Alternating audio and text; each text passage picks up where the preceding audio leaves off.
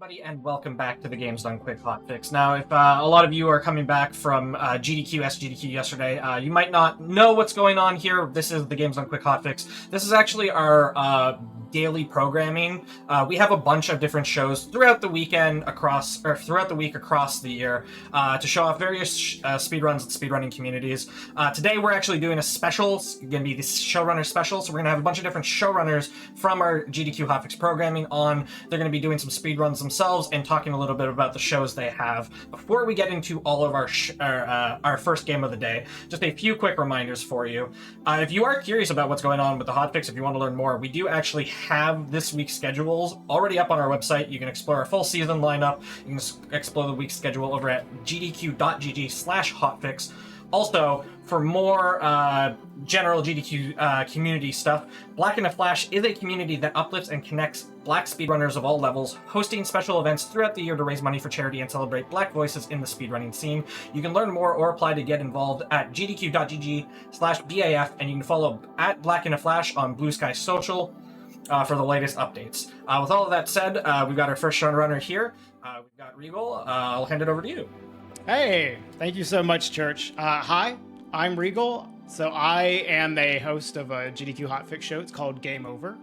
On Game Over, typically what we like to show off are speedruns of games that are either known for their high level of difficulty or games that are being played on a higher difficulty level than normal.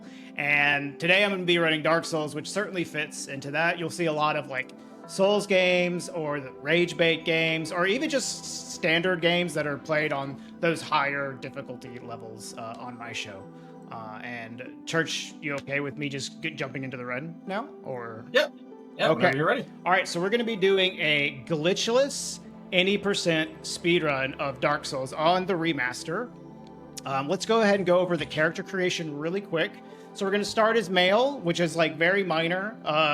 Has like a slight little speed boost and acceleration, which is weird that is true, but it is true. And we're also going to be choosing the Hunter class because of the stats and the bow. We're going to be choosing the Master Key so we can open a specific door, but everything else is the same, and nothing else really matters. So if you're ready, Church, we can go ahead and start the timer. Get the run started. Whenever you're ready. Okay. All right. 3, 2, 1, go. Right. So every single Dark Souls run starts off in this northern undead asylum, and this is certainly no exception. So in a lot of speedruns, you'll see the runner start off as thief and then take the black fire bombs. That if you do that, you start off with a free master key, so you can spend your gift selection on black fire bombs, and that allows you to take out this first boss really quickly. But we don't want to start thief because the stats are really bad, and if we started as thief, we wouldn't be able to wield the weapon that we're going to wield for this run at the time we want to wield it. So we're actually going to be starting as Hunter instead, and we're going to just be fighting the boss as normal. And so here we're going to be just ignoring the first pickup and taking up a short sword, and this is mostly going to be used for just like a few things. But first we need something to kill this first boss with. So we're going to pick up the short sword, and then now it's just like kind of a basic asylum. We're going to open up this little hidden area and get a key from this NPC so we can go upstairs and fight the boss, and he gives us his Estus flask. All right. And right here, we're going to pick up our bow, which is going to save us a short amount of time. There is a bow we could have picked up later, but this one is technically faster. So. And here's like the first like cool like strat. We're going to get a double hit on the Asylum Demon there. If you saw, I got like a double hitbox there from that jump attack. And that saves me a couple of attacks here. And he's dead. That was okay. So normally we would quit out on this door because this game is timed using in-game time. but for a real-time marathon event, that doesn't matter. So we're just gonna not do the quit out. But yeah, that's the opening tutorial area, and we're off. So this is kind of where a lot of runs will diverge. Dark Souls has this like pretty open world style of game. Not super open world, not as open as Elden Ring, but there's a lot of different paths you can go in the beginning. We're going to go ahead and pick these fire bombs right off the bat, because we didn't take fire bombs, but we still want them. So we're just going to grab these and Firelink real quick, grab these humanities, which will be important, and head down this way, which is one of the passes we can take early on. We're going to be going into the Valley of the Drakes, which is a pretty classic opening start for a Dark Souls run. All right, let's click this stuff. So this is glitchless, so we will be taking a pretty, like, standard progression through the game. Kind of like what you would expect to see from, like, not really a casual playthrough, but, like, if you were to think about, oh, how would someone progress through Dark Souls quickly without using any glitches? It kind of goes along that line, at least in the beginning. There will be, like, some choices in how we route out things later on, which, according to the resources that we want to get, it'll be a little faster to get to a certain spot because of upgrade materials, things like that. So we're going to be trying to get upgrade materials throughout the run. We're going to be trying to acquire some souls for level ups throughout the run. We're going to be trying to acquire humanities as well for a shortcut that we'll be taking later on. We'll talk about that later. But for now, we're doing like pretty basic start where we're going to go through Valley of Drakes here, grab a few items, and this is going to take us to a particular item called the Red Tearstone Ring, which is going to massively boost our damage for the whole run whenever we're below 20% HP. So we'll be at like low HP a lot of the run on a lot of the boss fights. But we need to get this ring first, which is kind of tucked away in this precarious tower guarded by these drakes. And these drakes are very dangerous, so hopefully they do not kill us. There's a chance that they'll just kill us as we try to escape, because we're going to try to roll off the tower here and go back the way we just came. And sometimes they kind of spray lightning in a certain pattern and you can't really escape it, so we're going to hope that doesn't happen. We're going to pray that everything goes well. That was a little close, but I think we're going to make it. Nice. All right. It looks like we're safe. Cool. All right. And I just realized that I forgot to open up a certain program. It's because we are going to be farming a Black Knight weapon, which is a low percentage drop chance from this enemy ahead. But in order for the run to work, we are just going to use a program to guarantee it. But I have to launch that program real quick, because I totally forgot to. Actually, no, I have it open. Never mind. Run saved. Run saved. Yeah. We have it open. Never mind. Like, oh, I opened it up beforehand. So we're good to go. All right. So I would have RTSR here for this upcoming spot, but we're just going to take this bonfire for safety. We're going to do a cool little strat here to take care of this Black Knight, which will drop the weapon for us. Hopefully it works. And there he goes. Nice. Nice. And he didn't drop the weapon, but we have it. The Black Knight Helper. Nice. Let's go. All right. So this is going to be our main damage source throughout the whole run. But for now, we cannot wield it. Okay. So we need to do a little bit of boss killing and soul popping and all that good stuff before we can wield the weapon. And we would have... So, no, go ahead. You have a question? Somebody in chat asked, I'm going to answer the question briefly and then hand it over to you. So in situations like this where runs depend on a drop, for marathon runs, a lot of communities have like a way to ensure that drop happens, just so you can get a good showcase. Because it's not really a good showcase if like a runner spends 20 minutes farming for an item that is required in the run, when normally they would just reset if they don't get it. I think Dark Souls actually has a category where you're allowed to force it. I'll hand that over to you, though. There is a drop mod category that allows you to use that, and there's also a category for legitimate drops. So if you get a real one, you can submit it to the real one leaderboard. If you get a drop mod one, you submit it to that category. Yeah. But yeah, for marathons, it's like, yeah, essential. Yeah, because, I mean, especially in such a short run, if you're like, I don't know what the drop rate is, but if it's like a 1% drop rate, well, it's then, a 20. It's a 20% drop rate, but the thing is that enemy does not respawn.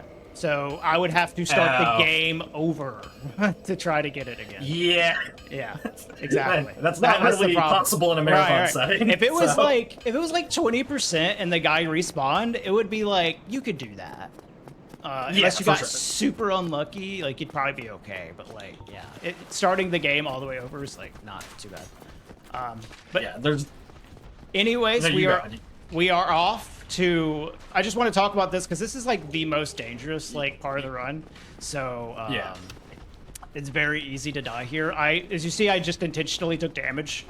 I swear that was intentional from that enemy. To put my HP low, and then a block here should get me in red tier stone ring range. You see the little like icon underneath my stamina bar and my character's glowing red?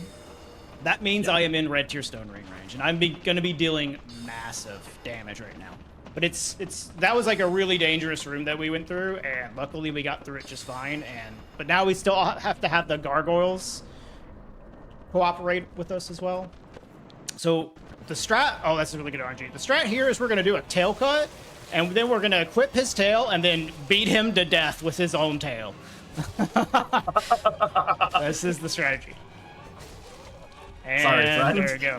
Yep. Thanks for the tail, buddy.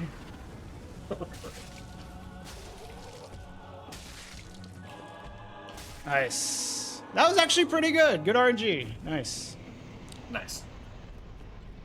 That is like the scariest, most likely to die part of the run, and we got through it pretty easily. That's good. So now, for the rest of the run, we will be able to use the Black Knight Halberd, and this is like the main reason that we start as Hunter instead of Thief, is because after this, with these 10,000 souls we have, we'll be able to buy a couple items and then level up to wield the Black Knight Halberd. If we started as Thief, we would not have the stats for it.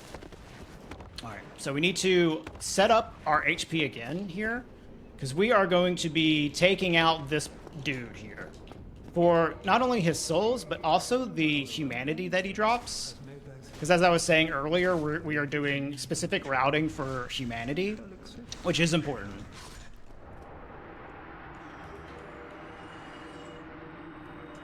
All right, cool. That was a good start.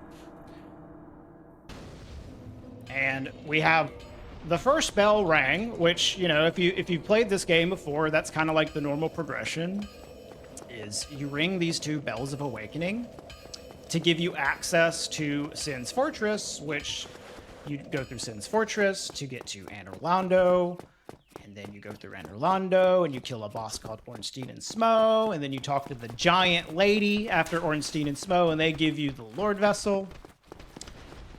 That's kind of the progression that we're going through right now, and we'll talk about what we're going to be doing after the Lord Vessel. But that's kind of the game plan right now: is get to Anorlando, ring these two bells, get to Anorlando.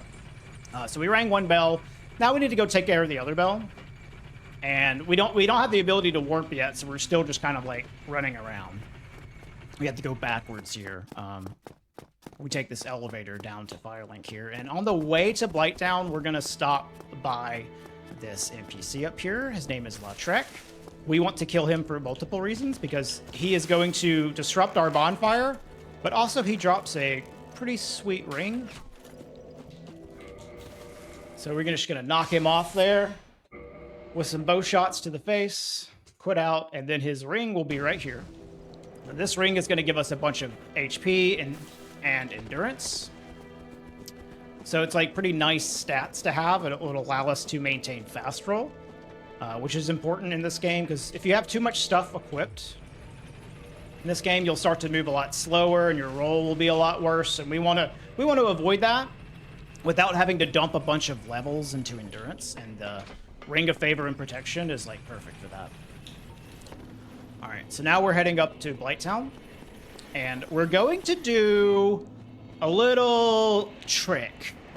Now, this is glitchless. Yes, but there may be one glitch that is allowed, and we'll talk about that. But if you want to, you know, preserve the integrity of the run, you might want to look away for the next, like, 10 seconds. Because we are going to be doing some tricks.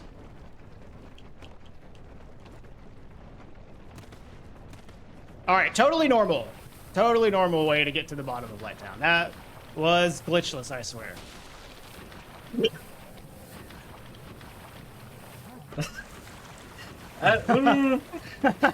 I swear it's allowed. I swear. So there's like one glitch that's allowed. All right, and it's called a slope roll. And it was allowed for a few reasons, which we'll talk about later. But yeah, that was a slope roll, fall damage cancel. It's literally the only glitch that is like allowed. So yeah, that's what that was. Oops, I clicked the wrong thing. All right, so this is Quelaag. Our HP should be getting pretty low, so we'll have Red Tearstone Ring set up soon. She's gonna jump. All right, that's bad RNG. Let's see if we can get a stagger. Nice.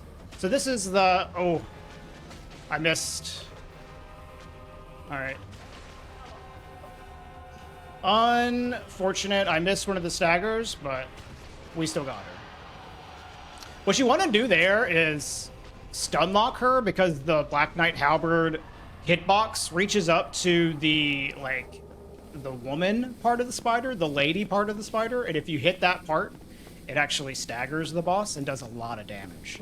You can, like, stun lock her, but it's pretty tricky to hit when she does that opening. So I got one and then missed the next one, but it's okay. It's okay. And that we have rang all the bells. So now we could go to Sin's Fortress, but we want to upgrade our Black Knight Halberd since we have some Twinkling Titanite for it to get it to at least +2. Oh, we have a +3? What? How did I? Oh, no. Okay. No. We're good. I confused myself. We are at +2. All right. We want to upgrade it anyways, and since we don't want to backtrack, we're just going to go ahead and go to Sif anyways. And since Andre likes to charge way too much money for his crest of Artorias, we are just going to kill him anyways. So let that be a lesson. Do not price gouge. And we are going to Sif now. So that was another RTSR setup that we've done. You can see we're at low HP, but we'll be safe. We'll make it. We just need one more drop on the way to Sif.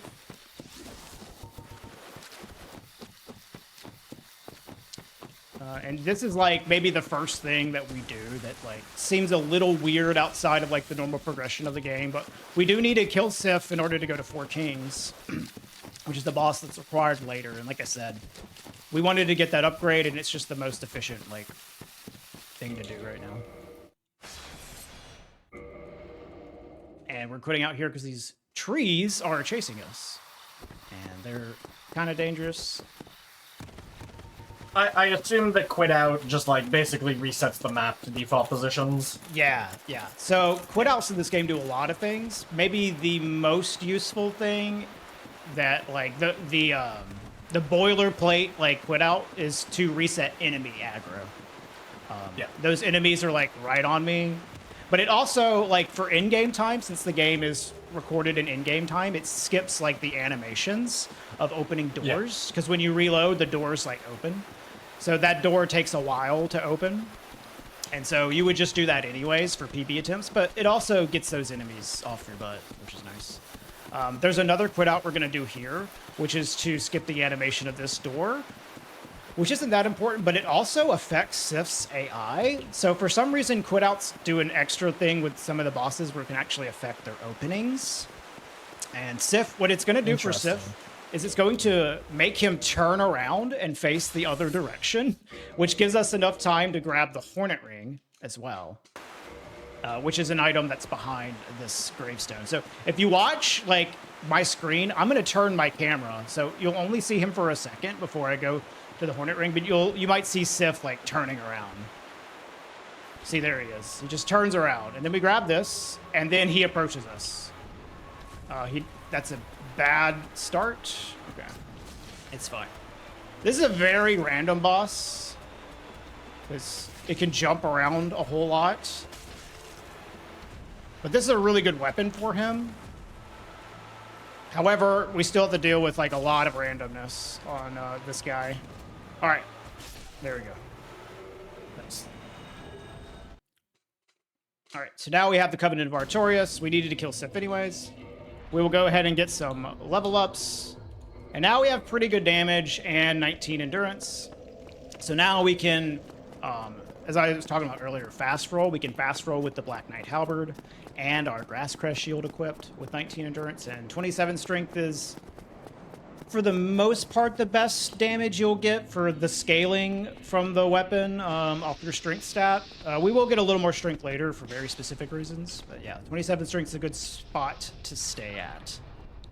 And this is Sin's Fortress. Sin's Fortress is pretty chill if you're a speedrunner, because it acts the same every time. It's almost like an auto-scroller. You know, you're like gated by the cycles of the area. There's some faster ways to go through these cycles than what I'm doing, but it's like very minimal and a little risky, so I'm doing like the super simple cycles here. And that snake just got murdered. That happens every time. I'm like kind of used to it by now. So like it's such a funny moment that like it doesn't even faze me anymore. But yeah, that snake just gets like obliterated by a boulder there. And this quit out is to skip a boulder that's coming down at me. So this will reset the boulder position, and I can just continue on. But yeah, if we're going to talk about like the routing, we are trying to accumulate Twinkling Titanite from Crystal Lizards, so that's going to play a role in what we do after the Lord Vessel. And we're also trying to get up to 30 humanity for a feature of the game that we will unlock much, much later in the run. There's a covenant that you can join in this game, where if you give 30 humanity to that covenant, it will unlock a shortcut later on in the game that will allow us to skip like 2 bosses. It's pretty quick. Fun fact though, in Prepare to Die edition, the original version of this game, you can only offer humanity to that covenant one at a time.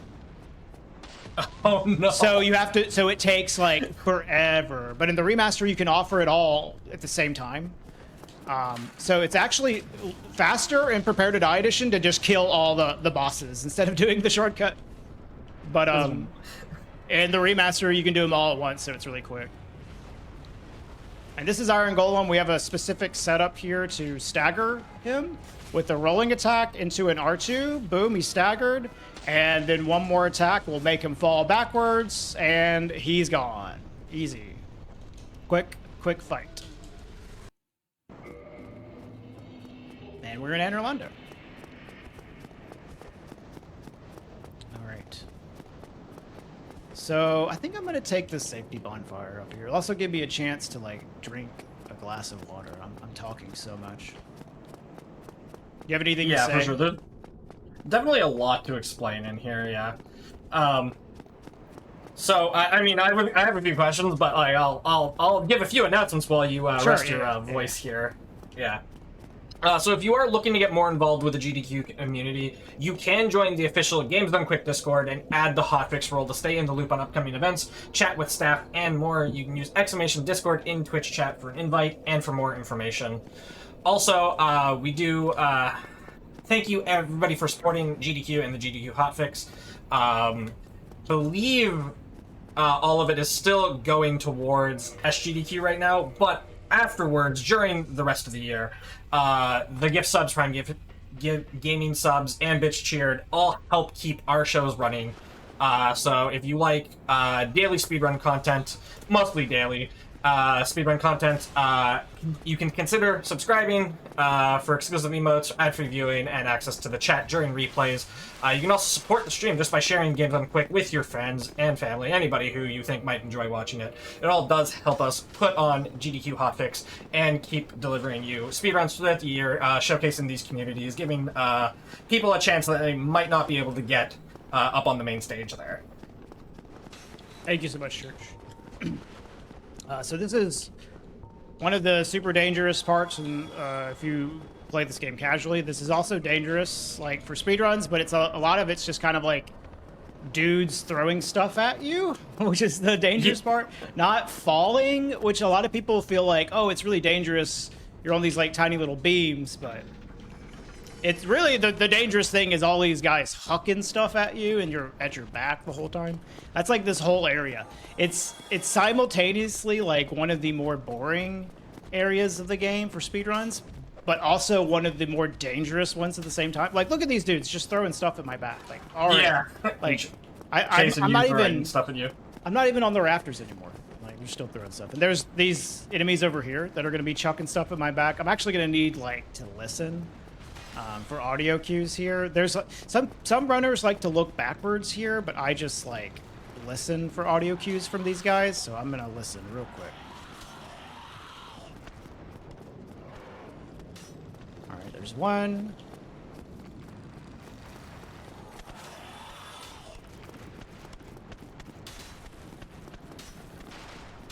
All right, we're good. I need one more audio cue from this Silver Knight. It's trying to try to shoot me in the back here.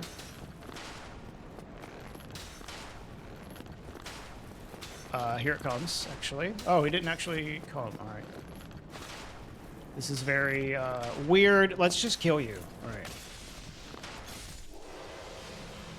That was very strange behavior from the Silver Knight in the back there, which kind of messed up my whole movement, but it's okay. We got through. So upcoming is a very infamous boss fight in this game, and I tell you, even for speedrunners, this is a very messed up boss. So we're going to take this bonfire.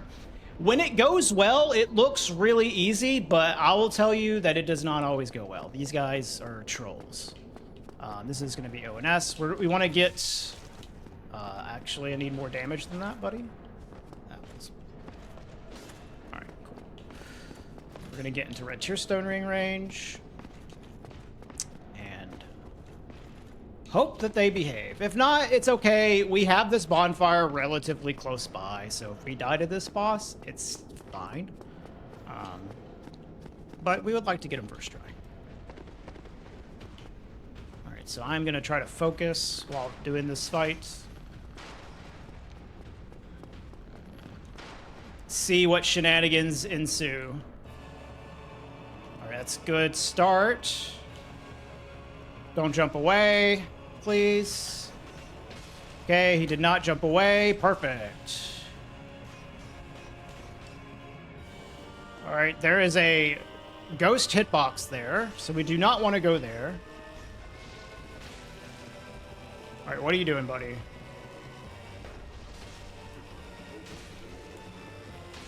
Is he gonna jump? No? Okay. Played it really safe here, because sometimes Smo will do this, like, butt stomp. There it is. And, like, you cannot strafe it or anything, and it'll just kill you. So, all right. That wasn't too bad, though. Nice fight.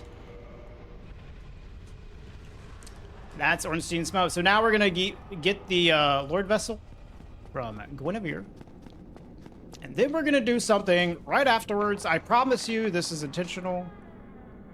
Hold on. Let me just take care of this girl. She likes to talk, so we're going to shoot her. And get the Lord Vessel. And then here, I'm actually going to intentionally die. Because if you die in Dark Anor Londo, it just warps you to the beginning of Anor Londo. So you get this bonfire for free, and it saves like 12 seconds. So it's cool. I don't need to do it here because I took the bonfire for safety, but just to show off what you would normally do. Yeah. Like that, you just, whenever you die in Dark Anor Londo, it just gives you that for free. It's like coded into the game, so you just take advantage of it. We lose a bunch of souls, but it's okay. We don't really need them. All right, and we're off to do the remainder of the game. And so how Dark Souls works is once you get this Lord Vessel, you come here and you place it, and it unlocks all these golden fog gates and tells you to go out to the world and get all these Lord Souls and offer them to the Lord Vessel to access, like, basically the final area of the game. So we're off on this quest to acquire all these Lord Souls. This is the second half of the game, and we can do these in any order we want, really, but there is a optimized order for us, and we're going to do Seath first. Seath is the dragon, the everlasting... well, I guess he's not everlasting, but yeah, I don't know. He's the white dragon that has a bunch of tentacles. We're going to do him first because there are crystal lizards, 3 crystal lizards right on the way to the boss, which will give us a lot of upgrade materials. And Seath himself is not super hard.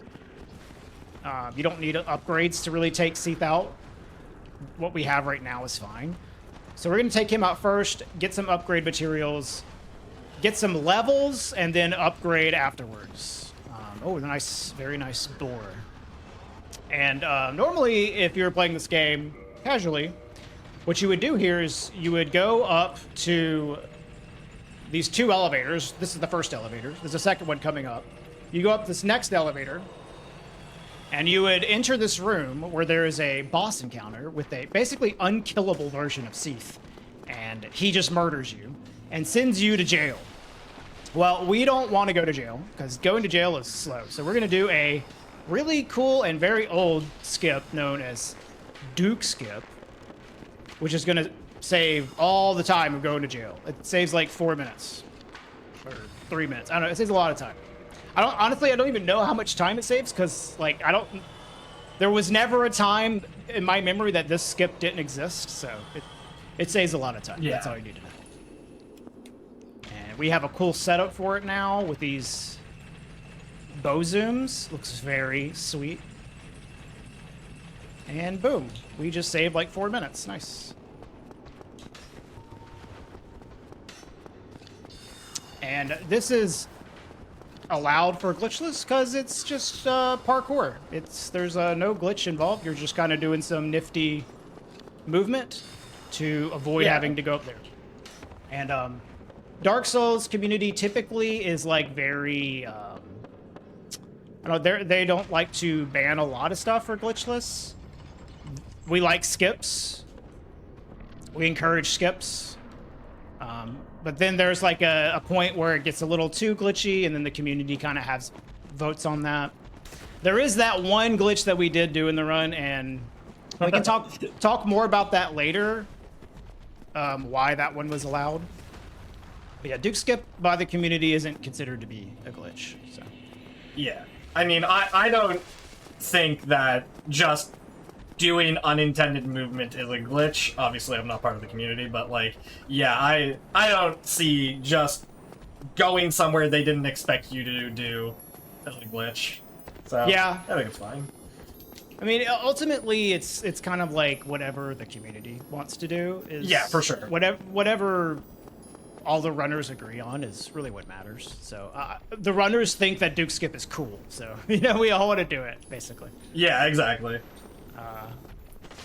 There's the lizards I was talking about earlier. We got the triple. And so now we are going to Seath. And this boss is pretty easy. However, there are these clams, like, right before the boss, that they can get into the fight.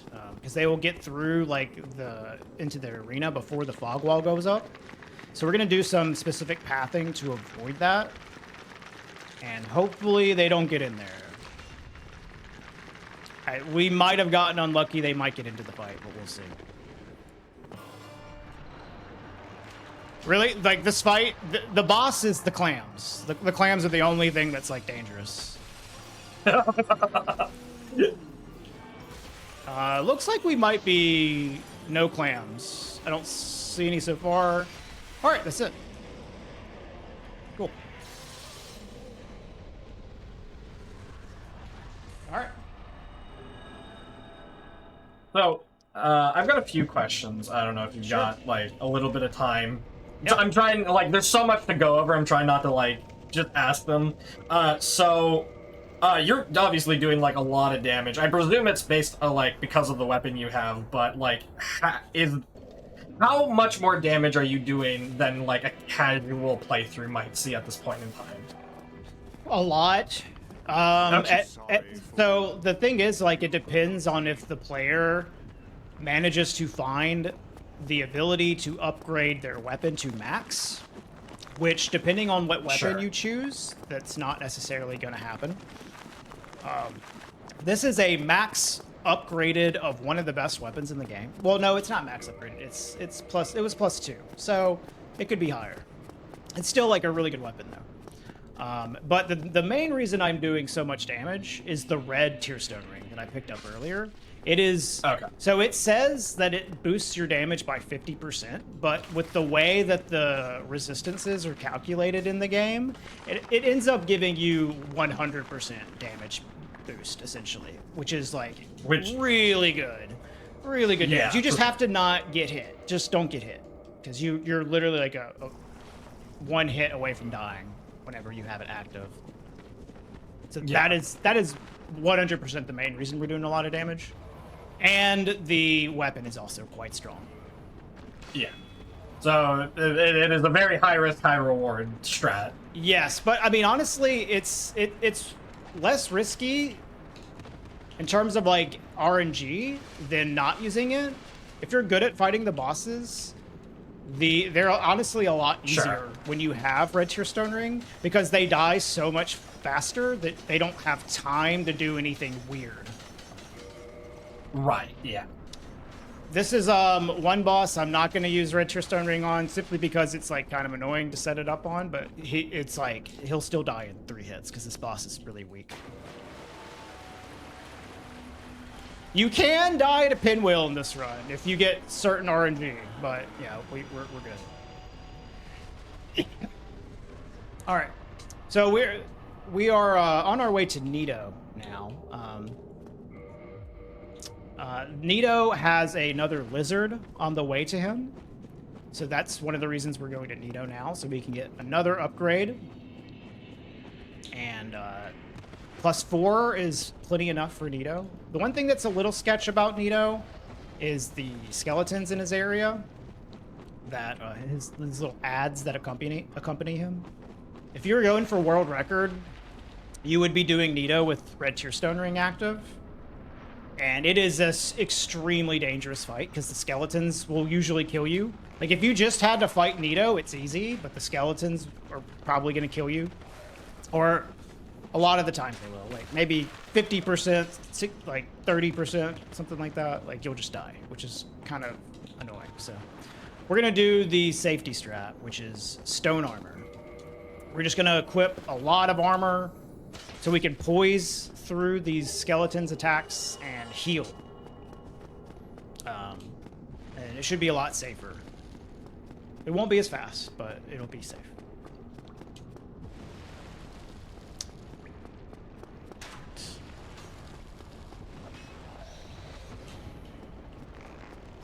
So another question I had. Yeah, go ahead. You mentioned the humanity change for this versus the previous game. Is there, like, besides just being updated, like, are there any other major differences in the speedrun for the remaster versus the original?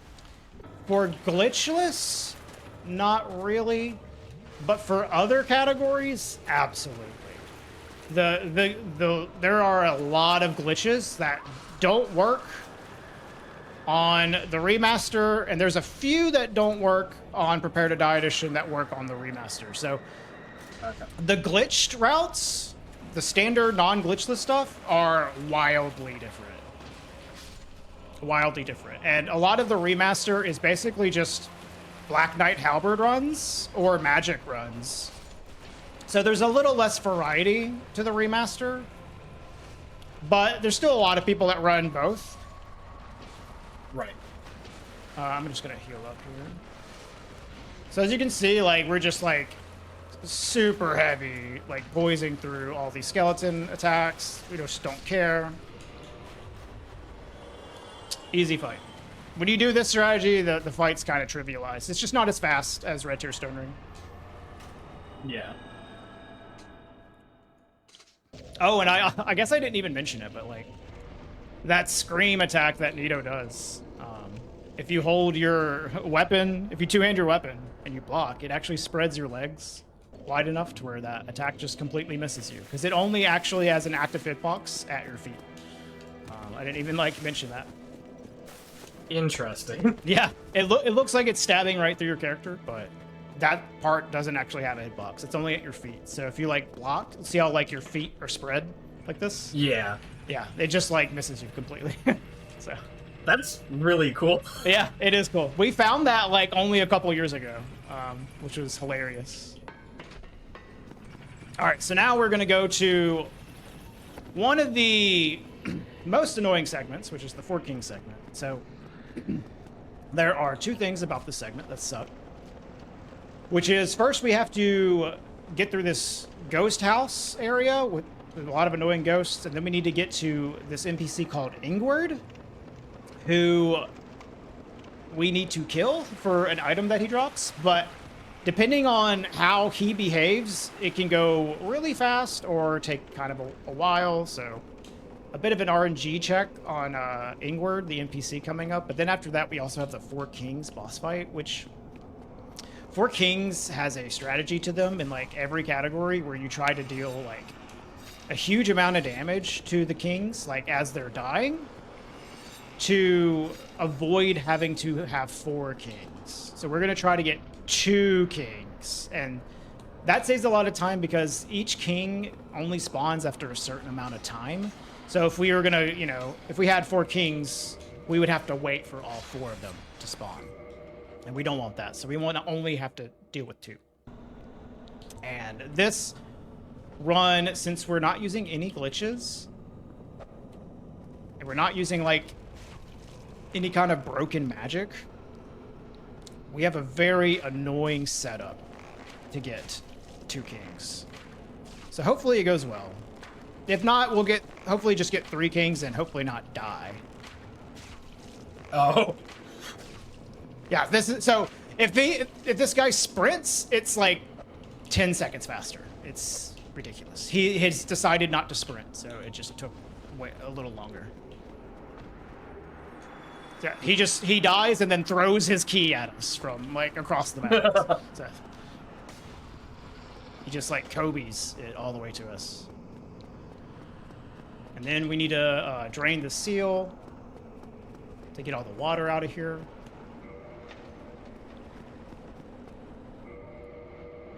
This is like what he dropped. The key opens up this door. Then we're going to do a Red Tier Stone Ring setup here, because the boss is like right over here. And we're just going to drop here and then take another drop in here, and we should be set up for RTSR. And fingers crossed, hopefully we get 2 kings.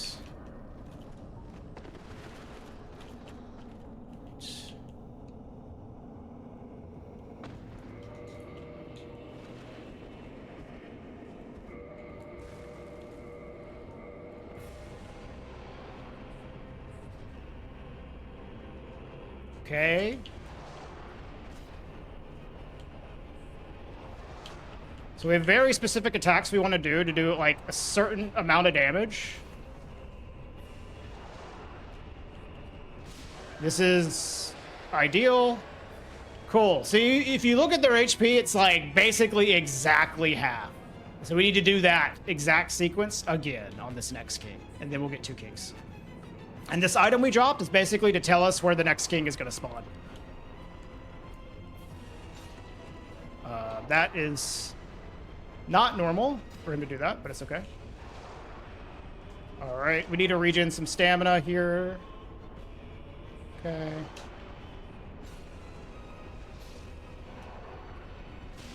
All right, I think this is going to do it. Perfect. Nice. That is not easy to do, honestly. And we didn't get the best RNG, but it was pretty good. Decent enough. That is 2 kings. And now we are heading to the last Lord Soul, So we did Seath, we did Nito, we did Four Kings. Now we need to do Bed of Chaos. So we will be doing this same very sketchy thing that we did earlier once again. And we can talk about that. So when this category was being created, we had a long talk about like what should be allowed. And slope rolls were something that came up because they're very easy to do on accident. So anybody could accidentally do a slope roll, negate some fall damage, and then like their whole run is invalidated. So we thought about that, but there's also a really, really cool skip coming up, not this one, but afterwards, that relies on a fall damage cancel off of a slope roll. And if you banned that skip as well by banning the fall damage cancel slope rolls, then you would have people going a different route to a boss called Ceaseless, where it's like really easy to have that happen anyways, just completely on accident. So it was kind of like a weird situation. Like, should we allow this one like little like fall damage cancel? Okay, well, I died. Oh no. Sorry. It's okay, we'll run back. Too busy trying to explain. It's all right. We're doing pretty good, so it's all right. So we could have like banned this strat, and then we'd have had a bunch of runs invalidated anyways because of people doing it on accident, regardless. But we just decided we might as well just allow it because it allows for a really cool skip, and you don't have any weirdness of people accidentally doing it anyways. So there is this one little strat of you can do slope, roll, fall damage cancels. And because of that, you have some unintended consequences of allowing slope rolls, which is this like Blighttown drop. I'm just gonna do the normal Blighttown drop. We'll show off like how you would probably do it otherwise.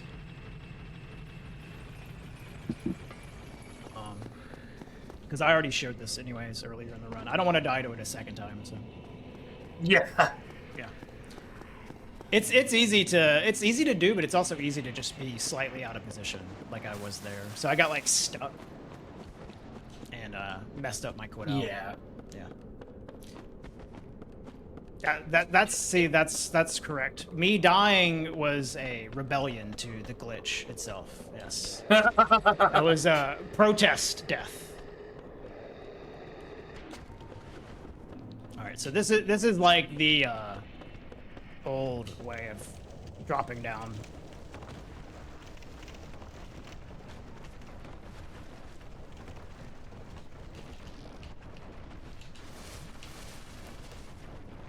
See, glitchless, but also still pretty cool.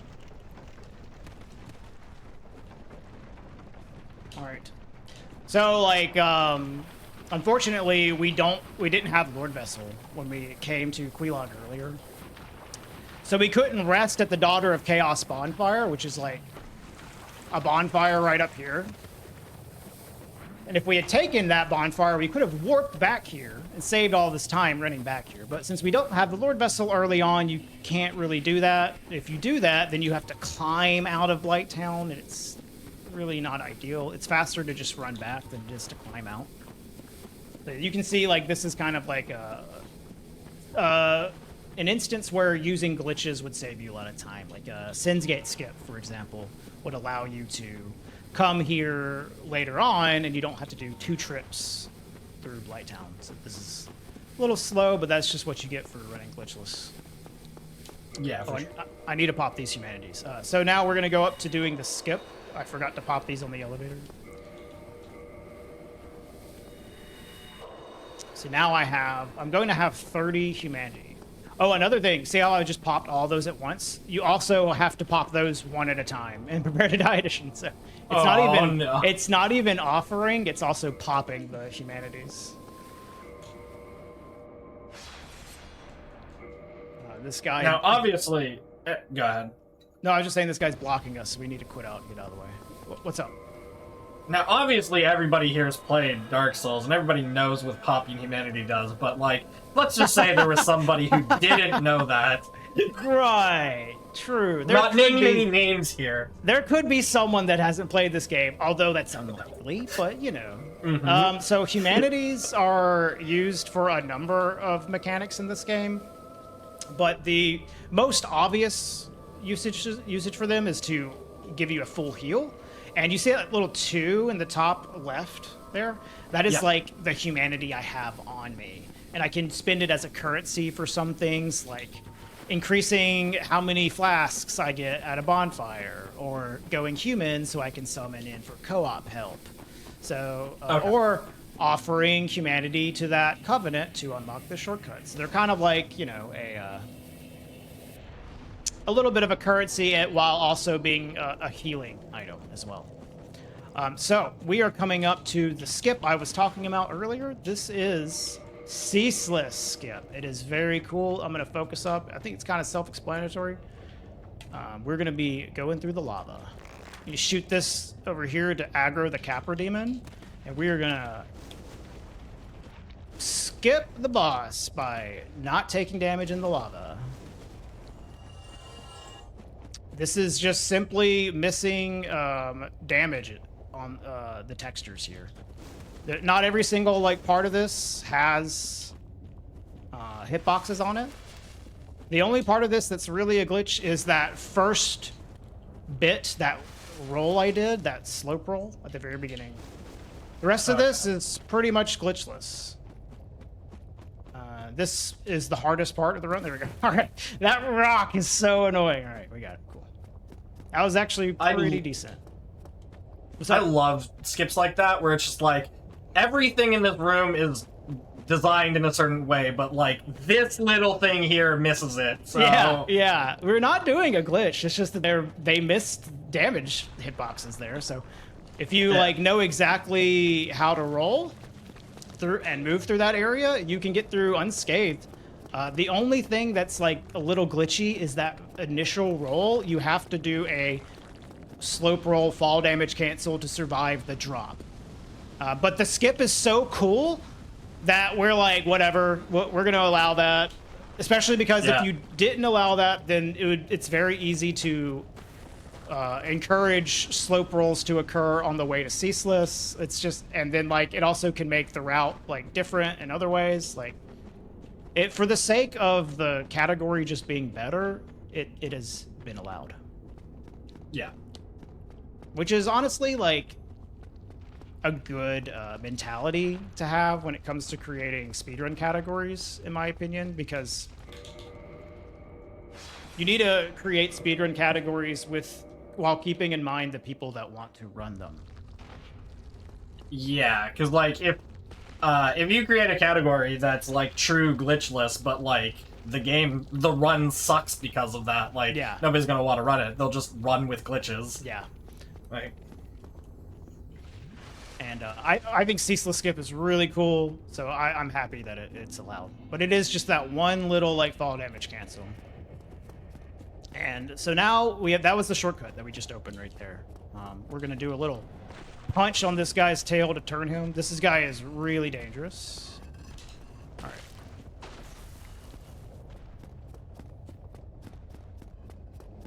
All right, he's being good. All right. So we got another cool strat coming up for this next boss. This is like a super infamous boss as well. But this unlike Orange Student Smo, the speedruns like fight for this boss is like pretty chill. Most of the time, at least. There's like one specific way it can go wrong, which of course the last time I ran this game at a marathon, it did go wrong. So hopefully it doesn't happen today, but we're gonna be doing a strat called Toki Bombs, where there is this mechanic for this boss where you're supposed to go to these orbs on the left and the right, take them out, which gives you access to the middle section of the boss, which is the actual boss, and you just one-tap it and it dies. But we're gonna skip the whole like mini game of going to the orbs on the side. We're gonna stand in a certain spot. We're gonna toss 2 fire bombs. Well-placed fire bombs. There's one. There's 2. And we skipped the whole like boss mechanic basically, and the only thing that can go wrong from here is there is a attack called a firestorm the boss can do that can kill you while you're in here, but we didn't get it, so we're good. And there it is, and that's all 4 Lord Souls. That's how you beat Dark Souls. We just need to go to the final boss of the game. Time to go to Gwyn. So we have all 4 Lord Souls. We're going to offer them to the Lord Vessel. Sorry. Punch this guy in the neck first. All right. So this is just like a victory march to Gwyn here. We do need 1 enemy to cooperate with us to set up Red Tier Stone Ring. Yeah, this is the final area of the game. How are we looking on time, Church? I realize I don't actually have our internal timer up, so Okay, you're like 30. You're at like 33:20, based on what stream's at. Let me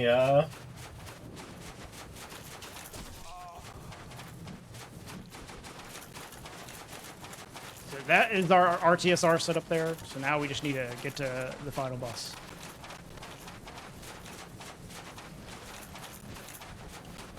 Someone in chat is saying 53 minutes. Okay.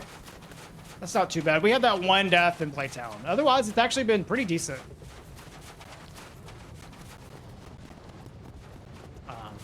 So we have an interesting strat on the final boss here. If he cooperates, it will look cool. If he doesn't cooperate, it will look not so cool. Which this guy loves to not cooperate, so it'll probably not look very cool.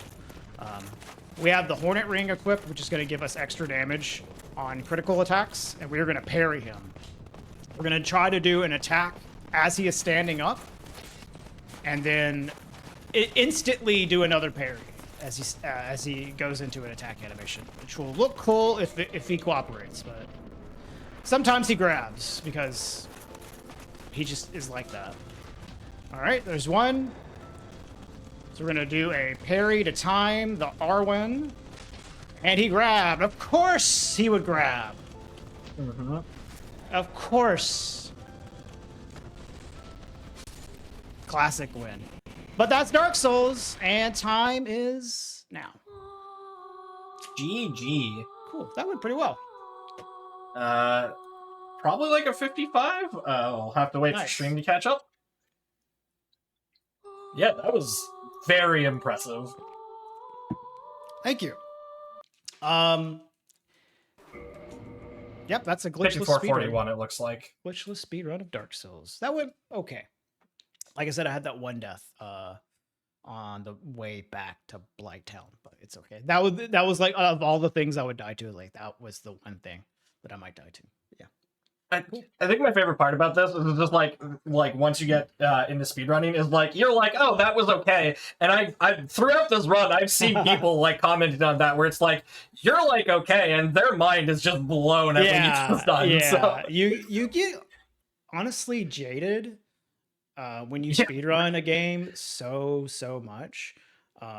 You get a little overly critical, I guess, of yourself, but just knowing that like, oh, I could do this like on command, it does like I don't know, it makes you more critical of yourself, I guess. But yeah, I mean, that's how it is for anything. I watch other people speedrun games that like I've never done speedruns of, even though I'm a speedrunner, and they blow me away and they have the same like responses. Like, oh, that was terrible. And I'm like, that looked amazing to me. So like it's still possible to be on both sides of it, even as a speedrunner. For sure. But yeah, that's Dark Souls. I'm done for runs today, but I am going to be hosting for Church and Sarge's run after this. But before we get into that, I will say, like I said, I am a showrunner for GDQ Hotfix. I am Regal. I host Game Over. So if you want to watch runs, cool runs like this of things that are hard, either games that are known for being hard or games that are being played on super hard difficulties, you know, like really stressful, amazing displays of gameplay, all that kind of good stuff. If you want to watch that, I do Game Over every other Monday at 7 p.m. Eastern. We have a show on the 21st coming up, so stay tuned for that. Also, I stream. I have a YouTube channel, all that good stuff. I play a ton of Dark Souls and other Souls games. Do a little bit of variety, do a little bit of speedrunning here and there, or a lot of speedrunning of Dark Souls. But yeah, this is mostly the game that I play like the most. But I do a little bit of everything. But if you want to watch some streams, you can catch me at twitch.tv/Regal as well.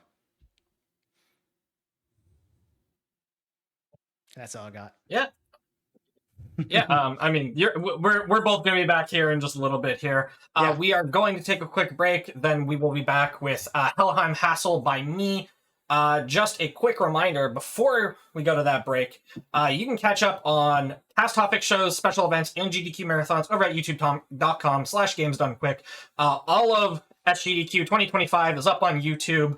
And if you don't know, we do have tournaments and panels at our main events now at Summer Games Done Quick and Awesome Games Done Quick. Most of the panels and tournaments are up on YouTube already. Not all of them. The rest of them should be up by tomorrow. But if you want to check out some tournaments you might have missed because you weren't on the site, or some panels, or if you were on site and you missed them for whatever reason, they'll be up there. But yeah, that's youtube.com/gamesdonequick. And if you are over on YouTube right now watching this in the future, don't forget to like, comment, subscribe, turn on notifications, all that good stuff. It does help out both us over on the Twitch side, on the YouTube side. It helps us out everywhere. With that said, we'll be back in just a few minutes. Hello, and welcome back to our weekend Showrunner showcase. Right after SGDQ has ended, we are highlighting our showrunners from all of our hotfix shows tonight. I am Regal, of course. I just did the Dark Souls run, so hello, I'm back. And we also have Church and Sarge, who is just hosting for my event. They are going to be doing a run of a particular game that I have never played before. I have never even heard before, but it looks pretty cool. It's called Helheim Hassle, and it's going to be an any % run. Church, are you ready to take it away for us? I am ready. Okay. Thank you so much, Regal. So yeah, this is Helheim Hassle. I guess, first of all, hi, I'm Church and Sarge. I am a showrunner here on the GDQ Hotfix. I do weekend specials. So we have one reoccurring show on the weekend, but most weekends we don't have reoccurring shows. So that's where myself and Jiggy will step in. We'll do specials. We primarily, for me, I like to showcase community altogether. So a bunch of different runs in the same series. And I just like to get a bunch of different people on to showcase their love of speedrunning. Today I'm going to be showcasing Helheim Hassle. Like you said, never heard of this. This is a smaller indie game. I know a lot of people who don't know this, so we're in for a treat here. Yeah, there's gonna be a lot to talk about. Yeah, there's gonna be a lot to talk about. We'll get right into it. So before, do you have the? Yeah, go ahead. Can you share the game for me on Discord? Oh, did it crash again? Excellent. Classic. Thank you for mentioning that. No problem. All right. Heck yeah. Nice. All right. Absolutely no tech issues here. All right. So, I will give a countdown. 3, 2, 1, go. Good luck. So right off the bat, we are playing as Bjorn or Bjorn. We'll get to that in a little bit. But we are a Viking. This is 10,000 years in the past. And we are a pacifist. Bjorn hates fighting, and Vikings, obviously, they want to fight to die, or fight in battle to die and go to Valhalla, and Bjorn just wants to chill. So there's this fight going on, and we are running away from it. This is a puzzle game. We'll get to the puzzle mechanics in a little bit, so I'll give a little bit of like lore about what's going on. So this is the second game in the Last Tuesday trilogy. It's called the Last Tuesday trilogy because all of the games happened last Tuesday. I guess right off the bat, we're doing a little bit of a side quest here. This is going to allow us to skip something a little later on. Normally, you know, you don't do side stuff in any percent, but this will allow us to take an alternate path that wouldn't normally be available. And then besides that, we're just going to keep going. Like I said, this is currently, we're 10,000 years in the past. So anything I pick up now actually won't matter. Not that this is true any percent, so we don't actually need anything. There is another any percent called any percent no helicopter limb. We'll get into what helicopter limb is later, but that actually does require stuff. So right now, we're just running away from battle, and we just need to cross over here to get to our hiding spot. And unfortunately, we've died. So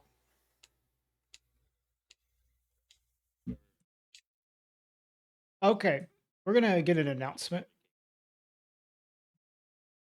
So, everybody, thank you for supporting GDQ Hotfix with your subs, Prime Gaming subs, gift subs, and bits.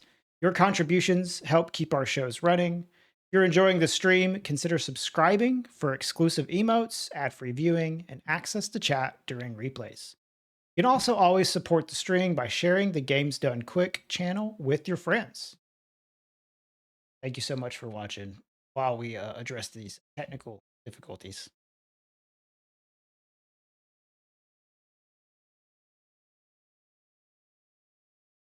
Also, reminder. Did you have it a second ago?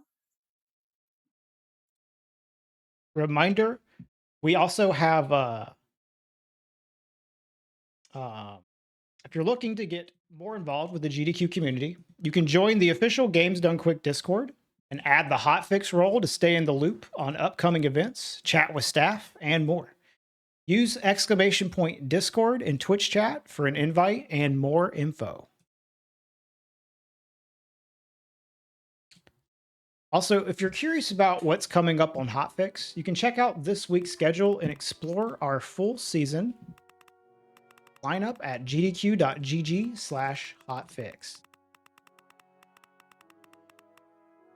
Thank you so much for being patient with us while we sort out these technical issues. All right, I think we are ready to go. Cool. All right, back to you, Church. All right, perfect. I'm just going to get back into it. So we're dead, but before we go off to Helheim, we want to put all of our limbs back onto our body so that anybody who finds it doesn't find, I don't know, a bunch of scattered body parts. This is gonna, well, this mechanic will come back later, but until then, we're just gonna leave. And we're gonna head into Helheim here, I'm bored with this. Now we're going to time skip. So this is Odin. He'll come back later, but now we're gonna time skip about 10,000 years. So this is Pesto, also known as Pestilence, one of the four horsemen. She's trying to get into Helheim, but there's this door over here that she can't read. So there's this Viking body over here that she brings back to life. So now we're back to live 10,000 years later. Literally got ripped out of Valhalla for this. One thing I like about this series, we're actually going to skip a lot of the lore, because you can skip cutscenes, but when you skip cutscenes, we'll see this in a little bit, it doesn't fully skip the cutscenes. They rewrote dialogue to kind of like antagonize you for skipping things. Oh, so, really? It's actually going to pop up right here. Go ahead, Regal. I'm just saying that's hilarious. Like, yeah, very self-aware development. So right here is going to be the first instance, where, you know, we're obviously decapitated. And it's just like, I don't know what happened. We skipped the cutscene. And we're going to get a lot of that stuff. That's funny. So this is going to start introducing the mechanics of the game.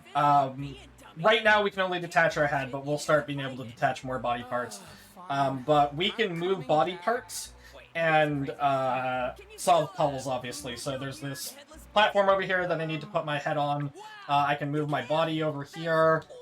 which will open this pressure plate, which will open this pressure plate, and that's kind of, you can kind of see where this is going. Yeah. So we're gonna be manipulating our body to do certain things.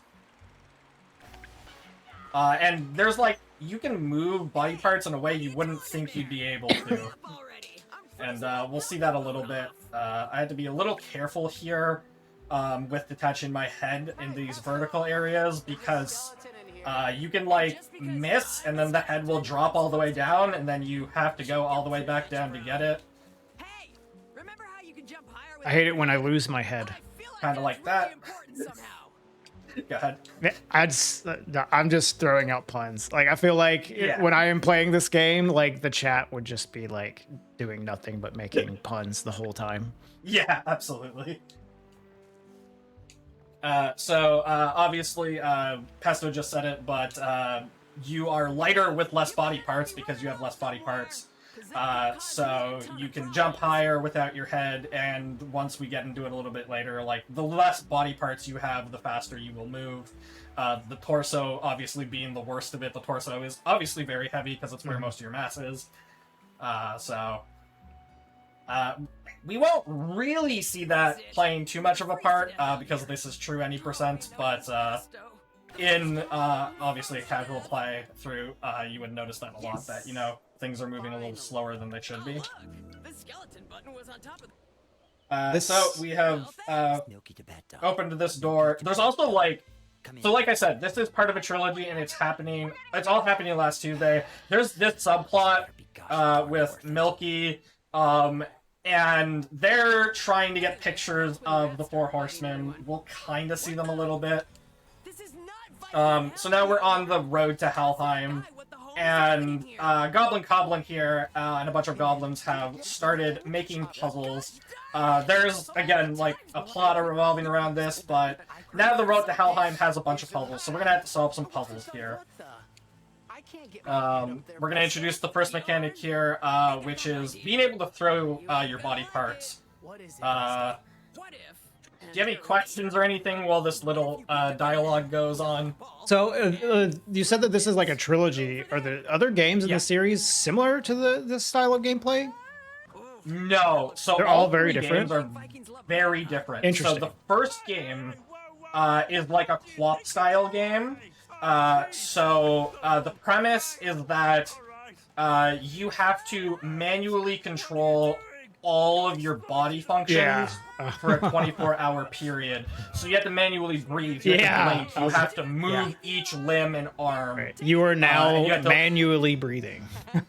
Like, literally, the game. Yeah. Interesting. So that's the mechanics of that, it's like I said, it interacts with this storyline. We won't see... In the speedrun, we're not going to get really any of it, but in the story, you would see, like, a lot of crossover. And then the third one, the Holy Gosh Darn... Hello? Oh, I am on my body. The Holy Gosh Darn is like a time... like a time-traveling game. So you have a 6-hour period which elapses in 20 minutes. So you basically relive the day in 20-minute IRL periods, and you have to, like, go back in time and learn information so that you come back the first time, or I guess the next time, you have this information. Yeah. So you don't have to keep, like, doing the same things over again. Eventually you can do things faster, etc. and so forth. Yeah. So legitimately, you're speedrunning, except in 20-minute intervals. Yeah. I actually really like time loop games, so that sounds really cool. I actually wanted to run that game, so I guess a little bit of a backstory on this. I don't speedrun too much anymore, and so my options were to de-rust a game or learn a new game, and I had just finished playing both this and the Holy Gosh Darn, and I was like, oh, I'll just route one of them. The Holy Gosh Darn, unfortunately, because the main mechanic is, like, dialogues, and they purposely have long, unskippable dialogues to make, like, basically to force you to do the game mechanic of learning information and going back in time. That's a lot of unskippable dialogue, so it's a very long run. Right. So instead I opted to do this one. I see. Uh, Well, this game looks one like interesting. Oh, crap. Like the body parts mechanic, actually. Like you say that it becomes like kind of irrelevant later, but it would be interesting to see like a full playthrough of how the mechanics bear out throughout the whole game. For sure, this is definitely worth playing. Like I said, I'm gonna skip a lot of... Hello? Move things, please. That's interesting. Normally, it's always the same amount of buttons. Ah, crap, I missed this one. Alright, sorry. I was trying to talk. That's fine. Yeah, sorry. So, the mechanics are really cool, and it's like, I'm gonna skip a lot of things, so you can still... like, I'm literally not gonna show you any of the last part of the game, so you can, like... You can freely come play this later, and you're not really spoiled on it. Yeah, sure. It's very cool, the mechanics. This is really important here. We're gonna select the "they were great" option. That's gonna come back later. But yeah, the very cool mechanics. It's super worth playing this if you haven't seen it. It goes on sale like all the time for pretty cheap, so I would definitely recommend playing it. That entire puzzle there is time-based. I thought my body was far enough to the left, but basically it abuses the mechanic that, like, I mean, it's intentional, but like, you can see oh, I need that. You can see even though your head's not there, so like you're supposed to like keep on the answer, but your body has to be a certain distance away, and I just was not a far enough distance away. Not a big deal. My head is a little too far over. So here, we got to do a little bit of action platforming. Tessa's going to explain it, but... And run like an idiot to catch up to platforms. Or as I like to call it, lazy level design. Crap. That's my bad. Oh. But this beginning of it, you're kind of doing the puzzles, like... Yeah. Pretty like, straightforward? More or less. It's obviously like the first half of the game, so it's still trying to introduce the puzzle mechanics. It is more or less straightforward. We're not really doing anything super... like, we don't really have any skips we can do. Except... crap. Talking and just skipping one small step of the mechanic. Hello? It takes a lot of experience for me with a speedrun before I can freely talk and like do the run at the same time. It's so hard to do. Yeah, for sure. Like on other runs where I've had a lot of time to do it, that's definitely true. I don't know if I mentioned this. I picked up this game 2 weeks ago, and then GDQ happened, so I haven't had a lot of time on this. I had to be safe here. I'm actually going to take a save here. This can crash if you go too fast sometimes, and it just like soft locks the game. It didn't soft lock. That's good. My head did die. So I am definitely going to be in like soft lock territory for a lot of this. There's obviously I'm doing stuff that's not intended in a little bit, so it doesn't like that. Okay. This is... Oh my god, what is this guy's name? I'll remember in a minute here. He's important.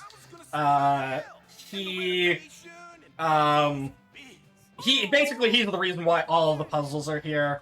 But we're in a gym now, so now we're gonna have to, like, encourage people or tickle people to ruin their concentration. Hello? Can I do the thing?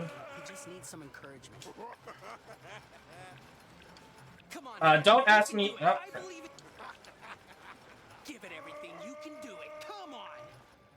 So a lot of... I don't understand how people navigate this gym normally, but we have to navigate it by making people pull weights or lower weights or whatever. It seems interesting design, Jim. Yeah. Let's get out of here before someone kicks us out. Hello? So, with so many moving body parts, sometimes you can just, like, grab the wrong body part, and then you're just like, I don't know what I'm doing.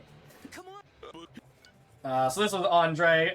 He is a very nice fellow. We're not really going to interact with him. So obviously this is any percent, and we're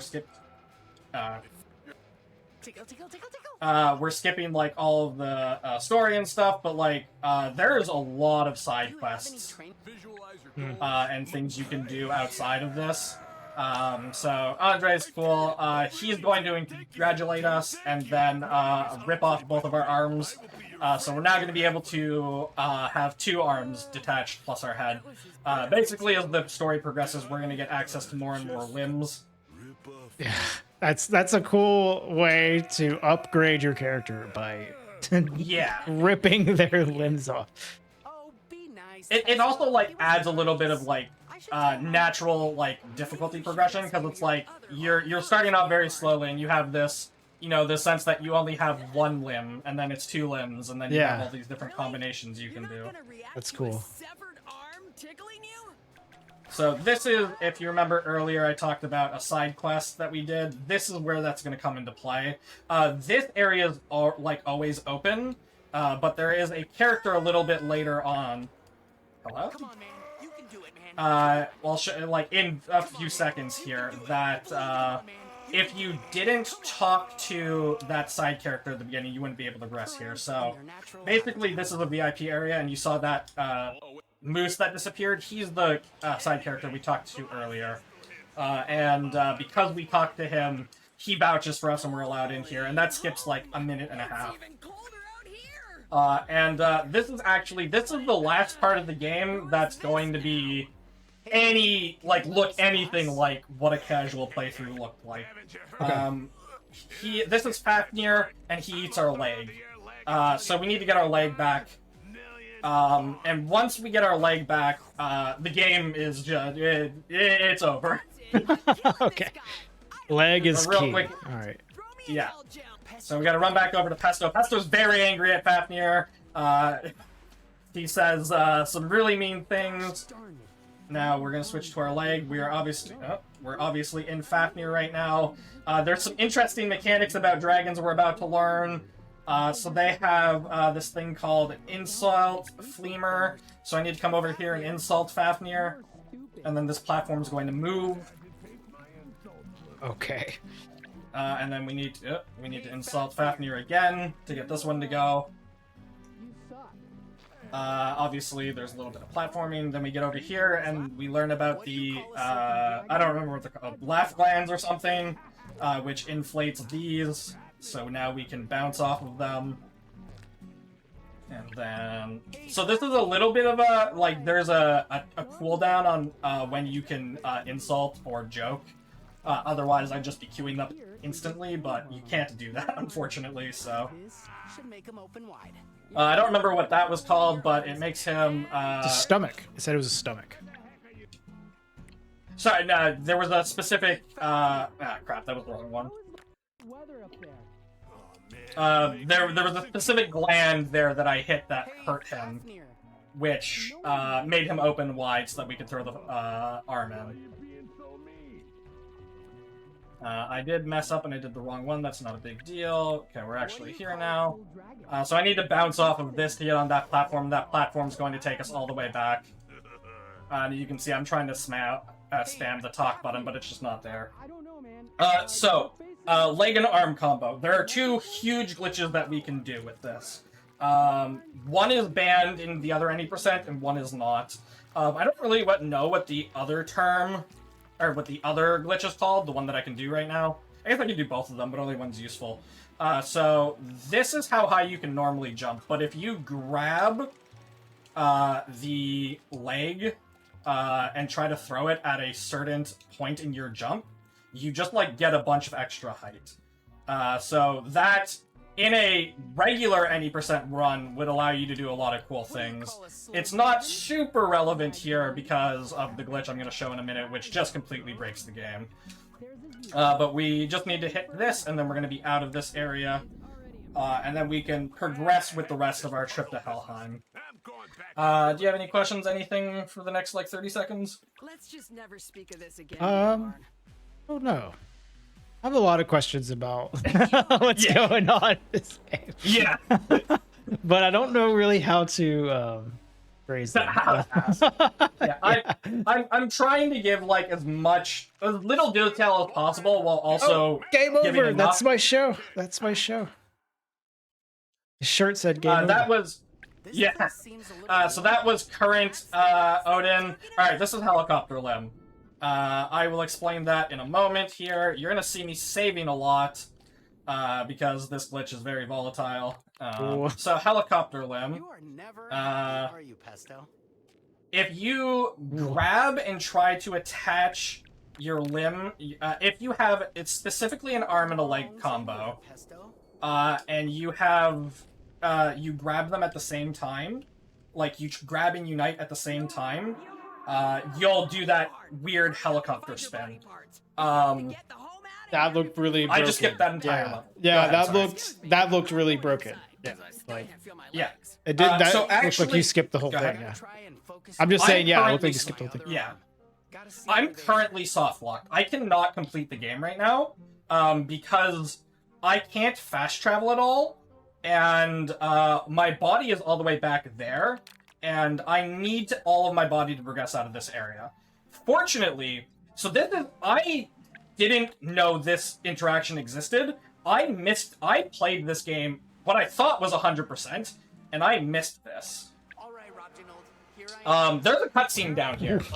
I don't know how to trigger this besides you have to tell Robjanold earlier on that his puzzles were good. I went to this area. I told him his puzzles were good. I went to this area. I didn't trigger this fight. I don't know what the trigger for this is. I found this while testing out helicopter limbs glitch. And fortunately, this trigger exists, which forces your body back. So now I can skip the entire area here. Oh, that's cool. When you get to this area, all of your limbs are trapped in different areas. And, like, the entire puzzle of this is you have to, like, with one limb, free your next limb, and then you go all the way around the city freeing all your limbs. But fortunately, I found this, and it just ports all your limbs together. So I can skip this entire area. That's very convenient, yeah. Yeah. This skips, like, legitimately 4 to 5 minutes. It's huge. So normally I would talk to this gentleman here, and you can see this like little table here. Normally your torso is supposed to be under that, and you go through this cutscene to get it back. Specifically the reason I'm talking to him is because you need to talk to him in order for the game to recognize that your torso is back. So basically the point of this run is knowing all of the triggers and what you can skip. Yeah. There is a cutscene here that I'm going to skip by jumping over, and I'm just going to go through here. So basically, the reason why the helicopter limbs work is because all of the map, like a map is on the same plane. So I guess to explain a little bit better, because this is actually really important, you probably understand a little bit, at least intrinsically, because you've been speedrunning for so long, why that glitch worked. But basically, that cave I was in is part of the map, and normally you get to it through a door. And most games will, like, put stuff like that you basically, the door just teleports you to another part of the map that you're not really able to see, which is why I was able to do that, and a lot of the maps work like that. Well, this area I have to be... Hello? There we go. I have to be really careful at the end of this map here, because if I hit a cutscene trigger, am I good? Okay. Underneath me is where I need to go. I might actually have to just walk over here. If I walk too far to the right here, I get a cutscene which puts me into a boss fight. Okay, this will be fine. Which puts me into a boss... Oh, no. I don't know. I'm like, so sometimes you get like a phantom limb here, and I guess I was controlling the phantom limb instead of the real one. Anyway, if I had ever gone to the left at this point, I would spawn a boss fight, and that boss fight, I mean, if I don't save quit fast enough, I just have to do the boss fight, and the boss fight's very long. Okay. I did notice you're saving after these jumps a lot. Is that like just in case you go to the wrong spot, or what? There's a lot of that can go wrong. So if you notice, I'm going in like a circle pattern, and that circle first brings you under the map. If I release it under the map, or when my body parts are in a level, my only option is to reset or go back to a previous fast travel, which I'm skipping all of the previous fast travels. So I'm basically soft locked. You want to have these saves just in case. Yeah, exactly. Yeah, if I mess up, I want to be able to go back to... I mean, saving doesn't take too long in the grand scheme of things. Yeah, so if I mess up, I want to be able to, like, not lose the entire level's worth of going back and forth. I actually could have done it off of there. Where am I? Okay, I know where I am. So, I'm gonna... Ah, dang, I hit that trigger. There's a few triggers here you can skip that doesn't, like... It just basically skips skipping them. So it's not, like, a big deal. Okay. And then... So, this is most of the run, so... Yeah. If you've got it... Go ahead. I'm just saying, like, I can see what you mean by the game is just completely, like, broken. This is... Yeah. Seems like this is far outside the line of what the normal gameplay would look like, for sure. I think it looks... At this point... It looks cool, but, like, it also seems difficult to control from, like, the camera freaking out every time you do this. It is very difficult to control, yeah. It's... Basically, I just...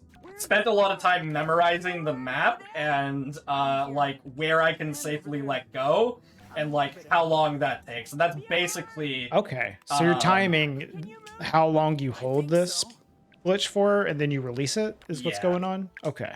Basically, yeah. So it's a little bit of like knowing where I am on the map. So like for the example right here, I messed up because I'm very far under. Actually. I am at it didn't look like anything. If I come up here. I don't know why that's not working, but we can just move up a little bit here and then try again. Teleport us out of here. Hurry up, Carrot, or else. So I'm like underneath the map I need to be right now. Okay, that's interesting. There we go. Yeah, I can see you're like going in a circle, like continuously. Yeah. Yeah. What the hell is this? So, yeah, basically every time you do this, you go into a circle, and it is like, if it's not a perfect circle, it's pretty close, so eventually you'll orbit back around to where you started, so it's not like the hardest thing in the world. Okay, sometimes that kind of stuff happens, and it's like, okay, I understand I'm breaking the game, so I can't complain, but I don't know what's going on right now. I can't complain too much, you know. This is my fault. This limb might no longer work, which definitely happens sometimes. I think. Yeah. Okay. So, remember that time I said things could go wrong. Things are going wrong. That's fine. Can I get up here? Should be able to get up here. Okay. No. I'm gonna go back to menu. So sometimes doing this glitch, your arm stops working. Did my arm stop working? Did you save after it stopped working? Soft locked. Be careful, Carrot. There are probably other defense mechanisms. I might be soft locked.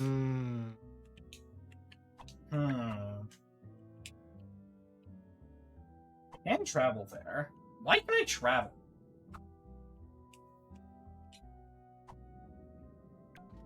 Okay, let's get back to my leg here. Yeah, I do have that. I can move. That fix it. So basically, I need to get this hand to attack spot. Which I can't get to one that's close because I haven't unlocked it properly? Question mark? Polyester Valley. Oh, wait. I can. Alright, never mind. We're good. Oh. There we go. Alright, let's save here. All right. All right, yeah, we're back to doing this now. Cool. All right. Yeah, we're back to doing this. That was close. What invisible part am I at? Okay, from here it's just gonna be safer to walk. This will teleport. I think this will fix my body too. But I need to trigger this cutscene, which will spawn my body here. Thanks for conveniently showing up. Maybe it fixes my body, maybe it doesn't. I don't know. We'll find out. Who was that guy? He's like a taxi so- driver or something.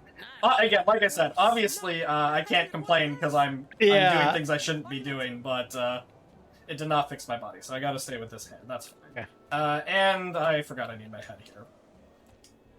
So yeah, obviously you're not supposed to do this. I'm like, whatever. So I I'm not love gonna complain. the sentences that occur while running this game. You say things that you would normally never say. What is this, pagan? It's true. So this is Let me know when you're famine. There we go. Famine's mad. It's fine. You'll figure it. Famine's mad at us, though, basically. No. Why would I be scared? So this area here, I need to be really careful with this hand. If I lose it, it's over. So I need to actually make sure the hand works every time Just don't like before I save. When you save, yeah. Yeah. Cause yeah, if I save and I guess as long as I'm in a position where I can like fast travel. So I guess the reason why I was concerned is that there are some areas that are supposed to stop you from being able to fast travel, and that was actually one of them. I don't know why it let me. Interesting. I'm gonna be real. But it did, possibly because I triggered another cutscene. You did accidentally trigger that cutscene at that one point. Maybe that had something. Yeah. So possibly I just like triggered something that the game is like, oh, I've progressed. So maybe that's why it saved. But yeah, if that arm was not working and my body was trapped in that area, because you're supposed to teleport into that area and out of that area, like as part of the cutscenes. So if like my body is trapped there, I just like there's nothing I can do because traveling's disabled. But that shouldn't be able to happen anymore for the rest of the run. Okay. So we should be good. Sorry about that. Nothing could possibly go wrong. Yeah. So I did actually, I said that basically the rest of the game is going to be that glitch. The last, like, 4 minutes are going to be normal gameplay, for 2 reasons. The actual last part of the game is, so the last part of the game is 2 segments. The first part of the game, you can technically use the glitch. It's really, really hard to do. Because it's like a circle every time, the window you have to hit is super small and really hard to get to, and it saves like maybe 10 seconds. Okay. So it's just like safer to just do it properly. Yeah.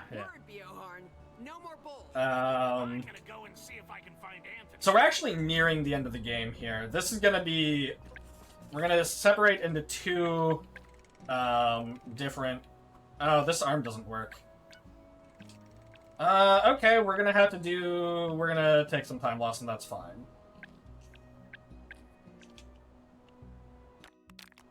So normally, there's a few different cutscenes here that you need to trigger in order to be able to progress the game. Normally what I would do is I would hit that cutscene with this section. I'm gonna go over here. I need to talk to a bunch of people. And then I would go back to my other subset of limbs and do the helicopter limb again. So there's 2 cutscenes on that bridge. The first one is really long and unnecessary. You just need to get to the second one. So normally I would skip the first one and go to the second one. But it looks like I'm gonna have to do both of them, which kind of sucks, but it's whatever. So yeah, I guess I had to walk. Actually, no, traveling's disabled, and even if it wasn't, it's right here. So yeah, we're nearing the end. This is Helheim, and It looks a lot chill. of things that I've skipped. Yeah, It's like a chill place. We need to. Actually, I guess you can just walk back here, and I don't have to do the first cutscene. I just have to walk here, which is slow. Hey, ma'am.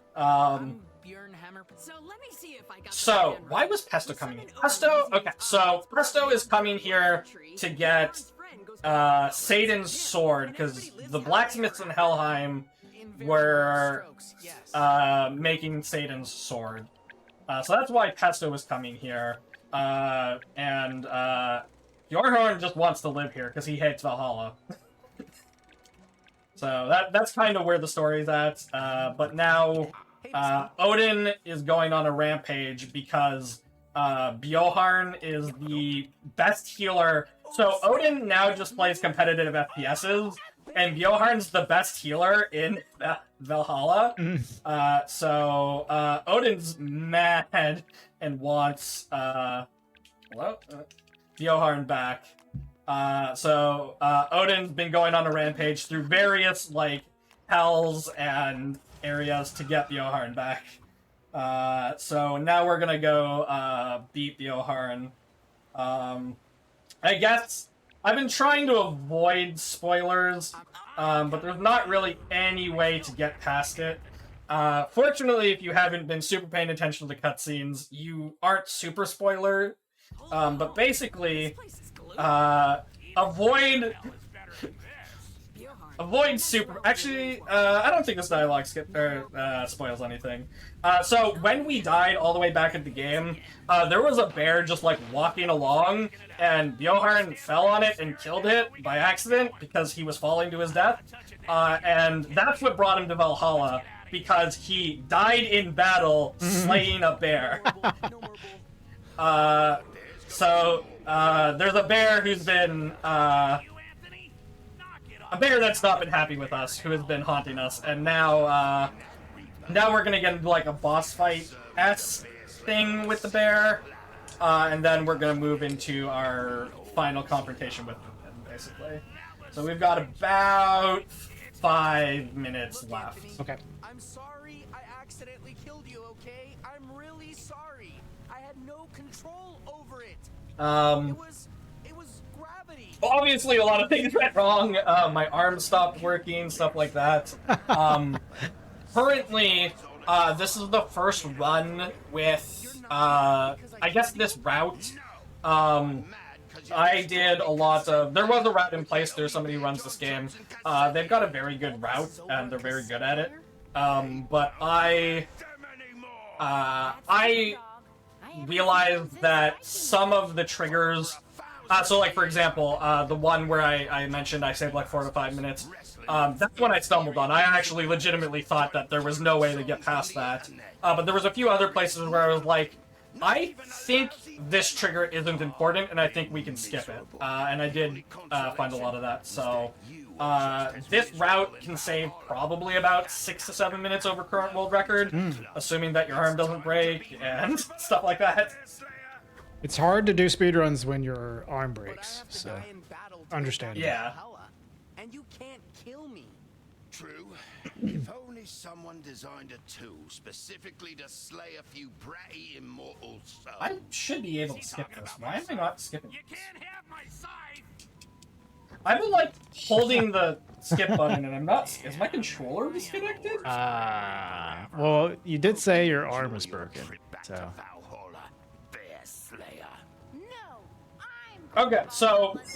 half of this should have been skipped. I don't know what's going on. It's just adds, you know, just a little bit of a cutscene we get to watch here. Yeah. It's a really long cutscene, too. Yeah. It's okay.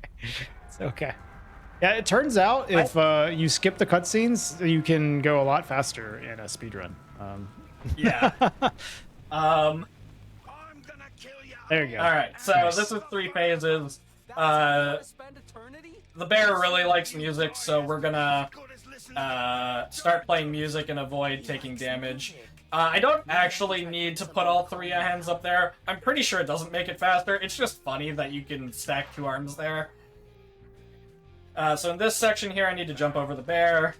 Then there's going to be 2 more sections. We're going to fall through the level each time. I've tried skipping this with the glitch.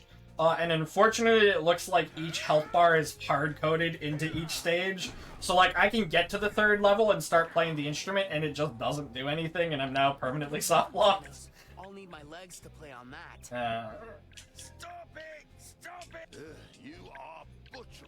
That's all. Go. I don't hate it, but This one's a little bit harder. We have to, like, use our hands to grab these ladders. There's also a section... So I mentioned earlier there's a lot of side quests. The side quests actually make the endgame much easier. This fight and the final fight are going to be so much harder because we skipped everything. So, like, for example, this rock, I don't know what triggers this rock. I never got this in my casual playthrough. I don't know what triggers this. I don't know what you have to do to not get this, but Okay. This section kind of sucks. The last fight or the last area is going to be mostly the same. As far as I'm aware. So actually, I guess there is actually a really funny, not really a skip, but there's a really funny thing you can do in a casual playthrough if you 100%, which is, that's fine.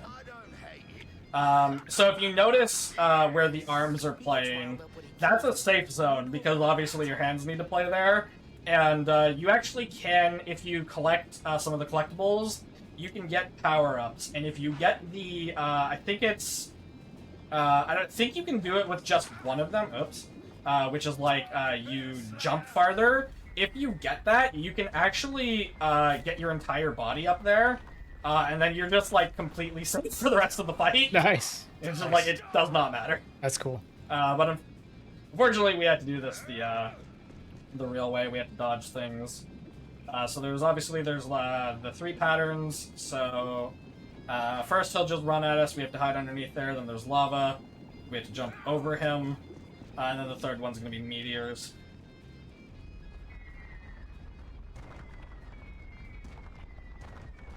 And also, you'll notice, like, the bar goes to the top. You have to do an extra cycle after the bar reaches the top. Even if it, like, reaches the top before he shows up, you always have to do an extra cycle. Alright, we have solved this problem with the bear, and now we're gonna go deal with Odin. Also, there's, like, a bunch of cutscenes. And, like I said earlier, where it's just, like, it kind of, like, it has extra dialogue for skipping. It's like, Famine's like, why weren't you paying attention? Hassle's like, I don't know, I zoned out, whatever, who cares? Really good cutscenes. Yeah, it doesn't seem like it's a lot of good humor in this game. I can tell just from, like, even with you skipping everything. I can already see it. Yeah, that's I think one of the best parts of these is the humor. Like, it's really funny. They're very self-aware. Yeah. They know they're here to be funny, and like the fact that the games are good is secondary. Yeah. So this area kind of sucks because of the physics while this tower is falling. It can like change the trajectory of your body and stuff, so you have to be a little careful here. So basically, we have to get to the top of this tower. There's a net here, and then we get into like the worst part of the run. So like I said earlier, if you do side quests, so you'll notice that the tower falling ruined that trajectory. Yeah. So this next part sucks. If you complete all the side quests, this next area is like super free because like you help people and then they help you. And because we haven't helped anybody, you have to do this the real way, and the real way sucks. Okay. So we're running away from Odin. I don't remember what this bird's name is, but he's flying us, and it's entirely timed. If we don't grab onto him, we lose.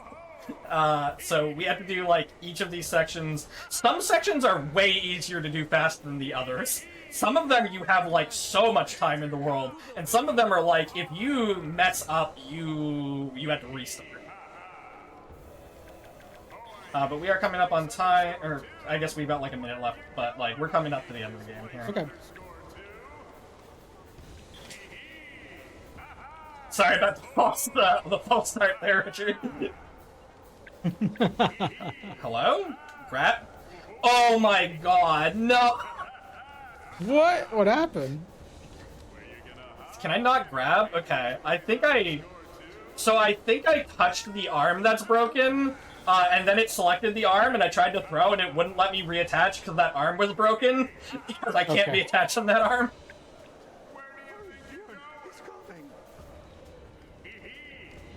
Technically, it doesn't send you all the way back. This is, like, the most... This would be the one where it's like, if you mess up here, it's like you had to restart from, I think, the last one. It's really bad. But there is one more after this. It's... As long as I have had a weird thing happen where there's a ladder off screen here, and sometimes I'm, like, teleported past it, and then I can't jump up there, and then I'm ruined. But time's coming up in a few seconds here. We get a little bit of, like, flying through, and then we're gonna get time in, like, 3, 2, 1 time. I'm gonna skip the cutscenes here. There is something really funny I like about the credits here. I'm gonna show it off. Okay. The credits, so, skip here, and we're gonna credits. And if you hold skip here, I'll just let it talk. How about half speed? Half speed instead. You still haven't learned your lesson? Boom! Quarter speed. If you left it like this, it would legitimately roll at quarter speed. Thankfully, if you skip a third time, it does that. Nice. I just think that's really funny. Like, so they did this at the end of Manual Samuel 2, where they, like, antagonized you. At the end of Manual Samuel, there's, like, the narrator has, like, a speech. Basically, if you skip enough of the cutscenes, the narrator will, like, straight up start, like, insulting speedrunners for ruining games. Like, it's really funny. That's awesome. So that was 46, 42, or 24. Yeah. We do have a little bit of time, but I don't know if we want to take it. Nope, okay, perfect. So this was Helheim Hassle. Obviously, I skipped a lot of it, because that's how Helicopter Limbs works. It's a very good game. You should pick up all the games on the Last Tuesday trilogy if you think this was funny or interesting. They're all very funny, very good games. But like we said earlier, I'm Church and Surge. I'm a specials showrunner. I host a bunch of specials on weekends to celebrate different communities, either game anniversaries or just to have a bunch of people in a specific community come on and showcase games in that series. Yeah, so it's not really a schedule, it's whenever there's time. So check out the schedules, or check out the schedule for specials, and definitely check out the schedule for all of our other amazing shows here on the Hotfix. Regal, I'll hand it over to you.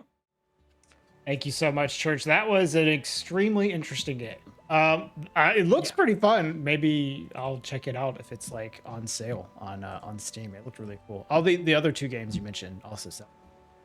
Yeah. But thank you so much, Church, for that very interesting run.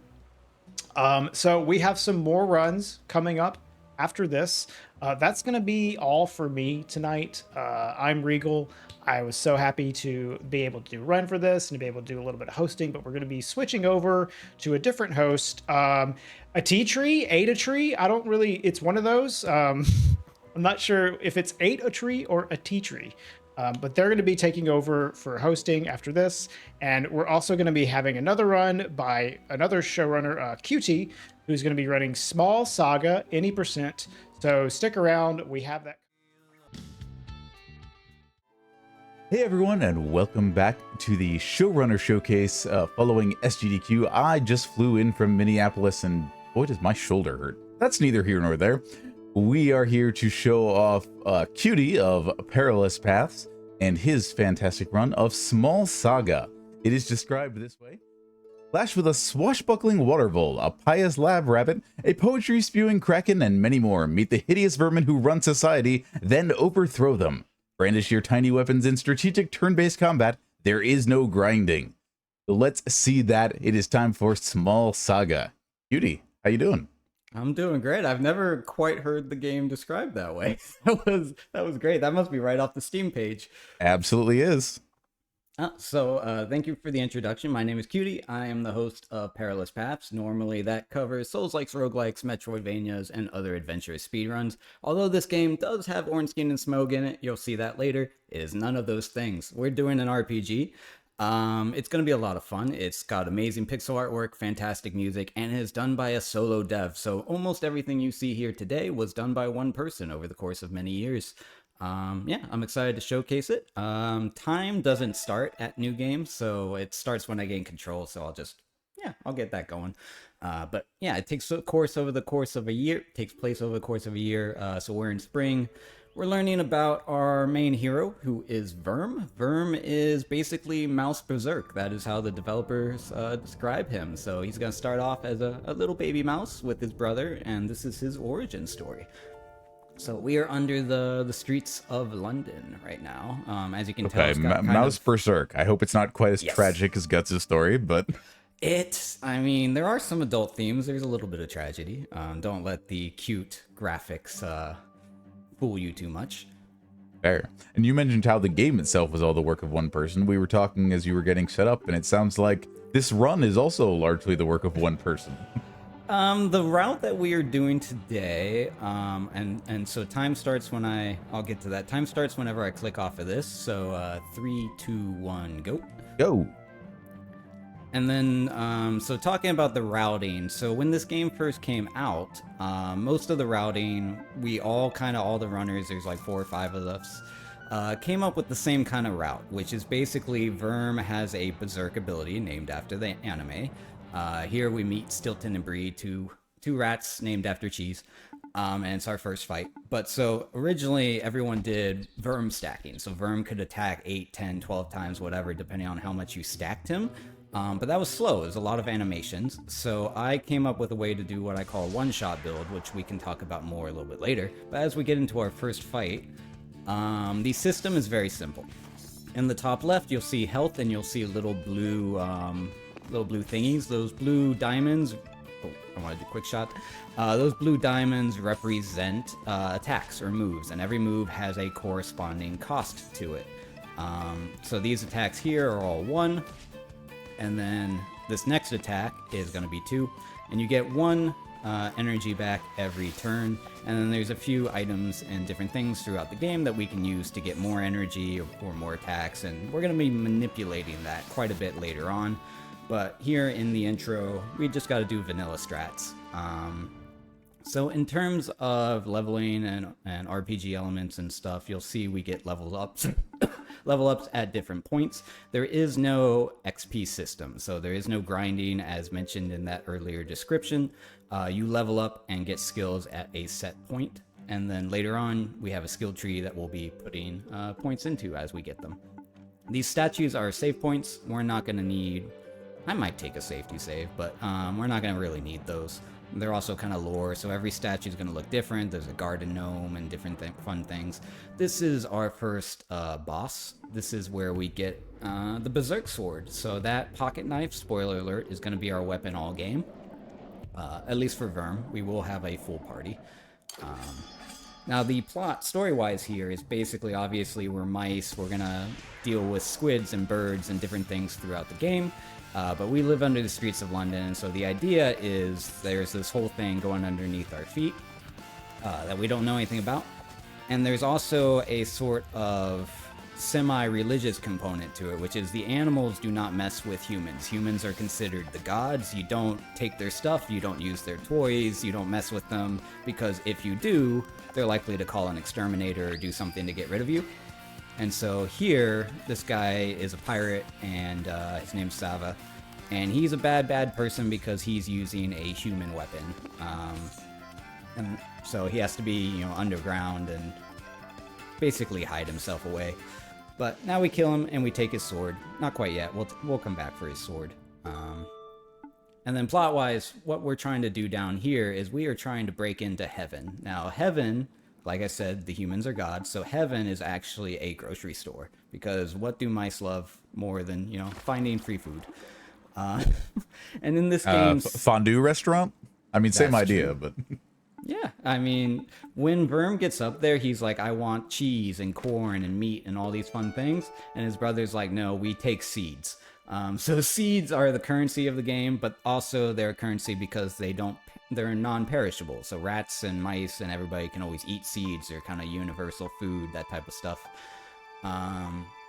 Things will get a little tragic up here. Like I said, it's an origin story. You can't be Batman if your parents don't die. So, you know, keep an eye on Lance. Rip Lance. But then the other main thing for this game, of course, being an RPG, is the mashing. Now, obviously, we have a lot of text, and we have to get through it quickly. Strangely enough, it is not as simple as just spamming the X button. I wish it was. You actually have to do this kind of almost rhythm game thing where you're doing confirm and cancel back to back. So I actually have confirm and cancel mapped to about half the buttons on my PS4 controller. And so at all times I will be just spamming like my life depends on it to get through this text. Yeah, so if you see, and sometimes that will actually break the UI and the text boxes will kind of like overlap. And you'll see that here, I think, with this arrow. So there are little mini games. Sometimes this arrow breaks because I spam too hard. Let's see. And if you can hear the spam on the microphone, sorry about that. One, I think you're good, and two, you know, for some people that enhances the experience. It's ASMR speedrunning. There we go. Something like that, yeah. We had a bit you know, we've got show applications available for showrunners right now. If you want to pitch an ASMR related show, I don't recommend it, but the opportunity is certainly there. I'm trying to picture how that would work. But this is the yellow god. He's an exterminator wearing like a hazmat suit. You can see we're kind of surrounded by chemicals. The characters are saying they make them dizzy. They don't feel good, so they want to get out of here. And we're gonna try to run. As you probably saw when we came in here, there's a bunch of mousetraps because this place has a rat problem because the pirates downstairs were stealing food, so they brought in an exterminator. And here, poor little Verm is gonna get caught. There's not even cheese, he just kind of slips into it. And now we gotta figure out how to get him out. And unfortunately, as you'll see in the minigame, we can't get him out the easy way. And you'll see in terms of like design and style and stuff, you'll see a lot of small little details on all of the artworks. So for example, later on in the game, you see how Verm has kind of like a little plastic sword. Other people will have like those tiki swords from like drink umbrellas, and there'll be, you know, different stuff like that. So keep an eye on the background and look at the little details. It's part of what makes this game fun. Lance basically decided he can't get Verm out, so he's gonna distract the exterminator by shooting little dinky arrows at him, and that's not gonna go well. So this is our first encounter with him. So after this, where it becomes a JRPG and Berserk-like, full disclosure, I have not seen Berserk. Is after this, Verm goes on a mission to kill gods, specifically the yellow god. There's lots of gods, all humans are gods, but he wants to kill this one. Yeah, no, definitely on the same track as Berserk, all things considered. Okay. And this is what sets Verm off, is this little part here. So, you know, goodbye, Lance. The funny thing about Lance is if you go into like the skill tree and the level up tree, he has an entire character skill tree and everything. You just never get to see it. His potential is cut short. They always have to, so as not to tell the secret short. Yeah. So here is where we realize mouse weapons are useless against what they call god equipment or god weapons. So Verm actually has to go after his own tail. And you can see his health in the top left slowly going down. This is where the game touches on a lot of, you know, let's call them like adult or sensitive topics, and this one is kind of around disability. So throughout the game, some people might talk to him like, hey, why don't you have a tail and stuff like that. And so he goes through a story arc of like coming to acceptance with what happened to him and his PTSD and things like that. So a little bit deeper than you might expect from the cute mousy graphics, but it's a fun story. we're gonna skip all the story, but I'll tell you what's happening as we go through it. I mean, let's be fair. If anyone's ever read the Redwall series of novels, you know a thing or two about how small creatures can be part of big adventures with serious themes. So that's the other inspiration is Redwall. So it's Redwall and Berserk were the two things that developer relied on. Makes sense. And so now we fast forward 3 months. For reference, mice live about 2 or 3 years. So over this 3-month gap, Verm has spent training vigorously with his new gigantic pocket knife that he stole from the body of that rat. And so we're gonna spend the rest of this little segment basically being like, hey, you can't possibly be strong enough to carry that knife. That knife is 3 times as big as you when you're open. Or when it's open. So we kind of go through a story arc with that. And this was the artwork for the Kickstarter. This was the big segment that got everybody hooked and got this game backed, which is now there's a kitty. The kitty's not friendly, of course. And so we're gonna beat up on the kitty for a little bit. And the kitty's gonna win. So Verm does a lot of losing early on in the game. Yeah, a lot of, for as much as the Vern's weapon is a gigantic slab of iron, the way that Guts' sword is historically described, the fact of the matter is when the enemy's armor class is high enough, you don't really have much of a chance. And this is Siobhan. She's going to be kind of our mage class. She is mole royalty, so we just found a little mole house over there. And she's gonna kind of rescue Verm and be. So this cat has been killing moles one by one as they come out of the house, and the moles aren't doing anything about it because they're afraid if they stand up to the cat, the human will get involved and they'll bring an exterminator or something out. Siobhan wants to do something about the cat, so she's really excited to see Verm and his giant knife, and she thinks he's a knight, but he's not. He's what the game calls vagabond, but he's essentially just a homeless mouse who wants to kill God. So we're gonna go talk to the queen, who is Siobhan's mother, and the queen's gonna say, "Don't mess with the cat," and then we're gonna go mess with the cat. So, yeah. Chat really going off on their references. We've got the actual quote from Berserk posted in chat. We've got a Smashing Pumpkins reference. Despite all my rage, I am still just a rat with a mage. The perfect encapsulation of where we're at in the game right now. Go. 10 out of 10 work. Very, very nice. So here you see there's usually a lot of chat options. I'm spamming so hard because most of the chat options don't really matter. There might be plus or one text box, but it's not worth trying to slow down and get the right ones. So I'm just spamming all the shoulder buttons all at once, but in a certain order. Like left side is confirm, right side is cancel, and I'm just kind of doing a semi-rhythm game to it. This actually, it sounds stupid, but whether or not you can mash correctly will shave 5 or 10 minutes off the run. So there are a couple of runners who just couldn't get a hang of it, and so they have, I have the record in this, it's about a 140, 150, something like that. But there's a couple of runners who are like a 145, 146 just because they couldn't get the mash down. Interesting. And you said earlier that's why you have it bound kind of in an esoteric way to scroll wheel and some other things to make it easier? Yeah, so if you want to, I think I can get this. I do kind of like a claw hold, and so I have to do like this a lot, and so I do both kind of shoulders simultaneously, and then I have it on the triggers too. So if I one-hand it, I can kind of do this. I don't know. Got it. Maybe that's too much behind the scenes, Chad. I'm sorry, but no, I think that's always good. Short of an input viewer on the stream, I think that's as illustrative of the ideas you're gonna get. So yeah, you are a controller warrior like I typically am, but doesn't mean you can't get lots of inputs doing the same thing if you need it to. And this is a keyboard first game, so if you want to bound all of this stuff to keys too, you could be spamming a whole bunch of different keys instead of doing. I just find, especially for doing 100 runs of a game or something, I find controller way more usable. Here's where we learn about some of our new abilities that will be kind of the bread and butter for later on. First up is we get Rage here. That lets Verm attack twice.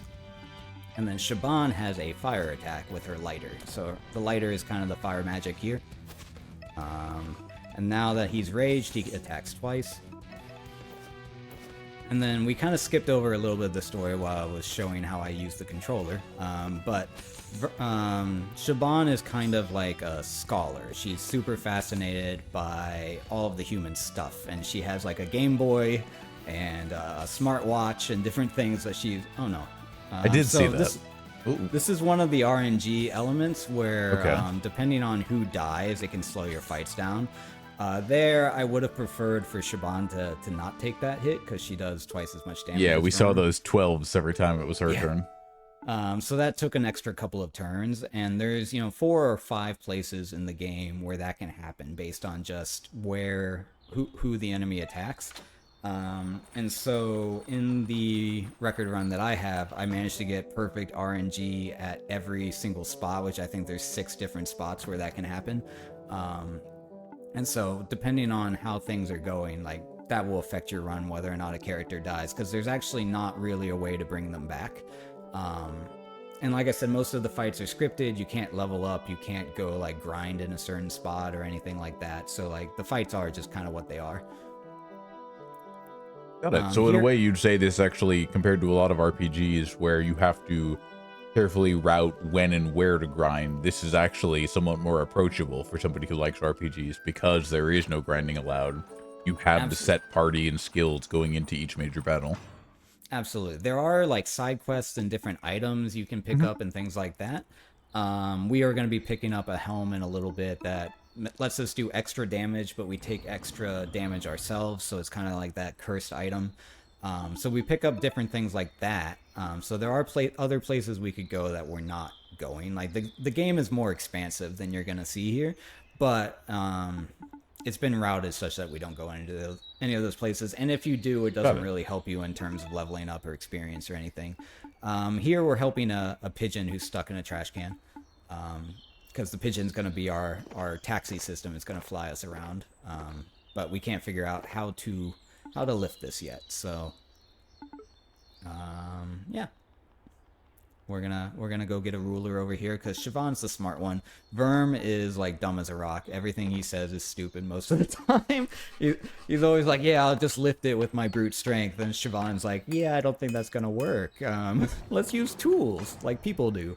But so we got exiled from that kingdom we were in. They didn't like us messing with the cat. So Siobhan is now exiled from her hometown.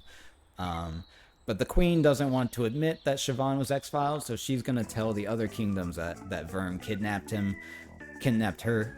So that's going to be a plot point later on, about halfway through. But for now, we're just kind of traveling. And we're couldn't have been a heroic quest or anything. Somebody had to be kidnapped. Right. Right now, Siobhan does not know we're trying to kill a god. So she... fair. I did not want to rejoin here. That's what happens when you're too used to mashing everything, and you just end up back in the same place. That would be a distinct possibility on my own run later on, except for the fact that when you've completed a level, the game actually doesn't let you go back. So we will be going back to different places. This is Merida, totally not supposed to be like Mouse America, but it's under the streets of London. So we've made it to like the big city, and that'll be this is actually the Parliament building, I believe they say in the game. I'm not super familiar with London. Have the look, definitely. So we're gonna go a pseudo Big Ben in the background. Yeah. So they say this is the town of 1 million mice and rats living in harmony. So that's where we're going to try to figure out more stuff. But they're not going to let us in, because right now the city is closed off. Because there's some civil unrest and stuff happening. But we're going to meet our third party member, who is Bruce, a red squirrel. Now, this is where, well, actually a little bit later, we'll talk about why it matters that he's red. But this is going to... Oh, forgot, I got to hit the right one. Sometimes the answers do matter. But he's Scottish, as you can tell from the music, and he's going to join our team. Now, I didn't have any doubt.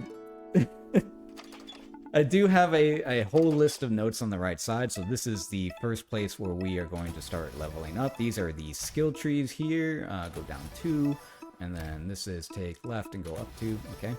And so I can take a quick second to talk about the skill trees. They have, you can get bonus energy, bonus attacks against certain types of enemies. You can have like see stuff, you can get new spells like this. So what we'll be doing, and it's fully movable. So we'll be moving these around as we need based on the situation of the game. But that's enough of that. Now we're in the sewer, and the sewer is clogged with all kinds of nasty sewer stuff we don't need to talk about. That is probably what you think it is over there. But we're going to find a way to unclog it. And we're going to do that by hitting a series of pipes. So every time we hit a couple of pipes, it's a puzzle as to what pipe you need to hit. You mentioned a poetry squid in that description. This is where the poetry squid is. Excellent. So as we hit these pipes, they call it a kraken, is spewing poetry to us. And now we fight some cockroaches, because, you know, nobody likes cockroaches, not even mice. Well, while we're on our way to get some poetry into our diet, chat also reminds us that Big Ben is actually the name of the bell, and the tower in question is Westminster Tower. So there we go. Now you can tell anybody who asked that you learned something today. Yeah, I learn something every time I'm on. But chat's always got our back. Now you can see the little Roman numerals there. That's telling us which pipes to do in which order. There are different rooms we can go into. Some of them have items, some of them have more fights. I have not found I have to be careful on the mash on the pipes, because otherwise you'll accidentally hit the pipe again. But I haven't found a good use for going into the other rooms yet, so we skip them. Now we have 2 cockroaches. What is worse than 1? 2. And if you see 1, there's always more, so... I think I was supposed to rage there. Oops. Yeah, I was definitely supposed to rage. Okay, we'll take one more turn. Don't worry, chat. We're fine. It'll take one more turn. I love that our newest party member has built a luchador-style outfit out of a kilt pattern. Oh, so the whole thing right now with Bruce is that he's a bard and he doesn't fight. So he's like, I will sit in the back and I will play music for you. And Verm is like, that is not helpful, man. Come do something, help us out. And so when we get to the next fight with the squid, Bruce is gonna join the fight, but he still does not actually fight. So he'll just play music, and what that music does is it lets characters have an extra turn. And so we're going to be using that to manipulate a lot of math and energy management, and we can dodge some fights just like Chrono Trigger. We can run right around that. I was going to say, when you described Bruce's skills, it's the classic dancer class from Fire Emblem and that sort of thing. And then I got to make sure I don't want to grab this fight by accident. That little roach moves forward like that. So if you don't do if you're not doing the corner turn, you will get hit. Yep. And this is the poetry kraken. This is one of the big spots of RNG. So I'm gonna be checking my menuing really carefully here. But essentially, we're gonna be just attacking as much as we can. And he has a neurotoxin, which will cancel one of our turns. And so depending on who he toxins, it can affect how fast this fight goes by plus or minus actually a minute and a half, believe it or not. So we're gonna hope for good RNG here. Definitely. And Verm is still our carry. Shaban that's good. Getting hit with Shaban I think is good. Verm is still our carry, so we're playing Encore, which gives Verm an extra turn.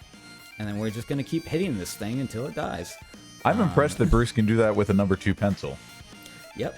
I wouldn't necessarily recommend trying that at home. They did turn it into a flute. I don't know if that works at home. I haven't tried it, but I'd be curious. I feel like they had to pull that off of Pinterest or something. Like it came from somewhere. I don't know. That's fair. And then, as you can see here, Shaban dies. That's actually good because Verm is our. That's got to be a defend. So he ran out of energy, so he couldn't sing again. That's bad because now Verm is stunned. This is not good. I'm gonna have to heal Verm. Because if Verm dies here, we're actually soft locked. In the sense that your only combatant can fight. Yeah. I think we were 1 hit off. No, 2 hits off. So this is what I would call the bad RNG. But there is a way where if he whips and toxins everyone correctly, that I'm gonna just do cleave to hopefully finish. You it. just push straight through with your standard turn action with no issues. Yeah. So if he's just going after Shaban or even after Bruce, everything's good. But we got some weird stuns there, so that's about as bad as that can go. But still, you know, not really a risk of failure. And there's no real way other than abilities. We do get a couple of items, but it's very like, if you're thinking like Mystic Quest, like very kind of beginner, simplified RPG mechanics, and that gives you a limited range of what you can do to adapt. There are a couple of spots where things can get a little gnarly. Hopefully, I got safety saves if anything happens, but I think we'll be just fine. But so there is a little bit of a limit as to what we can do and how we can do it compared to other RPGs. We are now in, let's call it New York City. I mean, I know we're in London, but they talk about it like it's New York City. And so we're going to do a little tour here. We're all going to split up. Bruce is going to a tavern to plan a robbery because, you know, bards, they're shifty. Siobhan is going to go to the library to try to learn about what the exterminator is. And then Verm is going to go talk to the king, or try to talk to the king, to try to see if they know anything. So here we are in the local pub, and we meet Bruce's boyfriend, Anton, who is also a bard, and we're going to be planning a little robbery together. And so when they're talking about it, they're saying, hey, none of us actually knows how to steal. We just know how to entertain. So let's find somebody who knows how to steal. And we're actually just wandering around and asking everyone, hey, are you a thief? Are you a thief? Do you want to be a thief? And everybody says, no, sorry, we're not thieves. And then eventually Pocket shows up, and Pocket is a thief. Now, you might think Pocket's going to join our team. Pocket will not join our team. He's just going to be part of the story. Here, allow me to demonstrate. Yeah, and just steals your stuff. Because the team was like, how do we even know he's a thief? And Pocket's like, let me show you. But Pocket is actually scamming them. He's going to betray them later on and get them captured and thrown into a Nazi prison. Yes, this game does have Nazis. We will talk about it a little bit later. This is Plague Master Aquila, or Aquila, however you say the word that means eagle. And he is an advisor to the king. He does experiments, and he's super scientific, just like Siobhan, but an evil version. We're now in the kingdom. There's a bunch of cool characters. This is where we meet Ornstein. There's Ornstein. Hi, Ornstein. Also known as Diego in this game. I promise I did not pick this game in relation to Souls-likes that have anything to do with my GDQ show. They just happen to be in there. And now we're just going to immediately leave. It's kind of a silly part of the game. We run up to the door, they say nope, and then we run out. And I have not found a way to skip that. The triggers in this game are fairly set. You might remember these two from earlier. They are kind of the Sans and what's the other guy's name? Papyrus?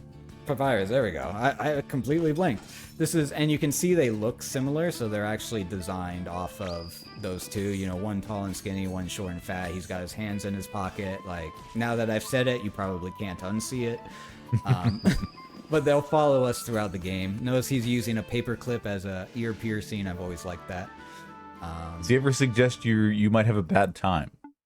Yeah, I'm trying to think. I spam through the chat or through the text so much.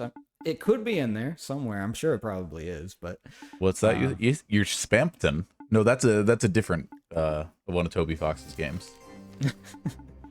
This is the king. There you can see the other half of Ornstein Smoke. That's the Lancer. He uses a knitting needle as his... No, Lancer is also a different one of Toby Fox's. You know what? Never mind. We did just end with Deltarune, right? Yesterday. So Indeed, we did. I get it. But so this is the Rat King, because every game has to have a Rat King, of course. And they're just debating. They're talking about Verm and Siobhan, and they've heard about how she was kidnapped, and so they're going to go send out a couple of special guards to come check on us. But Leo here, who is like for lack of a better term, like a paladin, he's not magical, but he's very, pride and driven by what's right and the Knight's Code and all of that stuff. He's having second doubts about what the kingdom is doing and whether or not they should be doing it. These are the Scissor Maidens, or the Scissor Sisters, or whatever you want to call them. They both have half a pair of scissors. They will be following us around, trying to track us down, but they're actually not terribly bright. And depending on if we go to different places in the games, they might follow us to different locations, and we'll see them a couple of times. But we you want to talk about your anime inspirations? People were just talking about potentially the Sans and Papyrus also being like Biggs and Wedge from Final Fantasy, as far as recurring secondary characters. And then 2 characters each wielding one half of a giant pair of scissors is Kill la Kill, if anyone's watched that. Yep. There's very much anime inspiration here. What we're doing here is we just picked up a mushroom from a black market dealer. Not normally the healthiest thing to do, but that will be a super important item for us later on as part of the one-shot route with Siobhan. And then now we're just headed out. We also got a treasure map, which is going to lead us to a very necessary item shortly after we leave here. And then we're just going back out the way we came. The guard there lets us come in and out now without going through the sewer pipes, because he has a midlife crisis or something there. He goes, well, I guess my job doesn't matter if people are just going through the sewers, so I guess I'll just open the door. And then he just opens the door forever from now on. And now we're gonna go get, this is the other key item for the game. So like I said, there's a couple of extra places you can go. This item is a cursed helm. What it does is it increases your damage quite a bit, but you take a lot more damage. But since we're going to be using it to one-shot all the later fights, it's not going to matter, because we're not going to take too much damage. Oh my god. Could not walk straight there for a second. So doing a stick on a game that's meant for a D-pad does sometimes come up with interesting routes there. Yeah, you're gonna get your stick just in that place between 2 directions. Absolutely. Yeah, I do that because a lot of times walking diagonally, I just did it again. I don't normally talk when I run this game. So. That's fair. So don't mind that. It just costs us 10 seconds. So normally if you go diagonal, that'll obviously be the shortest distance. Rather, everything's kind of pyramid-like or triangle-like. So that's why I do it on stick. But anyways, now we're at a giant oak tree. This is where the Nazis get involved. And this is where we're going to do a heist. So this is actually based on something that is happening or has happened in Europe and or the UK, which is there are indigenous red squirrels, which Bruce is a red squirrel. Right now they're telling him to tuck so that they can't tell he's a red squirrel. And then inside here is going to be gray squirrels. And so in real life, gray squirrels came to Europe and they kind of bully and somewhat exterminate or cause problems for red squirrels. And so this is kind of a tale of 2 kingdoms, where in this game, the gray squirrels have basically wiped out the red squirrels. And Bruce is one of the last of the red squirrels. Here, we're going to do a little performance to distract our vape-smoking Nazi Duke. And this is going to let Pocket steal a treasure from an upper level. We do have to do a mini game for the music, and it's super important we get this mini game exact, because it gives us the exact amount of money that we need to buy an item in a little bit. So while the mini game is super easy, I'm just going to focus on that all means. Just a little bit to make sure that I don't... It's like super easy. You're going to be like, I can't believe he's saying he's going to focus on this. But if I miss an arrow, we have to do it all over again. So now we listen to the music.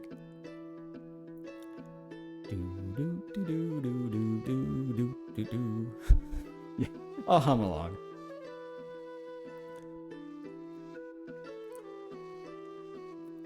And Anton is never going to join the party either, by the way, if anyone was interested if Anton was coming along. He is not. He's actually going to get thrown in prison.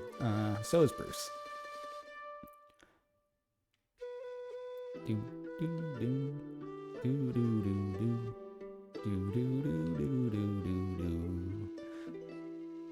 They do refer to music as doots, so... Of course they do. I do sing along in that way.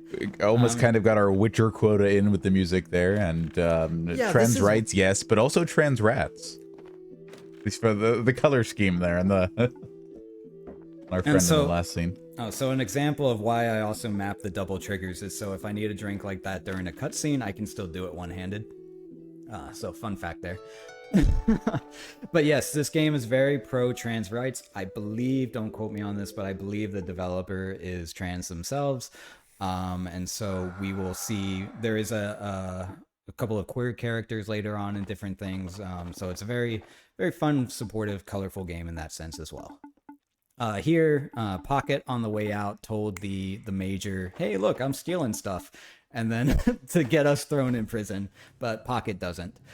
This is where we get outed as being a red squirrel and also as being a gay couple, neither of which the gray squirrels like. So now we go into the full Nazi prison. They don't even try to hide it anymore. It's like above ground, everything looks normal. They call it the land of opportunity. And then below ground, it's Nazis, you know, so it is what it is. But we're in the dungeon now.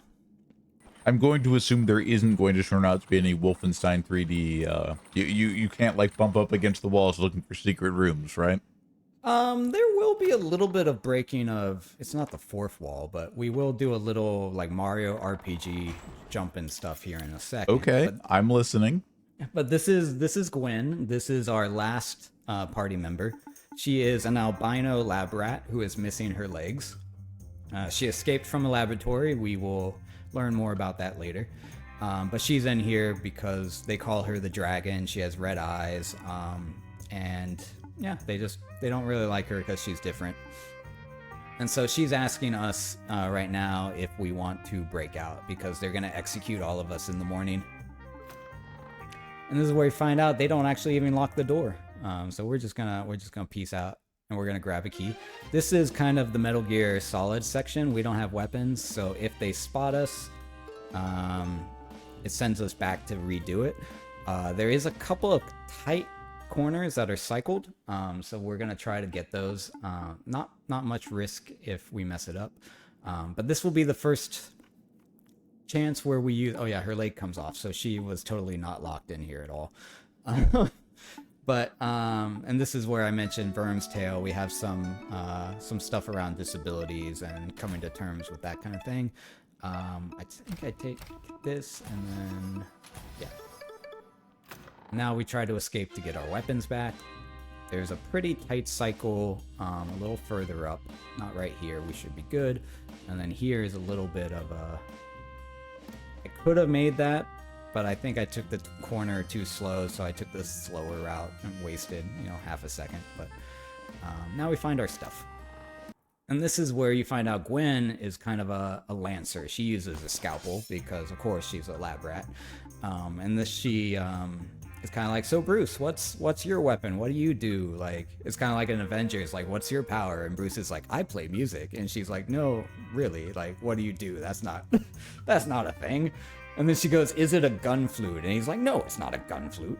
So, like, it's a whole thing. This game has some incredible writing. It's super funny. And yeah, you'd have to keep the pencil lead in there for it to be a gun flute.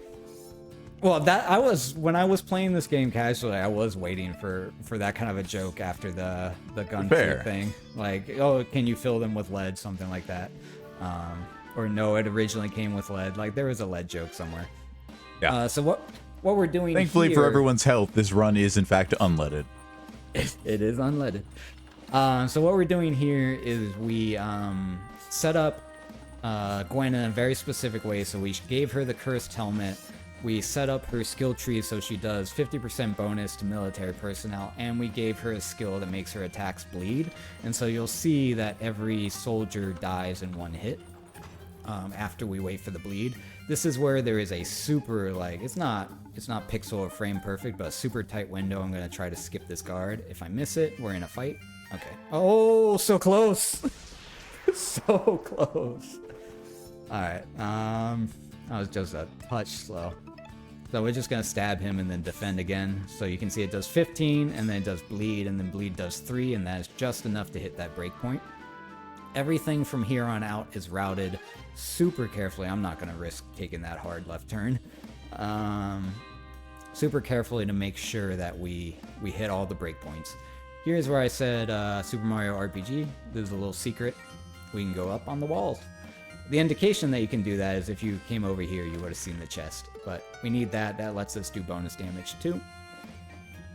So obviously it's all about making one-shot glass cannon builds, per the usual of speedruns. There. And then this is where this is the end of the dungeon. So we fight these 3. Now these fights, if you aren't set up like we are kind of wars of attrition, because you only have Gwen attacking, and then you have our little... What am I doing? We have our little bard friend here, and so it'd be like attack, heal, attack, heal, attack, heal. Right. And you would be doing like 5 damage a hit instead of the 18 that we're doing. So casually, this game is I won't say more fun. I actually quite like the speedrun, but it's a bit of a different experience in terms of like how the things map out. Now we gotta take everything off of Gwen, because we're gonna need the helm for Siobhan later. Now, if you forget to do any of this item mapping, because your party is split up, we're in 2 different groups, very much, Final Fantasy VI type stuff, or, many other games that have done it. If you forget to take one of those items off, you won't be able, there's no crossover between the parties. So if I go in the menu right now, you'll see that I only have the 2 characters. And so I couldn't then unequip the helm from Gwen because I need it here. So if you forget at any point to not do the item management that you need to do, your route's gonna be a little rough. So I have a whole sheet of notes that will hopefully keep me on the straight and narrow here. Oh, don't want to talk to him. Here's where we buy another illegal black market deal. They call it a zap wand. All right, so we want. This is. Let me double check my notes. Knuckles and helm for Verm. Okay. Yeah, Knuckles and helm. Level up. Okay. I just want to make sure I don't accidentally do the wrong thing. And then just like before, Verm has come here to talk to the king. Or in this case, the Duke. The Duke is going to lie to us and tell us to go to a monster's den. And he's trying to get Verm and Siobhan killed because he thinks it's funny. So we are eventually going to go there. But on our way out, Verm and Siobhan are going to hear the prison break and get involved. And you'll see that throughout the game, Verm keeps trying to do the wrong thing, the quote-unquote wrong thing. He keeps trying to leave or walk away or say, it's not my problem, I don't care about Bruce. He's just a dirty bard, like whatever. And then every time he does, Verm has PTSD of leaving his brother behind. He feels like he abandoned him to the Yellow God. So you'll see he tries to walk out here and then he's like, I can't do it. And so that's going to be kind of a running thing until he eventually comes to terms with maybe he's actually a good person and learns to accept that. And then we make a cringy joke here, depending on what you select, and we're going to kill this guy. And these are Nazi squirrels, remember, so it's totally cool to kill Nazi squirrels. And then one of my favorite parts of the game here is we break down into the prison the same time Bruce's and Gwen are breaking out. And so this major goes, a breakout? And then he goes, a break-in? We end up coming from both sides. And this is where we fight a mecha dog, like one of those old Japanese dog pet robots. Yes, the Sony Aibo. Why do I remember that? I have no idea. I was gonna say, that is oddly specific. That's an Aibo, all right. And so Verm has bonus against the dog, and do I overclock? No, just fire. I'm gonna start saying like mnemonic devices later on when the patterns become like 20 steps. So makes sense. Just heads up for that, because if I miss any one of these inputs, there's a chance later on that we just die. A couple of bosses will 1 or 2 shot us because of the items we're using. So you see here, we 1-shot the robot dog, and now we just go to town on the major, who's, nothing happens. He has no abilities. He can't. Oh wait, don't have the energy for that. He can't actually do anything to us. And then done with that. Breakout done. Now, unfortunately, because they know we're breaking out, the original plan was to come back for Anton after we got the keys to his cell, but we can't, because now they know that were breaking out. So we have to leave Anton in the jail to get executed in the morning. But we're gonna leave and try to figure out a way to save him. Now this is Lamia. This is the biggest, hardest boss in the game and was super important to the routing of the game. I think that they're called a stoat. I think it's some kind of giant rodent that eats other rodents. But so Lamia, you'll see later on, is a multi-phase fight. She has like 250 health or something like that, and she can heal, and there's a lot of animations. The benefit to this route, the Siobhan one-shot route, is that we don't deal with any of that. We're gonna menu everything literally to the perfect single step, so that we hit the breakpoint to kill her without the transition to phase 2, which saves like literally 5 minutes. But we'll see that after we kill a bunch of owls. Well, actually, no, we have to kill the Scissor Sister, then the owls. So I'm getting ahead of myself, but we'll come back and we'll see that big rodent later. This is where we officially have the whole party together. They're all talking about how they're not sure what to do, but we're all best friends and we're gonna go do stuff together. And then the next part is very kind of Zelda type dungeon thing. There's a cursed woods where if you go the wrong direction, it resets you. We know what directions to go. Oh boy, there's always a lost woods in an RPG. Yes. And they make it like this game is very accessible friendly, so they basically straight up tell you follow the wind, like whatever way the wind is blowing. So it's not like it's not like crazy difficult. Like, oh no, the leaves are going to the right, and now they're going down, and now they're going to the left. Like super easy stuff. But this is actually an optional fight here. If you say the Scissor Maidens are looking for us, and if you say, oh, we haven't seen anybody, she won't attack you. But if you select the wrong thing, she will attack you. And so I'm gonna hope that usually my mash lines up. So I'm just gonna YOLO it. And yep, got the double nope. So when in doubt, the mash will usually select the bottom answer.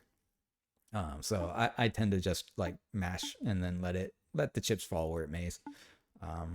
Because if you try to slow down your mash, it looks like this. It looks like this, which is much slower. So I'm gonna stick to mashing. But you can't escape this one.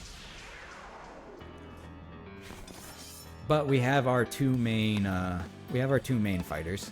So you're gonna notice a theme, which is going to be shield break lowers their defense. So first round is always like rage into lower defense, into attack, into stuff falls down.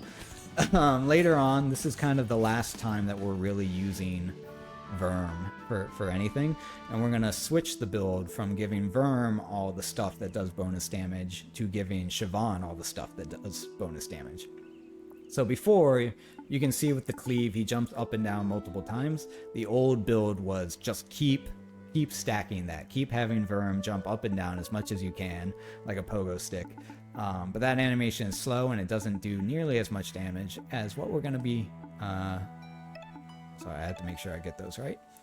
You get a different secret item based on how you answer his questions. And then it's... yeah, right? And we found Pocket. And Pocket's lost, but Bruce is not happy about Pocket. So as you may remember, Bruce is a pacifist. He does not fight. He does not attack things. This is where he learns to hit things with his stick because he's so mad at Pocket. This fight is a big piece of RNG. You want to lose this fight as fast as possible. You can win it. You can do like a heal loop and stuff and win it. But we want to lose it as fast as possible. And in a couple of turns, Pocket's gonna do an attack where he kind of hides between two options. And if you hit the right one, Pocket loses a turn. And if you hit the wrong one, Pocket gets an extra turn. And so we're gonna hope, good RNG, that we hit the wrong one. So he's gonna put up two little dummies here. And it changes also, it's random. Oh, we got the right one. The right one being the wrong one. And so we get hit again. Yeah, no, that's right, not wrong. Yeah. And so I mean, it was wrong, but that's what's right. Yeah, so straight up 50-50 there, saves about 10-ish seconds, something like that. Pocket will be moved by Bruce's resorting to violence. I don't know. And so Pocket vows to help get Anton out of prison. And so now we're going up to this burnt out tree. Now this burnt out tree is actually Bruce's home. This is where the Red Squirrels lived. So Bruce thought the Gray Squirrel tree was where he grew up, but he actually grew up here. And then this got set on fire because of, I'm not sure if they actually say why. Maybe it's climate change, maybe it's people, maybe the Gray Squirrels did it, I can't remember. But this is his burnt out tree home. And we're gonna see dead squirrel spirits of Scottish squirrels. So they're gonna be on the stairwell here. And then we're gonna switch all of our items over to Siobhan. And you're gonna see the first instance of how strong the one-shot route is when we fight the owls up here. So owls have taken over the burnt out tree, and they're just like collecting rodents and eating whatever they can find, and they bring it all back up here. So there's like a den full of like dead mice bodies. It's not graphic, you don't see it, but they talk about it. These are all the little squirrels that used to live here. And very sad music. And this is where Siobhan learns a new ability called Spread Fire, which is going to be super important for about half of the fights coming up here. Just double checking my notes to make sure this is a big equipment section. Remove helm, give mushroom potion, okay. And so talking about like routing this game. So the way I ended up spending like, let me double check. And then that, and then potion. And this is where we do the big setup for the rest of the game. So the helm, you lose armor, gain attack. That's just positive armor, or positive attack. Firm wants a heart. You want attack. And then Bruce, remove energy, take all bottom right. Okay, cool. So this is where the routing starts to diverge a little bit. And so the way that I ended up figuring this out is I spent, it was like 2 or 3 weeks literally just in Microsoft Excel, and I had the numbers for every fight, how much damage everyone did, all the skill options and the different combinations you could do based on what skills and items you had and all that stuff, to basically just do a ridiculous AP calculus type thing of figuring out, is it possible to beat everything in a one-shot build or much more quickly. And so eventually I came up with this, and that's when I learned RPGs, even if they're cute and they have lots of music and they have great stories, are fundamentally just math. Now this game does not have, you know, any variability in terms of the amount of damage you do. It's not a, oh, I want to step forward, not backwards. It doesn't have like a does 10 to 15 damage type thing, so you can consistently script a lot of these fights, but you can't script where the enemies attack, and so that's where a little bit of RNG comes into play. But here we're going to see the benefit of the one-shot build. So we have that back alley mushroom that we bought off that creepy dude in the corner. That gives Berserk to other characters, and we're going to use it to buff Siobhan here. And then Siobhan just got Spread Fire. So instead of doing this fight, we just do that. Yep, that's considerably easier. So that fight, you know, in a casual sense, you know, it's 4 owls, they get lots of turns, they do big damage, they both have a decent amount of health. And it's supposed to be the introduction to, like, you have your full party now, you have the heals and the shield breaks and all the fun stuff you can do. Here's your first real test of your party mechanics. And we're like, nah, we're not gonna do any of that. We're just gonna two turns, just mushroom, Spread Fire. You're gonna see a lot of that later on when we start fighting soldiers during the riots. Yes, there will be riots, because every good RPG has a revolt against the unworthy or evil kingdom leadership, whatever. So we'll be doing a lot of that. But the next fight, the one against Lamia, is going to be where I have a lot of menuing that I have to get very precise. So I'm just gonna, when we get to that point, I'll be a little quieter. But for now, we're talking about how do we break Anton out. He's gonna be executed in a couple of hours. Verm's like, again, not my problem. I don't care about Anton. And then he has PTSD. So we're figuring out a breakout plan. And Verm comes up with this crazy idea. I'm not going to spoil what it is because there's a cutscene for it. But so we're just talking about it. And Siobhan's trying to convince everyone to go along with this kind of suicide plan. And, you know, spoilers, it's going to work out. It's going to be fine. But the plan is a little crazy. And then first we've got to upgrade. So that's attack. And then Bruce has another energy. And then this one is it heart? Heart. Okay.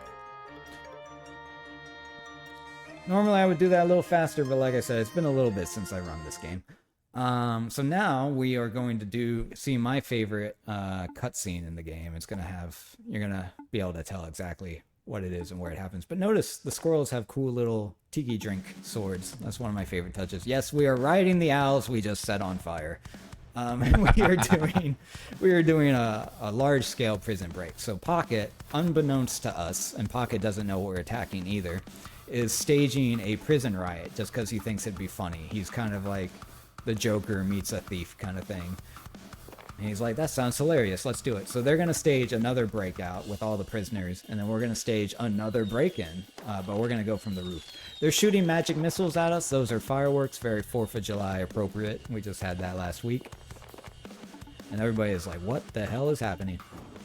A metal album cover is happening, I'm pretty sure. Oh, wait for it.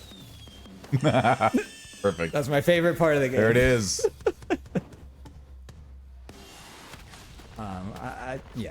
Well, that's my second favorite part, actually. There's something coming up that I turned into a GIF and I put it on a little LCD screen I have, but I'll show that to you later. Here we have some soldiers, so we're gonna potion, spread, OC, rally, encore, spread. Okay. So potion, and then we're gonna spread. This is gonna one-shot everybody. Now potion gives Shaban 2 turns. And so now we're going to do something called Overclock, or OC, which is it increases the damage of her next attack. And then we do Rally. This gives everyone +1 energy. Then we Encore her again to bring her back to the front. And we do Spread again. And that takes care of them. Now, normally they would kind of pop up and there'd be this kind of like war of attrition, and then you're like, oh my god, there's more soldiers. How many more could there possibly be? But we're not going to deal with any of that. And here, all the citizens are tired. We didn't meet any of them. They have side quests and stuff, especially the guitar guy is super cool, very Undertale looking. We appreciate that they take the opportunity to rise up anyways. Yes. So they are coming out to do that. This is another fight. You can see the Major has a god weapon. He has Belay Torch. I'm not quite sure what that is. Again, we are not going to interact with any of that. And we're just going to do Mushroom to spread, and they all die. And then this next fight with Lamia is, I consider it the hardest fight in the game. This is what took me the longest time to figure out. Because like I said, Lamia has a phase 2. And the animation is super long. She heals during it. Sorry, just the timing of that moment. The out the window, level up, and then nice immediately afterwards.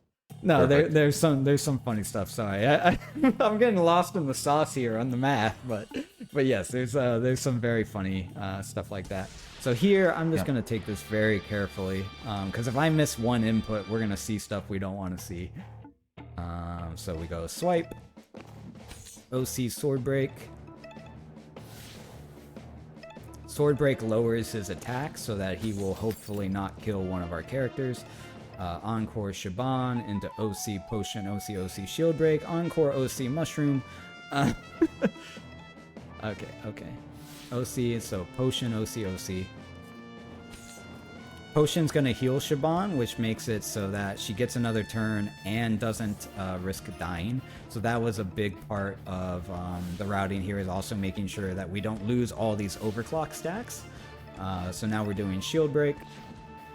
We're gonna Encore Shaban again to get more. We're basically just stacking damage multipliers, as many as we can, on Shaban. And if you don't do these in a certain order, they will like expire. So for example, the mushroom only lasts for 2 turns. So we have to do mushroom last. OC again. Stab. And then Encore Fire. And he should, if we did this right, die in 1 shot. And like I said, this is like a 5-minute time save. So hopefully we did it right. Cool. 268 is what we're looking for. And so you can see now he has Lamia has a totally different appearance, glowing eyes, covered in blood. That's part of phase 2 that we skipped, so we don't see any of that. And if you like kicking people out the window, defenestration, here we go. Hey, that's our word of the day. How did you know? And then here I have to be careful to switch these, because the party is going to, do I get replace potion? Okay. The party is going to maybe break up in a little bit, so I gotta make sure I do the menuing there, because if I don't, there's no coming back. And it will actually soft lock the game if Verm does not have the correct items. And this is just about the halfway point. The Nazi general is not apologetic at all. He's like, I'm a Nazi, and my parents were Nazis, and I believe in Nazism. And so he just jumps off the tree, and he's like, I'm out, peace out. He does tell us about a prophecy. We don't need to worry about that too much. He falls, breaks his leg, so he can't actually run. He thought he was a flying squirrel, but he is not. So Lamia, who we just kicked out the window, is actually the one that shows up, and Lamia is hungry. So, you know, Lamia is gonna eat the Nazi. Yay, Lamia. And then this is where the party is like, hey, we did all the things. We rescued everyone in the prison. We got rid of the Nazis. We are a big happy family. Pocket is reformed into a good person now. But this is where Verm is like, you know, guys, we actually forgot. I gotta go kill God. So like, I'm gonna go do that. And so the party's gonna break up for a little bit. Because they're gonna clean up the city and make it into an actual city. And we're gonna go looking for God. Just the 2 of us. Siobhan will not leave Vern's side. Siobhan is our bestie. And then we're back to the pigeons. There's a whole thing about like there is a point of no return where you can't leave and stuff. We don't deal with any of that, but because of the magic missiles, I did not accidentally mash that time. Want to point out the good news. There was a point of no return, but we just, you know, we blew through it. We're back at the kingdom, and the sister maiden ladies are like, hey, we didn't find them, and when we did, they kind of beat me up. I'm so sorry. So they're reporting that the Nazi kingdom was taken over. This is the king of all of the kingdoms, so he's not super happy about that. And this is where Leo is like, okay, Leo is apparently like a knight of legend. He's the best mouse that has ever been. And he's like, fine, I will take care of this personally. And so we are going to run into Leo, even though Leo is a good person or a good mouse. We're going to have an unfortunate encounter with Leo. And so Leo just kind of walks out, and the other guards are like, Leo, what's wrong? And then this guard's like, Leo looks pissed. So we're gonna go hang out with Leo. Don't worry, that's another fight that we have to lose. I won't spoil what happens, because it is a moment, it is a thing. Definitely caught me a little off guard on my casual, so I won't spoil it for you. But Leo's waiting for us. And so in this fight with Leo, who is actually Verm's role model growing up, so there's this whole like hero worship thing, and never meet your heroes because they're not who you think you are, and that kind of stuff. Leo can parry everything that we do, so we're gonna just be attacking to get through the text boxes. But we're gonna do that. You can't actually win this fight, and so I believe this is the fastest way to get through it. But Leo's gonna talk smack the whole time and be like, you know, you don't actually have any values, you're not actually fighting for anything, you're not very good with your sword, like whatever. yeah, we're gonna do this. And then there will be a fun little cutscene. But we break his sword, because our sword is way bigger. And then Leo's like, I don't even need a sword to beat you, and then something's gonna happen.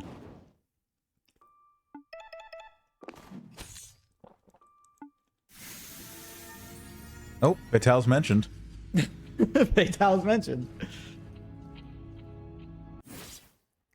And yeah, Verm takes a shot to the head and dies. So, bye, Verm. That was mildly unexpected. I did say Siobhan was gonna be our hero. No, you're probably right. A so bit now, late to come to that consideration, but and so now Siobhan is basically being kidnapped. So they say that they were saving her from being kidnapped by Verm, but now they're essentially kidnapping Siobhan to come work for the city because she's super smart. And this is basically the halfway point of the game. I'm not going to save. And another 3 months, another season passes. And so we circle back with Siobhan and see what she's been up to. And we're still here in the kingdom because she's still exiled from her homeland. And now she's been forced to work for the Plague Master, the old rat here. And he's also a scientist. You can see his little collection of screwdrivers over here. And he's mad that Siobhan hasn't come to work yet. There we are. And we level up, because, you know, work is good for you, or something. And so it is nice to have something to do, especially if you've been watching Summer Games Done Quick all week, and you're looking for more excellent streaming from talented streamers and hosts. So, you know, happy to be able to provide that in some small way. Yeah, for a reminder for anyone who does not normally hang out with us, Hotfix does have year-round daily content, about 6 hours per day. I will actually be hosting a 6-hour double episode special tomorrow, so 7 to 1 a.m. Eastern. So definitely check that out. We do have daily year-round content and year-round events. We have Fatales, we have Black in a Flash, we have AAPI. I'm sure I'm forgetting a bunch of them, but we have stuff all the time. So definitely stop by. Oh yeah, daily, just about every day. Usually Thursday is our day of rest. Even our god weapons aren't sharp every day, but yeah, you know, you'll still see. I think Passion Project will be live this Thursday. You know, Games Done Quick and other events tend to bump Friday shows, so we appreciate everyone's flexibility. We all just do the best that we can to put on great content for everybody. And yeah, you're right. AAPI, Trans Day of Visibility, the non-binary people's celebration, is going to be this upcoming weekend as well.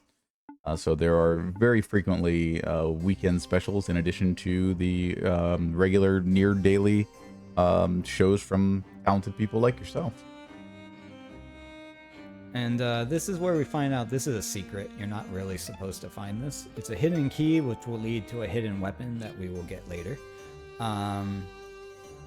Plot-wise, we just made a robot, and the guy was so disgusted by the robot because he didn't think it was realistic enough or like high enough quality. So we destroyed it for him after we built it. But he's basically trying to come up with weapons because he knows the exterminator is coming. And so he's trying to do anything he can, very like Magus and Chrono Trigger, like do anything he can to prevent what he thinks is the coming apocalypse. And he's very, very evil about it, as we'll see later. But he let us go. He wants us to become the next Plague Master, and said, take the day off to think about it. And she was like, can I, you know, maybe leave the kingdom? I haven't left the kingdom in months. And he's like, yeah, I don't care, whatever. So we're gonna go meet Bruce and the others that we haven't seen in forever. And then this is where the bird talks about how the city is under new management, which is of course our little friends group. And we're gonna see their new round table, and you can see there's colorful flowers everywhere. It's no longer dark and gray and Nazi-like, but instead, you know, very colorful and rainbowy, and has a new flag and all that fun stuff. And this is where they are trying to talk about, they're trying to find Verm. They don't believe Verm is dead. So they're trying to figure out where he might be, but no one's seen any information or anything like that. And then here we see what happened to Verm's weapon. He's got a nasty, rusty pocket knife. We've all been there. So again, the team is going to split up. Gwen is going to go home to her lab where she grew up because it has a fire source, and they're gonna excuse me, fix up this knife. And then Bruce is gonna go follow a lead as to where Verm might be. There was a mouse that was spotted as a gladiator. Now, spoiler, that gladiator is not Verm, but we're gonna still head down there. Let's see. Remove. Okay, Bruce Heart Star left. And then remove top 2, take left heart energy. Wait, did I miss something? Right heart, bottom right attack. No, there we go. If I miss any of those level up skill points, then some of the break points won't happen. So I just double check that real quick. Yeah, the team's gonna split up, go to 2 different new locations. Apparently, I am losing my voice, so I'm gonna take a drink while we do this.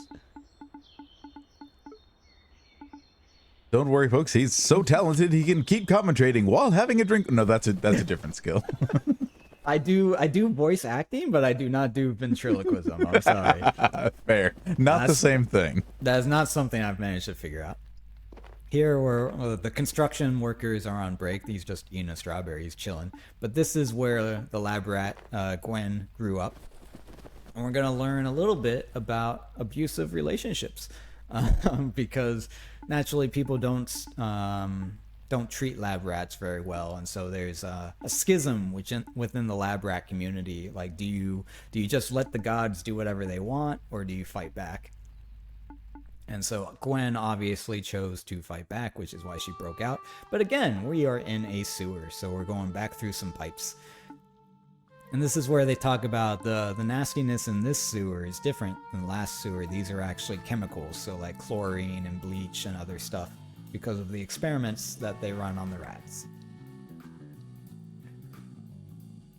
And there are a couple of sections here where we are doing cycles on these pipes. There's no real risk, but if we do get knocked off, we will end up in a fight we don't want to be doing.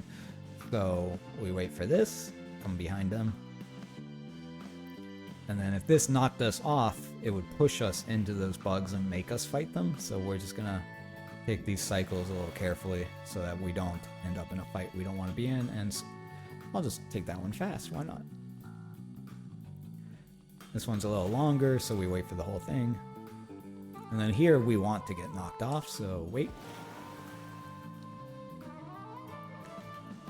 And then again, we don't want to get knocked into that giant slug. The slug is, as you can imagine, a little tanky, a little bit of a pain to fight. So obviously we don't want to take any fights that we don't have to, but especially don't want to take those fights.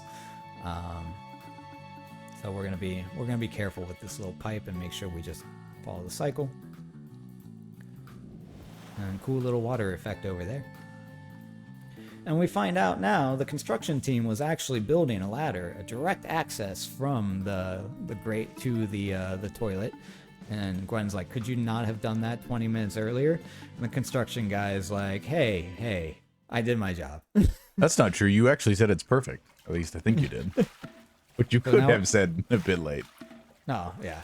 There's a couple of options. It's whatever it ends up on. But yeah, we're coming out of the toilet, and Siobhan is just like, I did not enjoy that.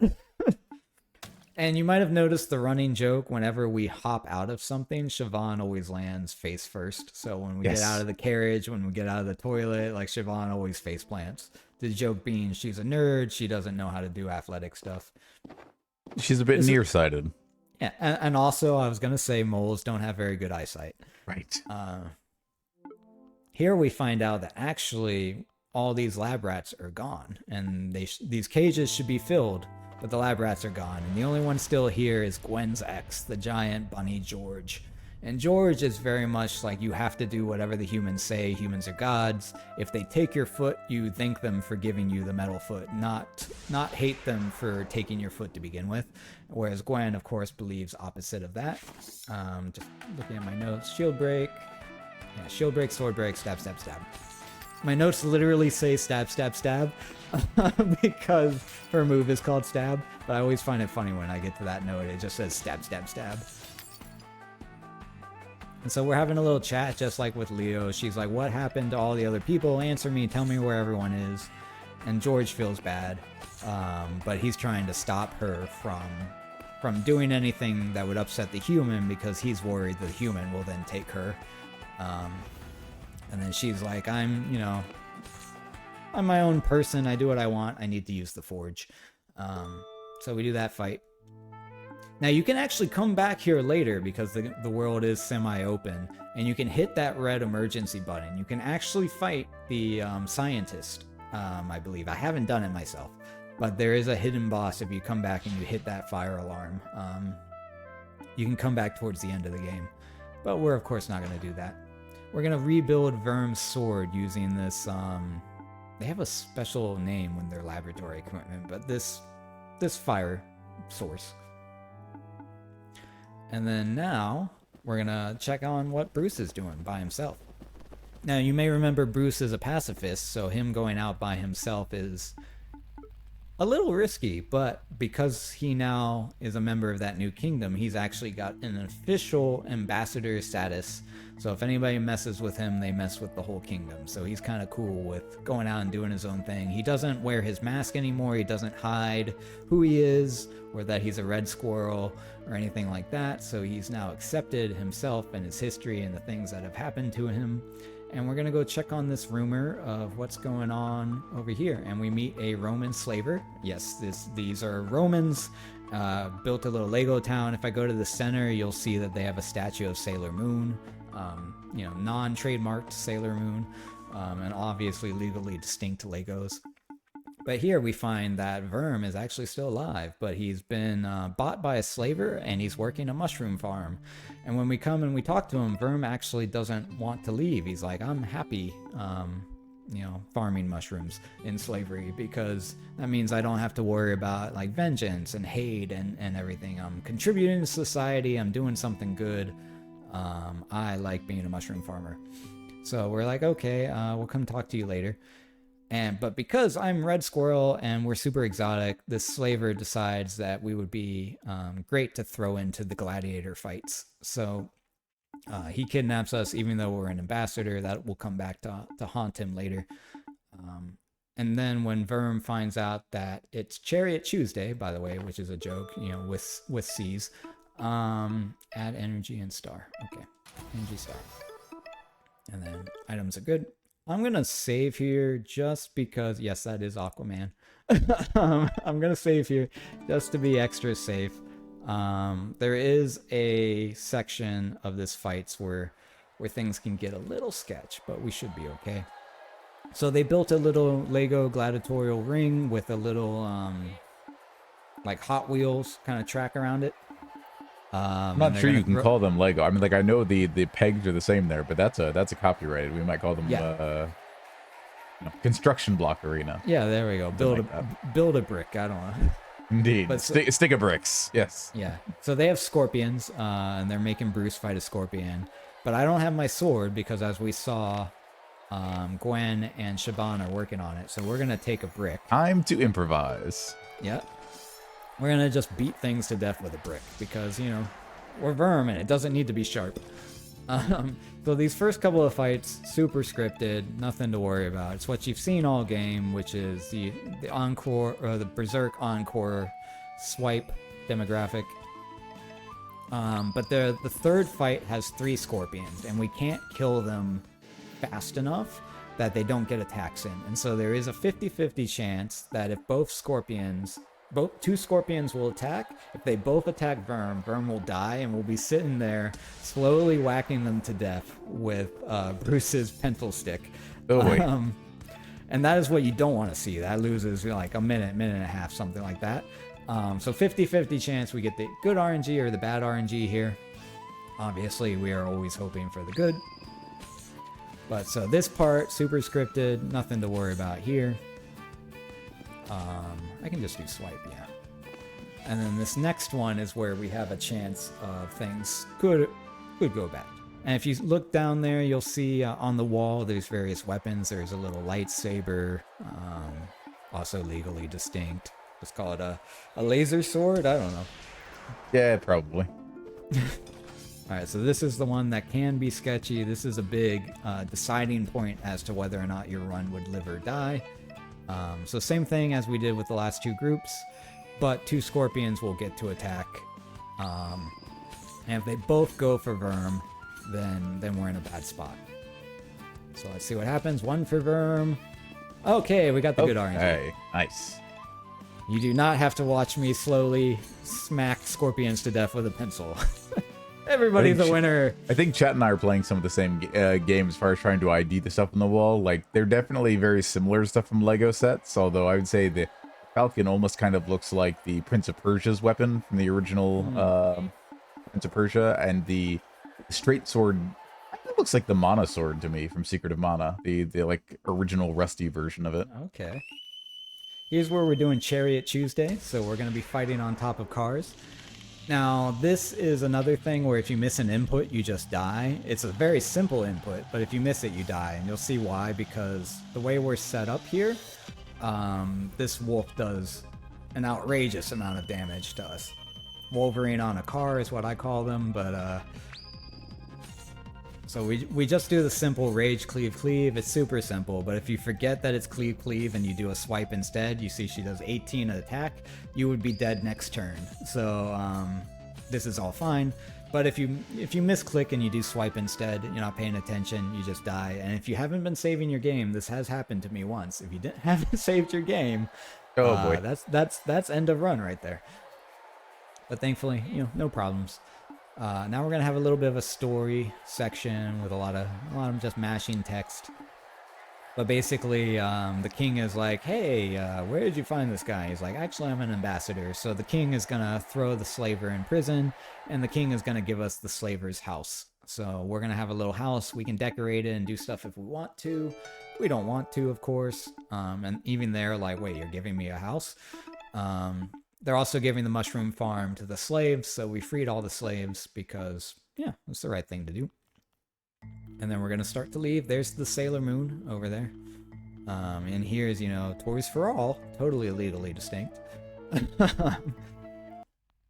And then we're going to meet the rest of our group again. And Shaban and Gwen are like, oh my god, you're still alive. And you're going to see Gwen goes, what? What? It's like very, very dramatic. Make it our own little Princess Bride reference. I was only ever mostly dead, which means I was still a little bit alive. Inconceivable. You keep using that word. Do not think it means what you think it means. So this is our little house that we got. We can throw down a carpet and stuff. They painted it green because they didn't have red. And this also signifies green was the color of Verm's brother Lance, if you remember him. And signifies that kind of Verm is over his anger. He's growing as a person. Gwen also took the opportunity to make Verm a prosthetic tail. And so she's saying, like, don't be sad or disappointed or upset about your disability or whatever. It's okay. Like, we can make things better. And then Verm's like, oh yeah, I don't care. I'm totally cool with it. And so it makes him have better balance and different things. And it's a plot. I don't want to. Okay, fine. We'll make it elegant. Yeah, put down a carpet. Why not? And so it does give Verm a new ability. And then, yeah, don't do equips yet. It does give Verm a new ability that would help him fight Leo, spoiler alert, later on. We're going to skip all of that, but he does get something called Nimblefoot because he now has a... I did it again.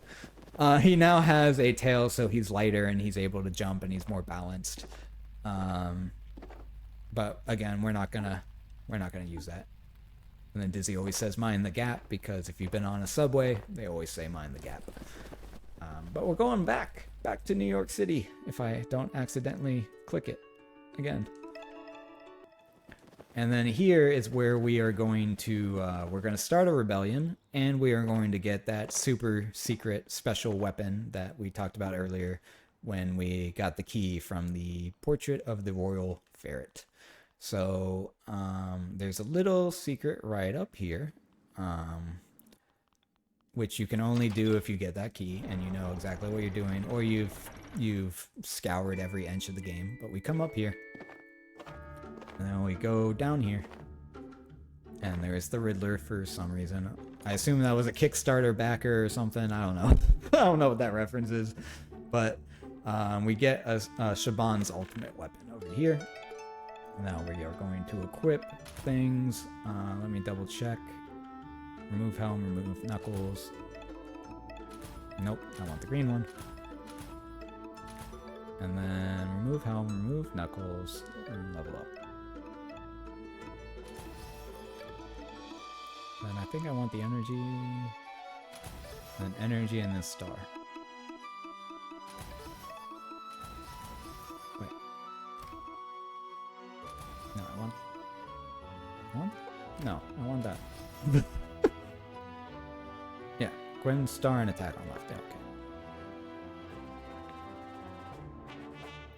okay. Wait, no. I'm totally wrong. I definitely want this. Definitely. Let's hope that doesn't come back to bite me and I did the wrong thing. But here is the date section of the game. So everyone's going to split up. Shaban's going to go to the library. Bruce is going to go back to the tavern to hang out with Anton. They're trying to set Verm up with Gwen. And so they're both like preference fluid in the sense that Gwen is kind of open to everything and Verm doesn't know what he wants. He's never really thought about it. So they're sending us up on a date. I got to show Gwen the city. So we're going to go to every section of the city, basically tell her like what's going on in the city because she's never been. And we tell her stories like, hey, we fought a poetry singing squid over here. And she's like, no, you didn't. That's a lie. That doesn't exist. And he's like, okay, but we totally did it. And then we just check out every section of the city. This little kind of like clockwise motion is kind of the fastest way to hit all of these. I said the Eagle was my second favorite part of the game.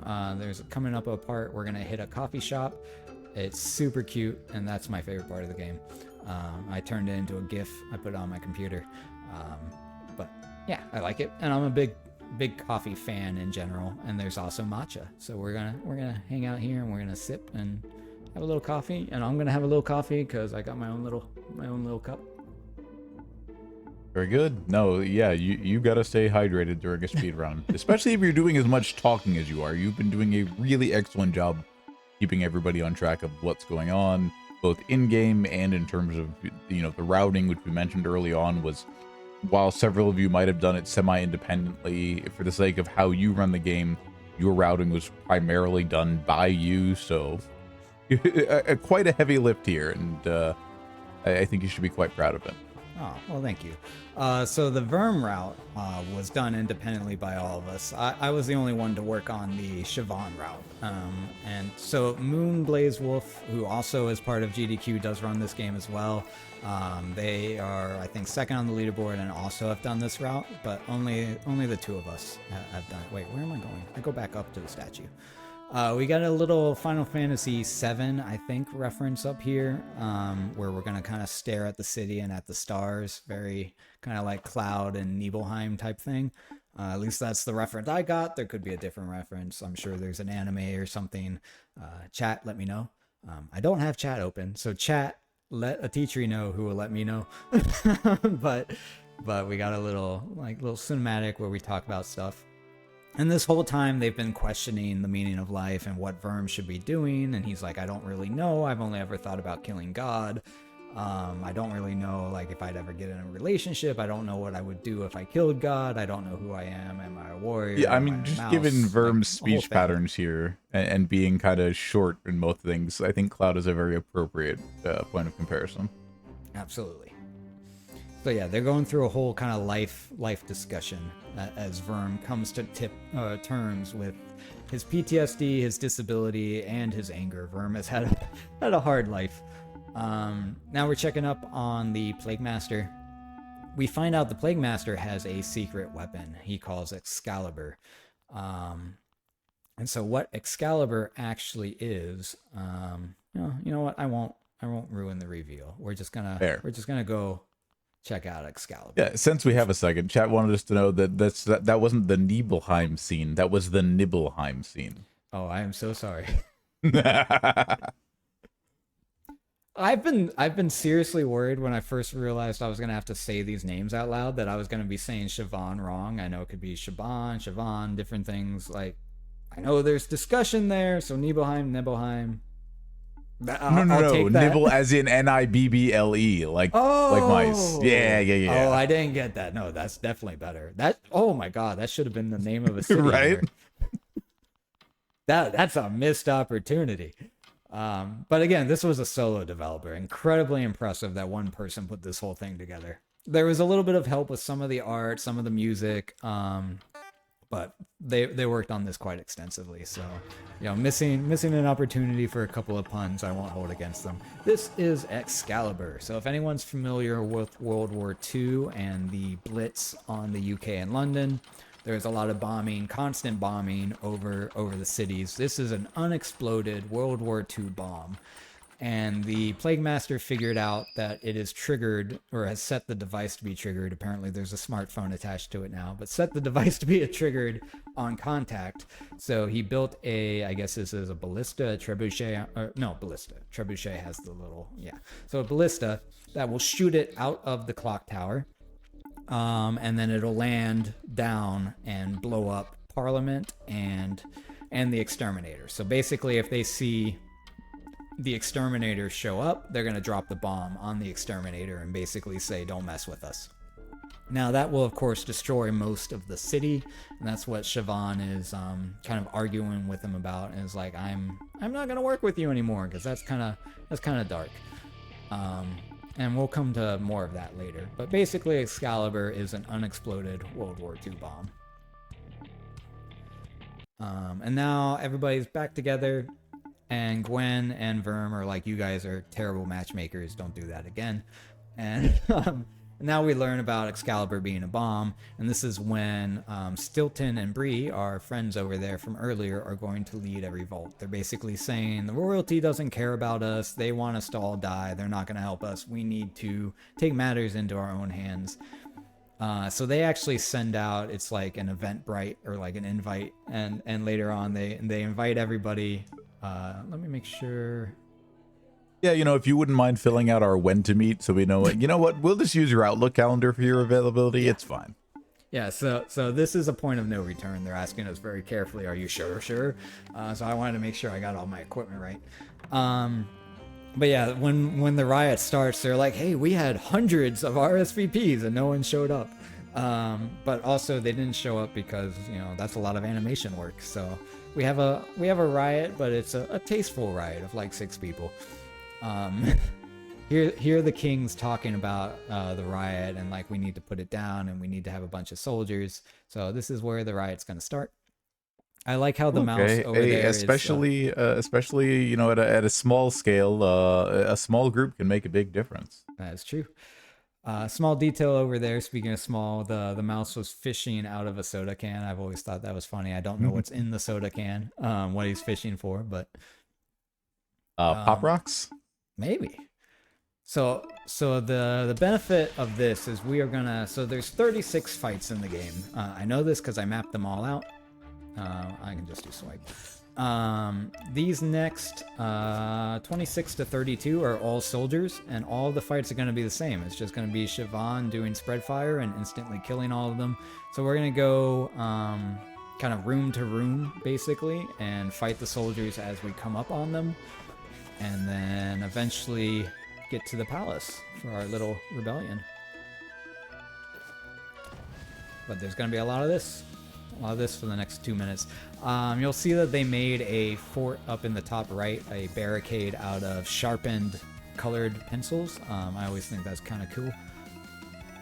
We'll get another look at it here in a second. Over there. They tied them all together. This is very like the classic anti-tank bikes. Right. This is very like Les Mis right here, True. in terms of like we're storming the Bastille, and you can see all of the other patrons are, you know, maybe they're the I don't know a good term for them, but all the people are like slightly different. They have tattoos, or they have you know, earrings, or they dyed their hair or whatever. All the people are a little bit different, are rising up against the oppressive regime that doesn't tolerate that. They want everyone to be a soldier, neatly in file and everything, and so all the people who are a little bit different are kind of rising up against this oppressive kingdom. And so the difference... It is, as story authors would say, it is symbolic. Yes. And so the point here is, even though this looks like a very upstanding, you know, government, like what you would expect, everything is neat and tight and the streets are clean, and they talk about how they have court systems and everything, even though they are a kingdom. The point is, like, even though this isn't overtly Nazi like the other city was, it can still be oppressive. Looks can be deceiving, that kind of thing. I haven't found a way to skip this fight. I try every time. I go the longest route possible, thinking maybe they won't see me. They still see me. But we're almost done here with mass murdering soldiers. And this is kind of the point where Leo has our knight from earlier has a crisis of faith, because he comes to the same realization during this riot that he's been serving, and then there's lots of soldiers. I think Siobhan could take all of them with how strong she is, but we decided we're going to go in a back door. Might run out of lighter fuel. That's true. We have not refueled the lighter. It's one of those magical unlimited lighters. So Leo will have a crisis of faith during this revolt, and you'll see what happens or comes out of that. But for now, we're going to break into the castle through a little side entrance. And of course, the rats, you know how to get into places. So they have a little secret entrance. We are coming up, you know, towards the end. I think we're probably at like an hour 20, something like that. We got about 20-ish minutes left. A few more fights. And they're not going to join us. They're going to hold everything down over here.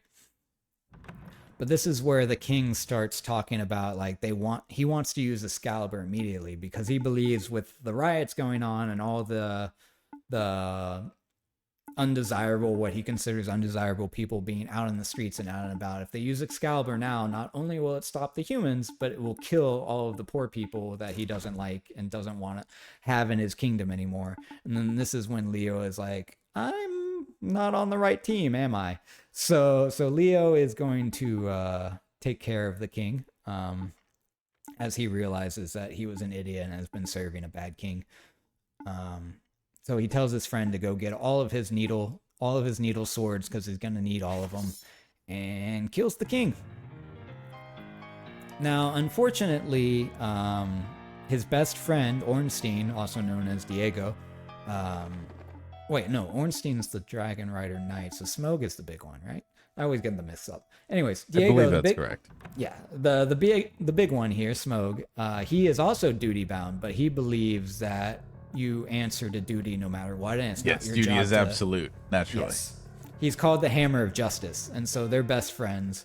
But he's like, I don't want to do this fight, but I have to. And so he says the Hammer of Justice is all the heavier, because he has to lift it against his friend. Friendship with Leo ended. Now justice is my best friend. Yes. So you can imagine.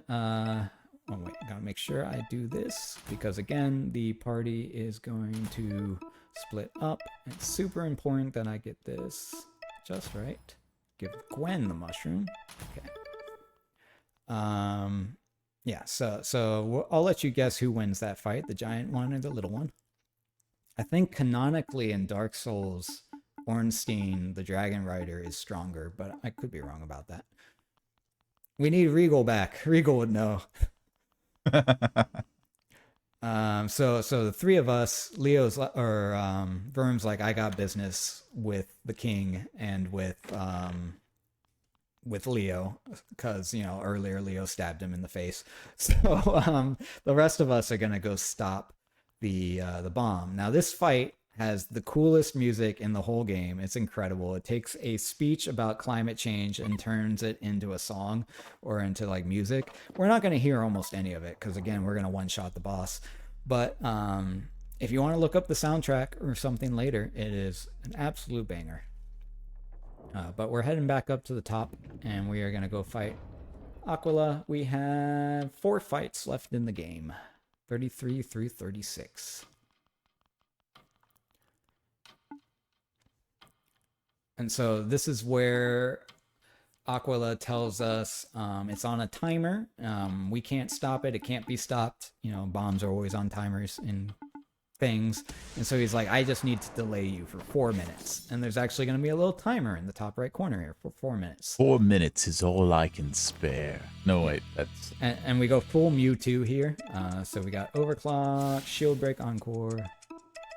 Wait for the music to kick in. We'll hear just a little bit of it. And then OC, Mushroom, Encore, Spread. OC. And he's gonna bring the little robots into this. Mushroom, Encore, and Spread.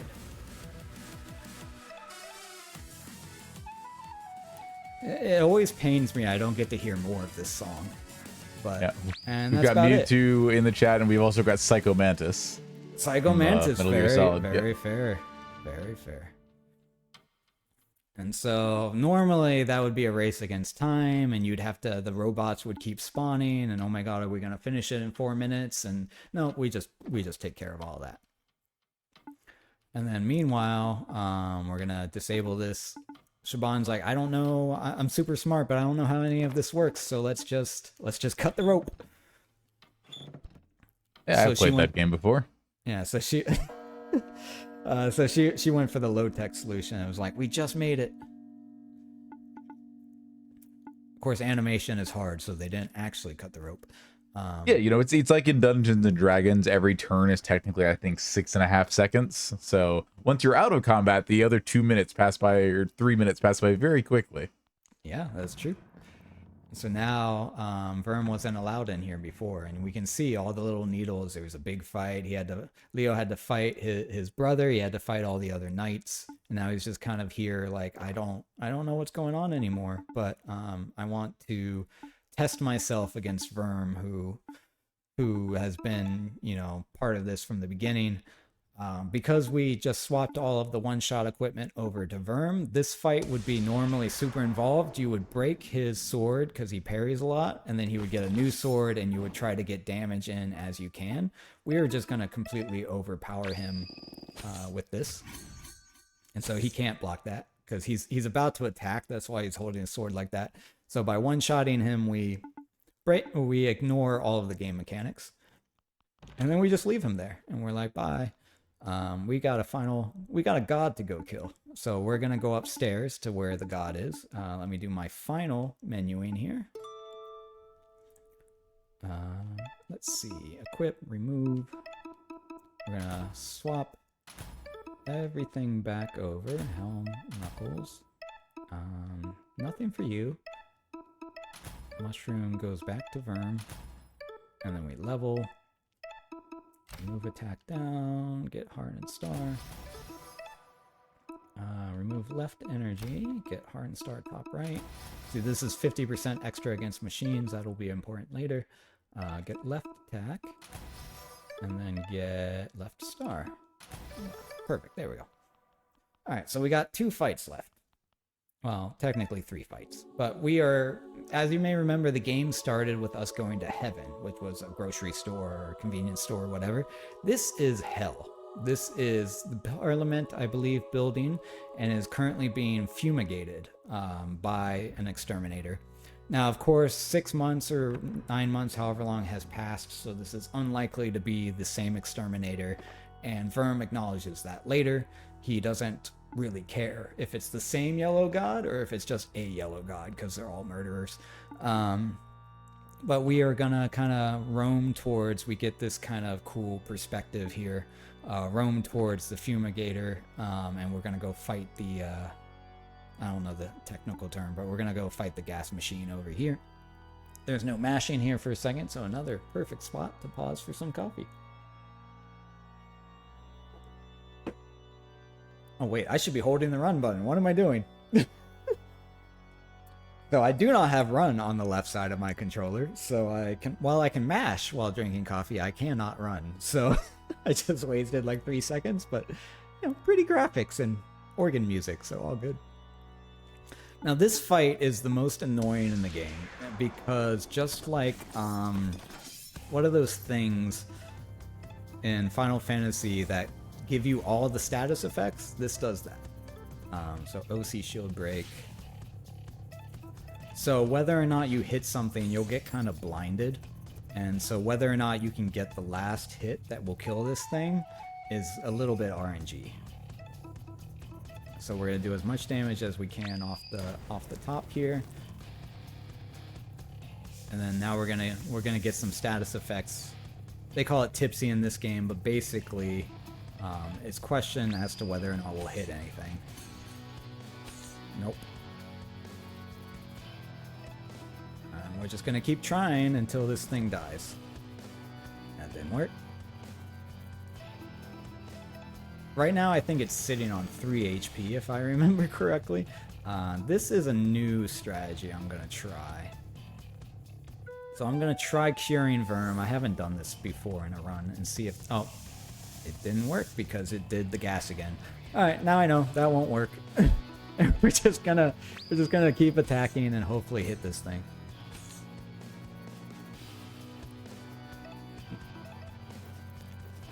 Oh, we got one. He's got 3 HP left. Come on.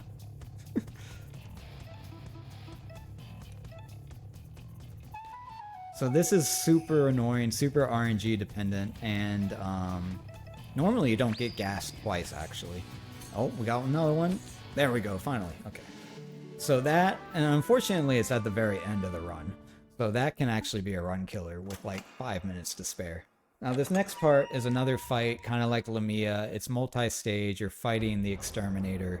Again, this is where the one-shot route became super important.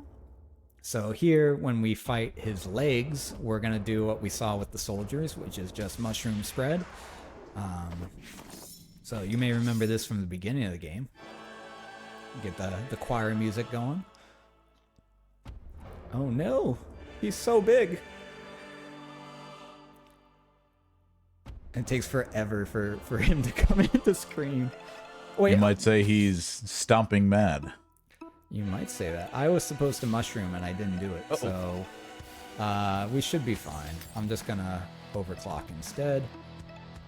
I don't know what happens if he steps on us. I haven't I haven't seen that in a while, so let's hope this works. Is that good enough? Yes, okay. Whew. Now we are going to the last fight of the game, which is the Exterminator's arms. We're getting higher up. Again, I have to make sure that I menu this correctly. So potion, OC, break, encore, OC, mushroom, OC, break, encore, spread. That's my cheat code. So potion, OC, double overclock.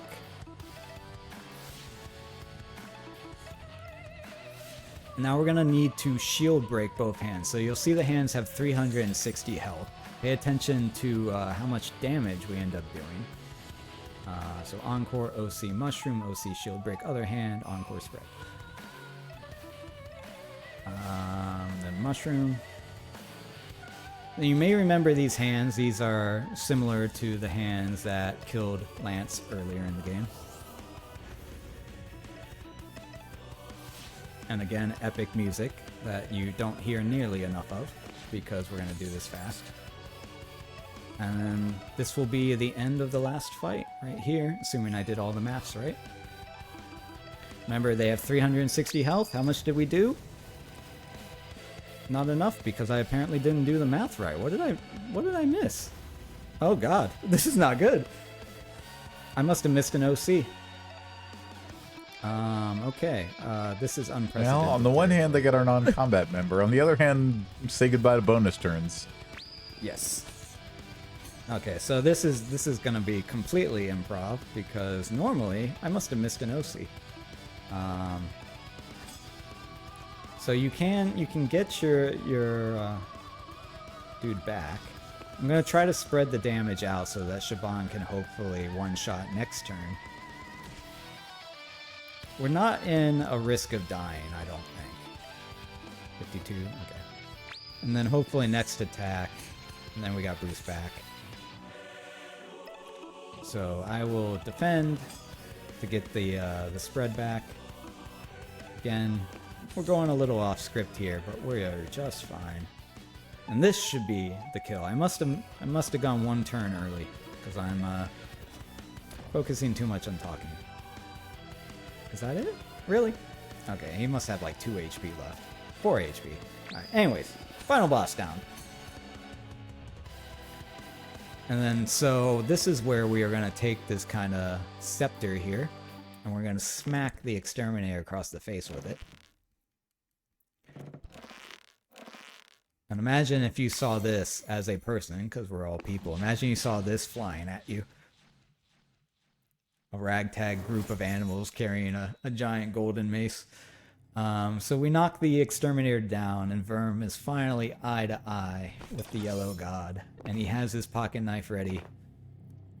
But something in him tells him not to do it. And he just tells him to run. And of course the yellow god runs. And you're hoping that, you know, the exterminator tells his friends or like whatever, don't mess with these animals, stuff like that. In real life, I imagine they would come back with like 5 exterminators and probably, you know, take care of the whole city. But basically, Verm lets him go. Now, this is, the bomb goes off anyways, by the way. We didn't, it just, I don't know. They don't really explain it. It just kind of just goes off. Maybe if we talk to some people at the end. So this is basically the end of the game. We have about another minute left. Time will stop when I lose control of Verm up here in the final cutscene. I will keep mashing after time is stopped so we get to the credit scene, because the credit scene has a kind of cool special thing going on. So in about a minute we'll be done. But as you may remember, in the city there were statues of Leo, the Blade Master, the Needle Knight that we beat. Now there's statues of Verm. And Verm hates it, because of course he does. And, but it's still there. And now you can run around, you can talk to the city, you can talk to all your friends, you know, very much endgame. There's Stilton, he's missing an eye. Bree's still doing vandalism on the artwork. And then here is, time is coming up in, time is in 3, 2, 1, time. I'll keep mashing. GG. I'll keep mashing so we get to the credit scene, but basically they're going to talk about the future of the kingdom, and Verm doesn't think there should be a king. He thinks there should be a democracy. We don't need rulers, whatever. And then he's also giving up his quest for vengeance. So he leaves his sword stuck in the throne. And he says he's tired. He's tired of the fighting. He's tired of living his life for something else. And he just kind of wants to figure out who he is and go on with his life. The developer has talked about maybe a sequel or prequel focused on Leo or different things. I don't know if they've actually done any of that. But if you've enjoyed this run and this game and it looks fun and you want to see all the cool text and things that we've been skipping, definitely check it out. I think it's $20 on Steam, goes on sale a lot. But again, the hard work of a single developer. So always support your indie devs. But that's it for this run. This is the credit scene I was talking about. We get a cool little song and special little cutscene. I can put the controller down now. Oh, fingers hurt after that much mashing. But I've been... I guess this is outro time. So I've been Cutie. I am the showrunner for Perilous Past. As I mentioned, we have a special 6-hour double episode tomorrow. So stop by 7 to 1 a.m. Eastern.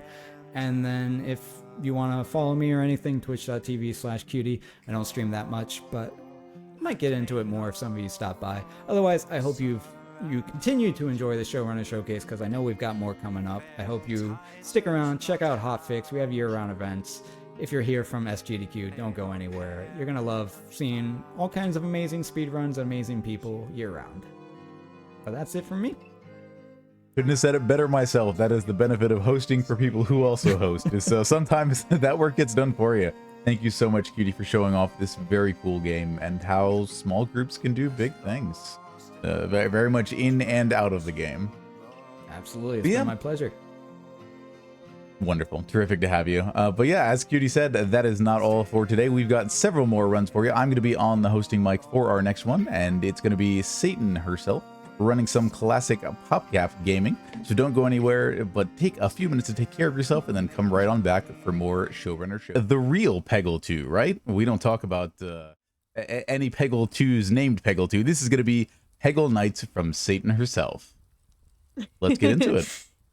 Yeah, you've got that right. This is Peggle Deluxe's sequel. If you've only played Peggle Deluxe, this is kind of the real sequel that they made before they made Peggle 2.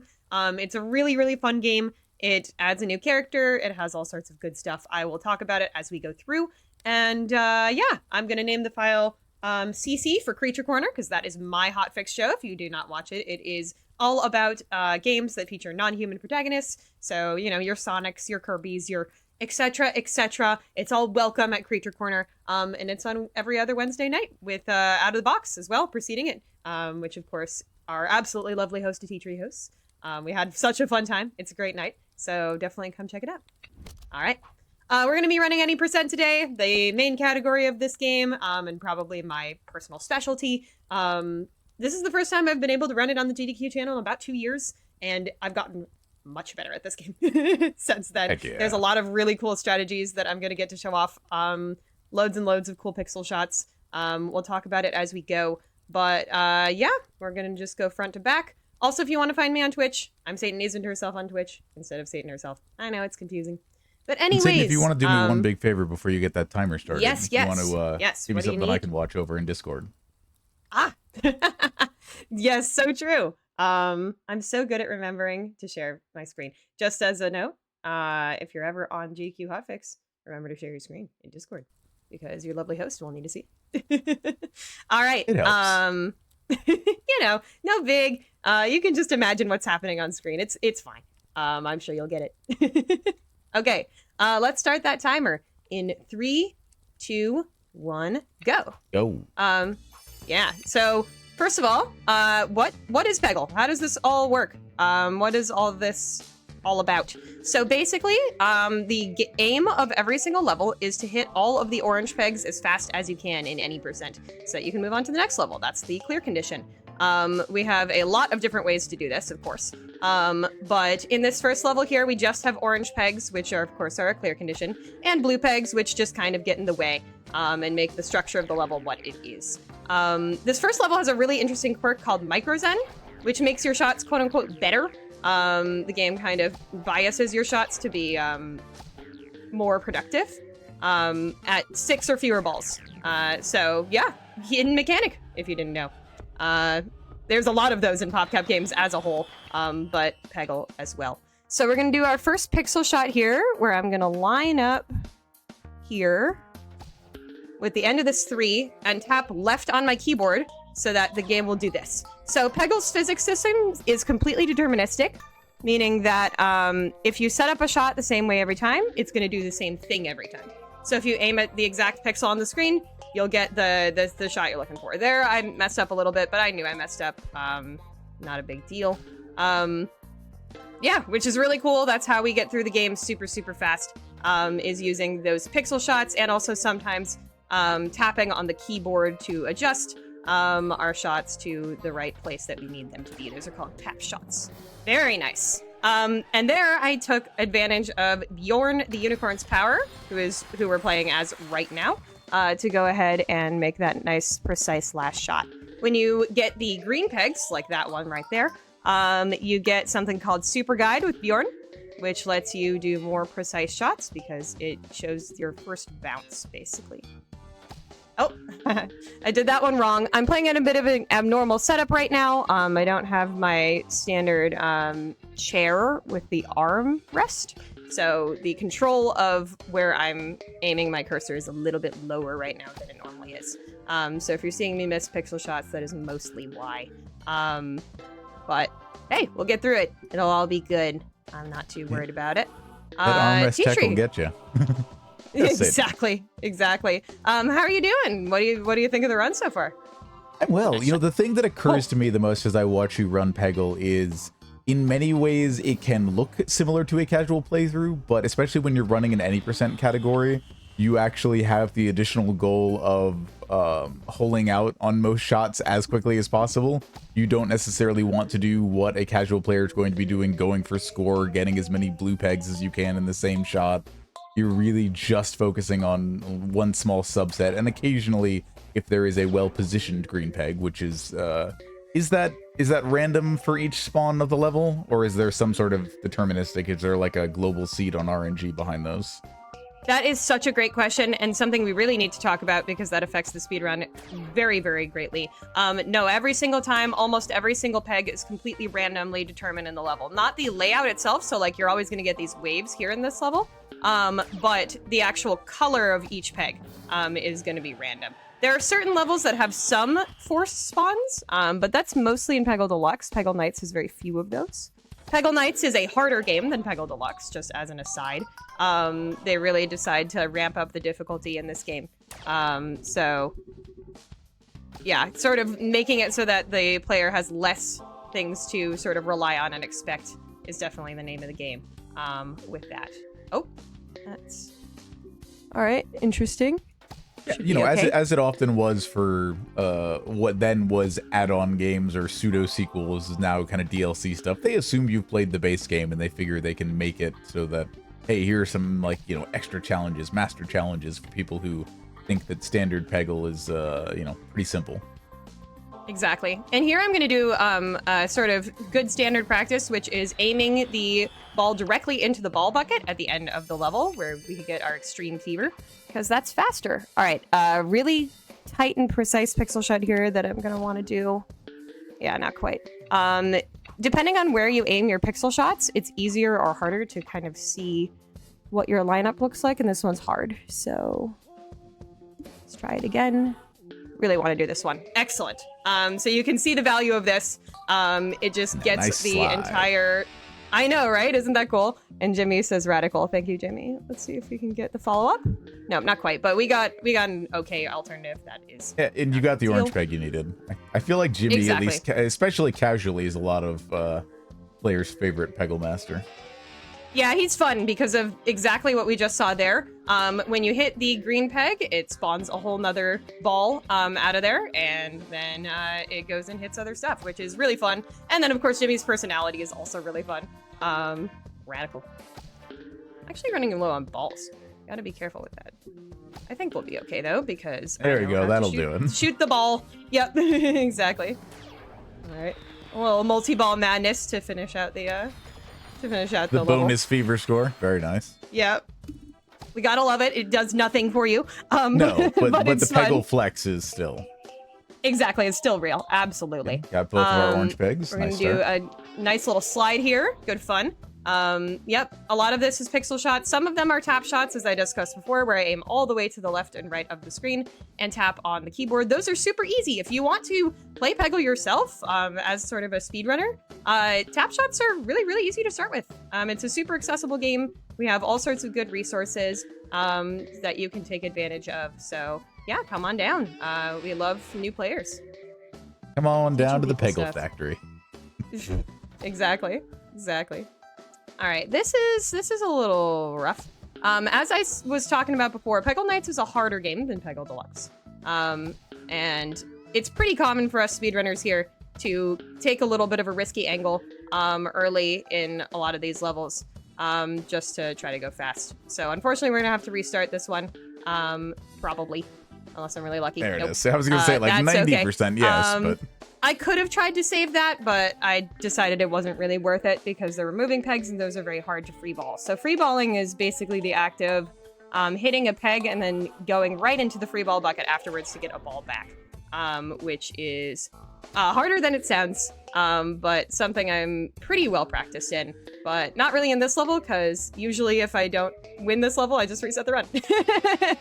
As many other speedrunners know, that's kind of the it's kind of the protocol. your first clear reset point, sure. Yeah, exactly. Here I'm gonna actually try to use Jimmy's power to our advantage. Right, got neither of some them get out the of it. slide for us, but that one, No, but No, we not quite got enough. a points free ball. That's another mechanic that we're going to be using a lot of in this game, which is trying to get enough points on a single shot. Yeah, that timing was going to be near impossible. And that's like exactly what you're describing to kind of break it down into what you mean when you say this game is more difficult. There are so many more circumstances where good places for, like, if an orange peg spawns in a shot that's obscured, you might get into a situation where you're obscured from your orange peg, from a wall shot, from you know, from a tap, from multiple angles, and so getting to it involves drilling down and either getting lucky and the cup saving you at the bottom, or having enough extra lives left over. Yes, exactly. Did y'all know that T-Tree does not run this game, by the way? They're just so, like, knowledgeable about games, and so good at understanding how games work that they can just explain it like that. That's pretty awesome. I just like talking about video games. You talk about video games very good. Well, thank you.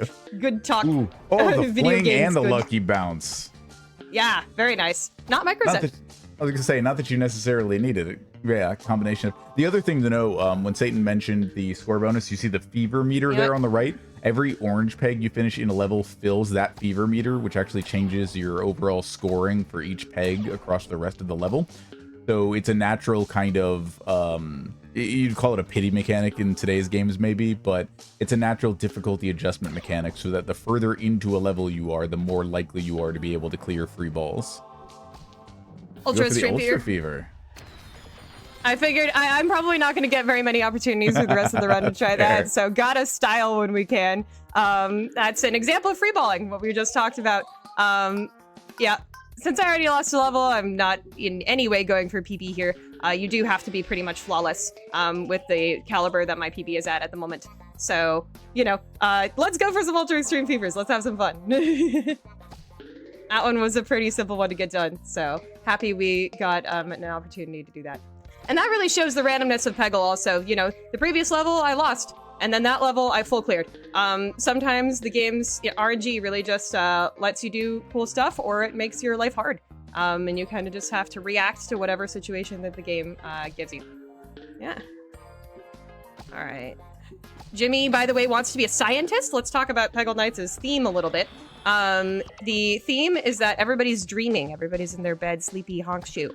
And they all have different dreams of grandeur, you know, doing things that aren't becoming a Peggle master like they already are. So Bjorn's was fighting crime. Jimmy's here is becoming a scientist, which I think is a pretty cool aspiration. As the medal says, it's a very noble goal that you might win a Nobel Prize for. The Nobel Prize. I love the Nobel Prize. This game is full of cute jokes, by the way. We're unfortunately skipping through a lot of the dialogue, but Peggle Nights is really, really funny. It's got so many cool things. Jimmy knows what a T-blocker is. That's canon to this game. So, you know, play this game. It's really, really cute. It's often on sale for like no dollars. So, yeah, definitely grab it. Also, cool shot, Jimmy. I actually really did enjoy that because this level's RNG, the way that the oranges spawned, made a lot of them not happen in our designated opener shots to get rid of all those slides and everything. So, all right, there we go. Okay. Continuing on to, unfortunately, probably our least favorite master in Renfield. I know I have a speedrunner friend who really loves Renfield, so I always think of them when this happens, but unfortunately Renfield's not great. We're not a huge fan of him. In Peggle Deluxe, he's a lot better. So if he's better in your memory, well, there's a good reason for that. Because in Peggle Deluxe, well, in both games, kind of what he does is when you hit a green peg, which we're just about to do here, so great example, he goes down from the top and does another sort of continuation of your shot for you after the ball flies off of the screen. And, oh, that's actually... I was going to say, I think that might be the best we've ever seen the Spooky Ball do. Yeah, exactly. No, that's top tier Spooky Ball right there. Usually it's not that useful in Peggle Nights, so thank you Renfield for showing up for us today. He heard you talking about him. Peggle, exactly, he was like, I'm proving you wrong. What are you talking about? I can do stuff too. The double slide. That is like r/odd, not even oddly satisfying. That's just satisfying material right there. Oh yeah, totally. We love that shot. And if I had timed that ball bucket better, it actually would have had a decent spooky ball. The reason I know that is because in Peggle Deluxe, the spooky ball positioning is also micro zen. So, you know, the shot that comes down off of the top is kind of better, quote unquote, than it otherwise would be randomly. In Peggle Nights, that is not the case. It does this the same way every time if you do the same thing every time. I guess shout out to people in chat calling out the paintings that Renfield is working on, the Great Wave off Kanagawa, the Scream here. Yes, there's so many good art references here. Great stuff. Fun fact, the backgrounds for this game and for Peggle Deluxe were all drawn by Rich Werner, who was on my Plants vs. Zombies run that I just did on Monday for SGDQ as a commentator. So if you'd like to see Plants vs. Zombies we speedran and us talk to him, definitely go watch that. But yeah, basically Renfield, since it's deterministic and it does it the same way as long as you have the ball fall off of the screen at the same way every time, you actually can predict exactly what will happen to certain spooky ball shots. So I did have a spooky ball shot I could have taken last level, but it didn't pan out because I forgot to time the ball bucket correctly. There's so many elements in this game. It's so complicated that you have to be thinking about all the time. And the speed at which it moves, keeping all those things in track, while also self-commentating, is no small feat. Yeah, I try. I think I'm playing pretty well today, actually, even with the abnormal setup. I've been enjoying this run so far, even with the loss. But you know, losses are very common in both Peggle in general and Peggle Nights. There's nothing to be ashamed of in losing a level. I promise. Okay, let's see what happens here. Do I want to just work out well? This? We get it in the corner for a bit. Okay, that's good enough. Nice. I'll take it. Yeah, I'll take it. Sometimes you just have to watch the spooky ball go, and if it ruins your setup, then you might want to restart. But this time, it's good enough that I'm not too worried about it. This level's really hard, by the way. This is one of the most likely levels to lose in the early game. Here for sure. The early game here is hard, by the way. Once again, Peggle Nights, harder than Peggle Deluxe, like a lot harder. Which is one reason I like it. I like a challenge. But yeah, we're just doing some clearing out here. Not too much more to say, so if you've got any messages you want us all to hear, this is a great time.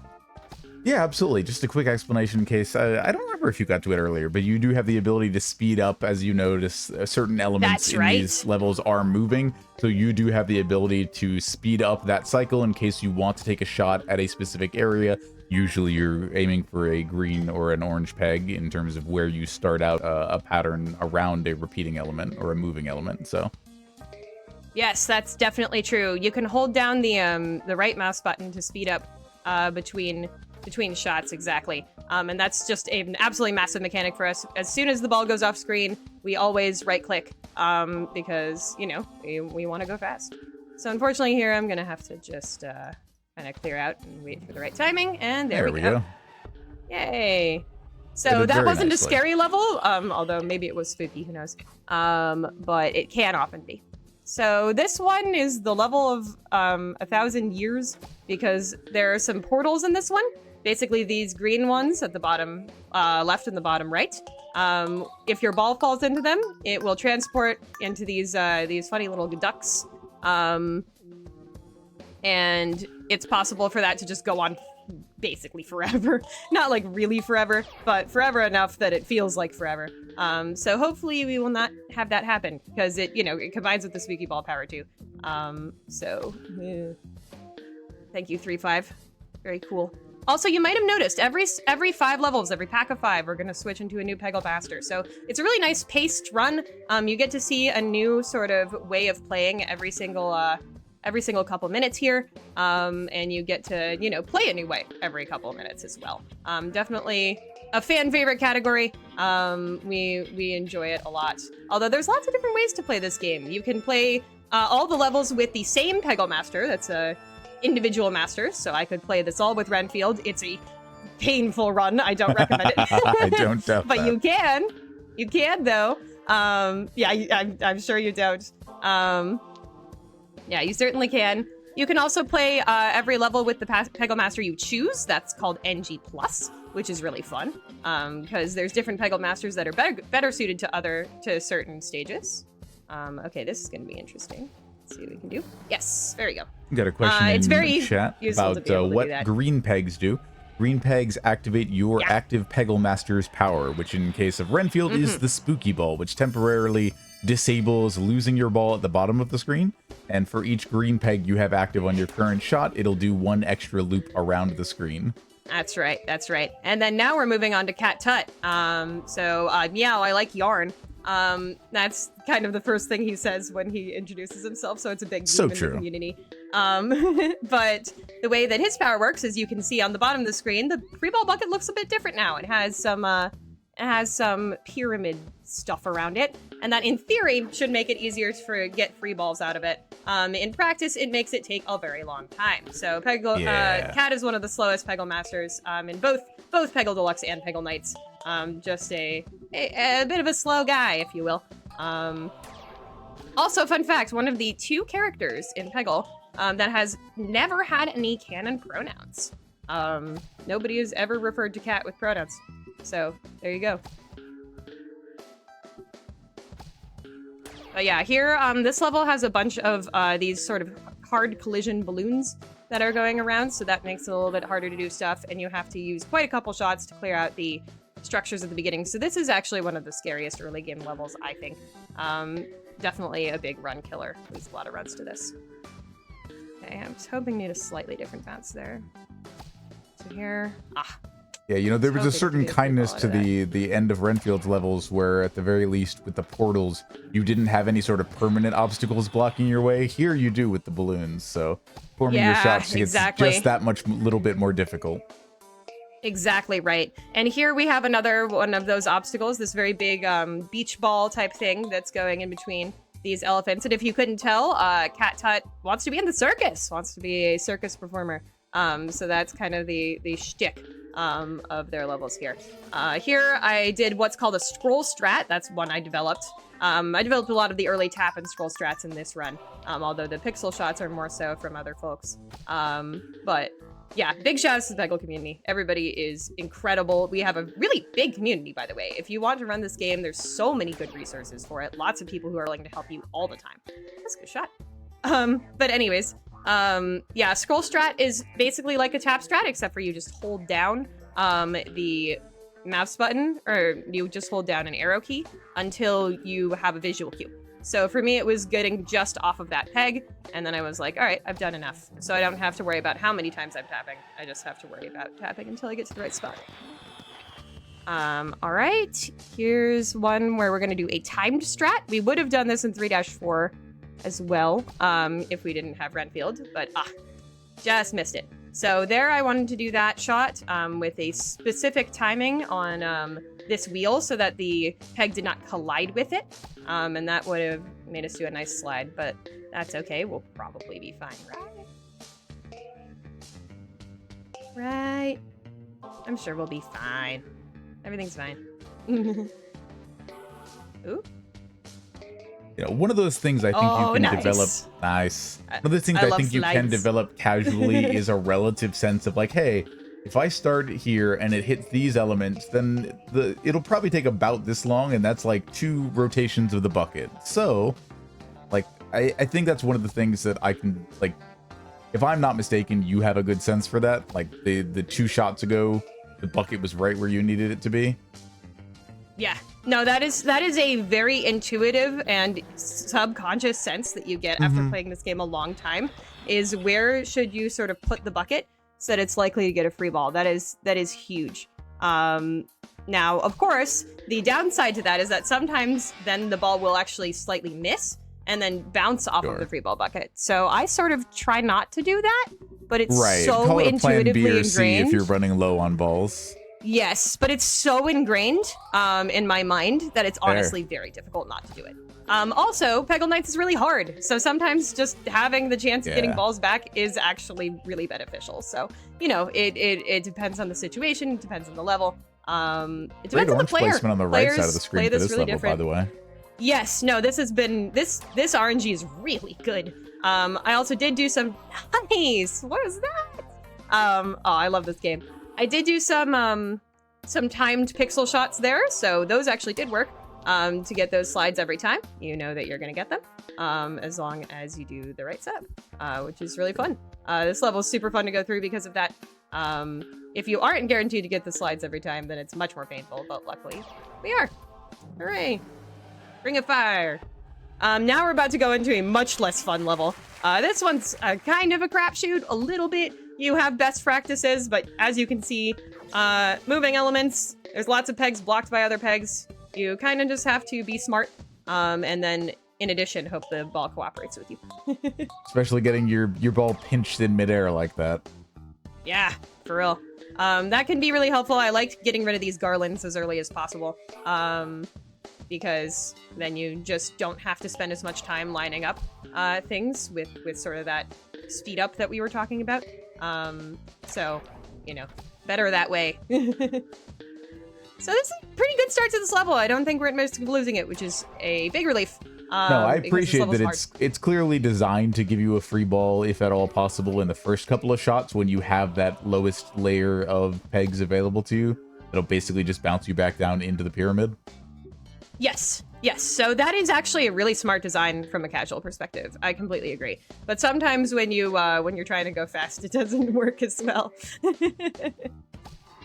But yeah, this game is awesome casually. Peggle Nights is just so much fun to play from a casual perspective, I think.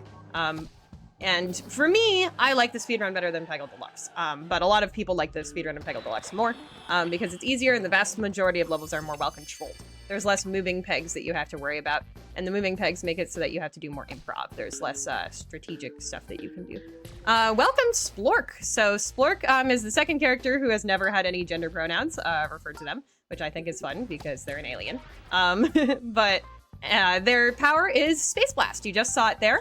When you hit the green peg, it gets all the pegs in the area, which is super satisfying, and it can be really, really good. Splork is one of the fastest masters in the game, actually, despite appearing fairly early. However, the one downside, of course, is that peg spawns are random, so you cannot plan necessarily for where the green pegs are going to be. Now you can... Whoa! Never seen that before. Anyway, I said the thing because it happened. It was true. But anyways, yeah, Splork is really good. You just you can't necessarily plan for where the greens are going to be, but you can't reset the level. Resetting the level actually does reset spawns. So if you really care about where the green pegs are, then you can do that. And in Splork's individual Masters run, 1, 2, 3, 4, you have to do that for lots of levels. There are lots of levels where it's really important to get greens in the middle of a bunch of chunks of pegs or whatever. We'll talk about that more when we get to Cinder, who is a master who kind of has a similar-ish mechanic to Splork here, but different in a pretty meaningful way as well. Well, we'll talk about it then. You'll just have to stick around. Oh no. I have to watch more Peggle. My goodness, you have to watch more Peggle in GDQ? The worst afternoon of your life. I'm absolutely certain.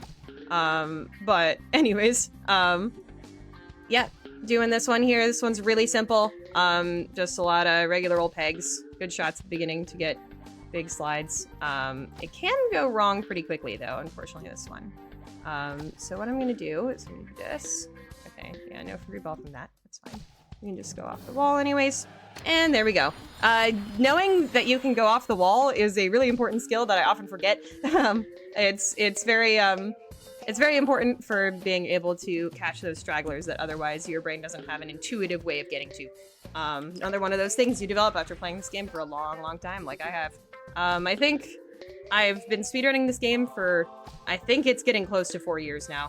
And pretty consistently as well. This is my main speed game, Peggle Nights, although I love Plants vs. Zombies as well a lot. I've been doing that game a lot lately. I've done plenty of Peggle Deluxe as well, and a bunch of other stuff too. Jazz Punk, which I'll be playing for another thing on this channel soon. And yeah, other games, World of Goo. I'm definitely a multi-speedrunner these days, and I enjoy just trying new things a lot of the time. But Peggle's my first love. I will always come back to it. It's a really fantastic speed game. Yeah, PopCap games, just like they were built to be, are basically infinitely replayable. Especially if you're speedrunning them. Oh, absolutely. They're such good speedruns because they are never the same any time. anytime you play them. And for me, that's what makes an entertaining speedrun. I really like speedruns that just feel different. That, every time that you play. Where you have to make decisions, you have to do improv. You have to read the board quickly and figure out what's going on. Plants vs. Zombies is the exact same way. Lots and lots of RNG that you have to just constantly be reading, which to me, that's a lot of fun. So these are the kinds of speed games that I like. That level is one of the easiest in the game. Just do your pixel shots, get your big slides, and go, you're done. This one has another really satisfying slide. That's another thing I love about Nights, especially as like a showcase speedrun game. A lot of really satisfying slides and tricks because they just have a lot of these big structures that we can take advantage of here, which is fun. Let's see if I can get this because I messed up a little bit. Nope, that's fine. I was supposed to line up a pixel shot before a peg got hit, and I didn't. Missed the slide because I accidentally scrolled a little bit too far. I was supposed to slide all the way up that 0 and also on that side as well. That's okay. You'll just have to watch more runs of this game, I guess. It's true. And other games like it. Chat was talking about other games of this ilk that they also enjoy, like Peggle, the kind of roguelike take on it, and some love out there for Nubby's Number Factory, as seen at I was just about to bring up Nubby's Number Factory. If you saw the silly block of SGDQ, if you didn't, what are you doing? Go watch it after this. Silly block is great, but Nubby's Number Factory, ran by some really fun people. I was gonna say, Satan herself and really Bystander Tim, absolute heroes of the silly block. Oh my gosh. Yes, we love Bystander Tim. Great friend, big fan. Awesome guy. Here, unfortunately, we did have to do a little bit of, okay. Oh boy. Interesting. Right. Okay. So this is gonna be fun. We can do this. It's just gonna, oh, nope, I accidentally clicked the mouse early. Well, that's okay. That level was scuffed anyway. Let's do it again. So I'll show you how to do this level for real. I was getting too busy talking about Peggle because I like it. So first you have to make sure that there are no greens in the middle because we want this exact pattern. Second, we're gonna aim, oh, I lost my aim here. Let's see if we do this correctly. Yes. You have to aim there in order to get this nice little right side shot. Gets rid of everything. Third, here we go. This is the slide I was talking about. And the double scoop. Isn't it cool? Yeah, I'm kind of glad we lost that level because I wanted to show that off anyways. So yeah, there we go. Now we just have the left side left, and nicely, there's a green peg there that I think will help us out. So let's try to get it. There we go. Yeah, it's a nice way to get 2 pegs in one. I could have freeballed my way out of that situation, the previous one, but just moved my hand a little bit. This is probably about as fast, honestly. Yeah. Freeballing takes a while. Yo, Claude. So that's very true. Favorite.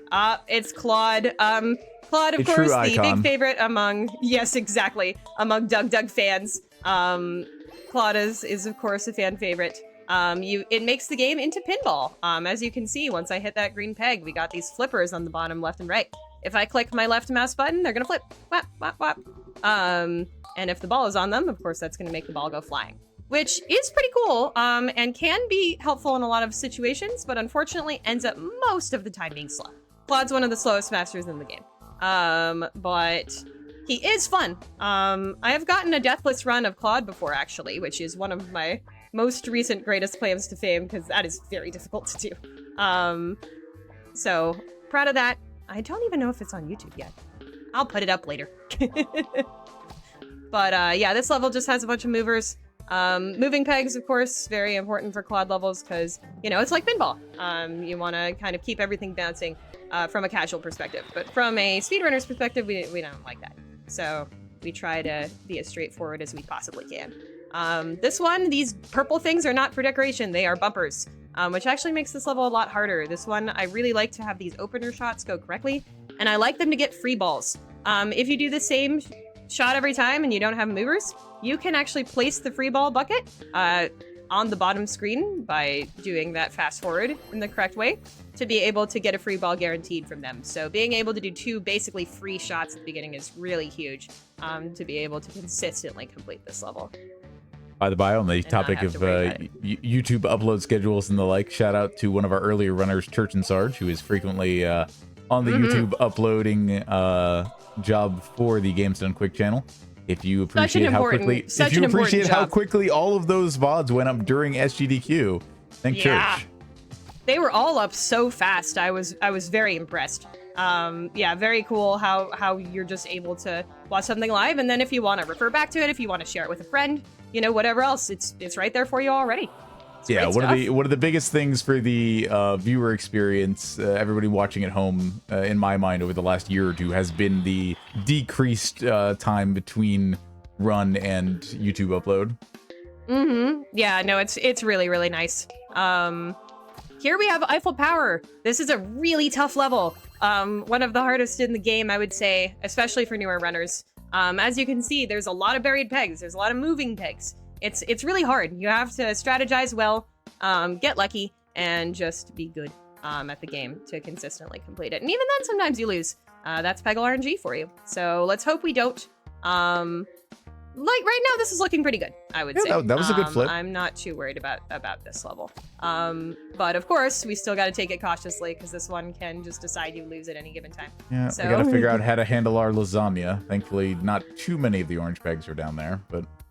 Yep. I was wondering what you meant by lasagna, but now I get it. So true. Ooh, I don't like that. Okay, now we're in a worse position than we were. Let's see what we can do. Okay, that helps. It's not great, but it helps. We're gonna take a bit of a risk. Risk paid off. So, what did I do there? Basically, the purple peg is worth a lot of points. And you can get free balls from getting lots of points in a single shot. Yeah, as we previously mentioned, gives you one. We previously mentioned the more orange pegs you've already cleared, the higher that score multiplier from the fever meter on the right is. So getting an orange and purple combo late in a level is a great way to get free balls. Yes, it's very, very important. There's actually specific math we can use. If you get a purple and 5 blues, or a purple and 2 oranges, when you have your multiplier at full, you're always going to get a free ball from that.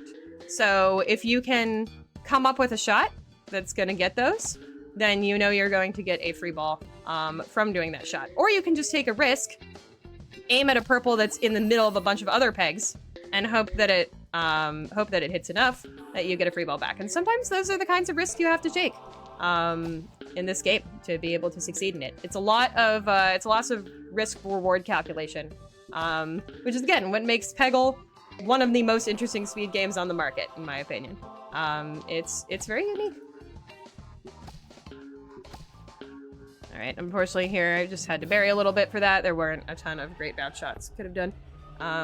But sometimes it's better to just clear out pegs and not think about it, because then you're going faster than if you were, you know, aiming a difficult, precise shot. As long as you have the actual free balls to do it. Alright, final level of Claude here. Claude's a kaiju. That's his dream. So he's become so big that he is going to traverse the ocean in search of more cities to destroy. Not just Paris, which is already decimated. I like Claude's storyline a lot. It's very cute. Also, Splork was a bowler, if you didn't catch that. Which I think is a very funny pastime for an alien to want to have. Yeah, here, unfortunately, the flippers are designed to kind of get you stuck in the corners and clear everything from there, which is good to clear stuff from the corners, but then it's slow. Okay.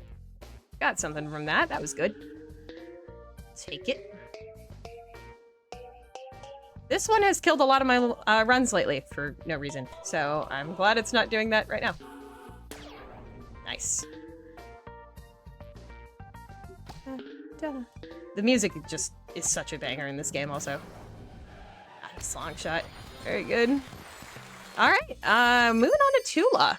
So Tula is the fastest character in Peggle Nights. Not for every single level, but on average over all levels, she is the fastest. Why is that? Well, as you could just see there, her power is flower power. 1, 2, 3.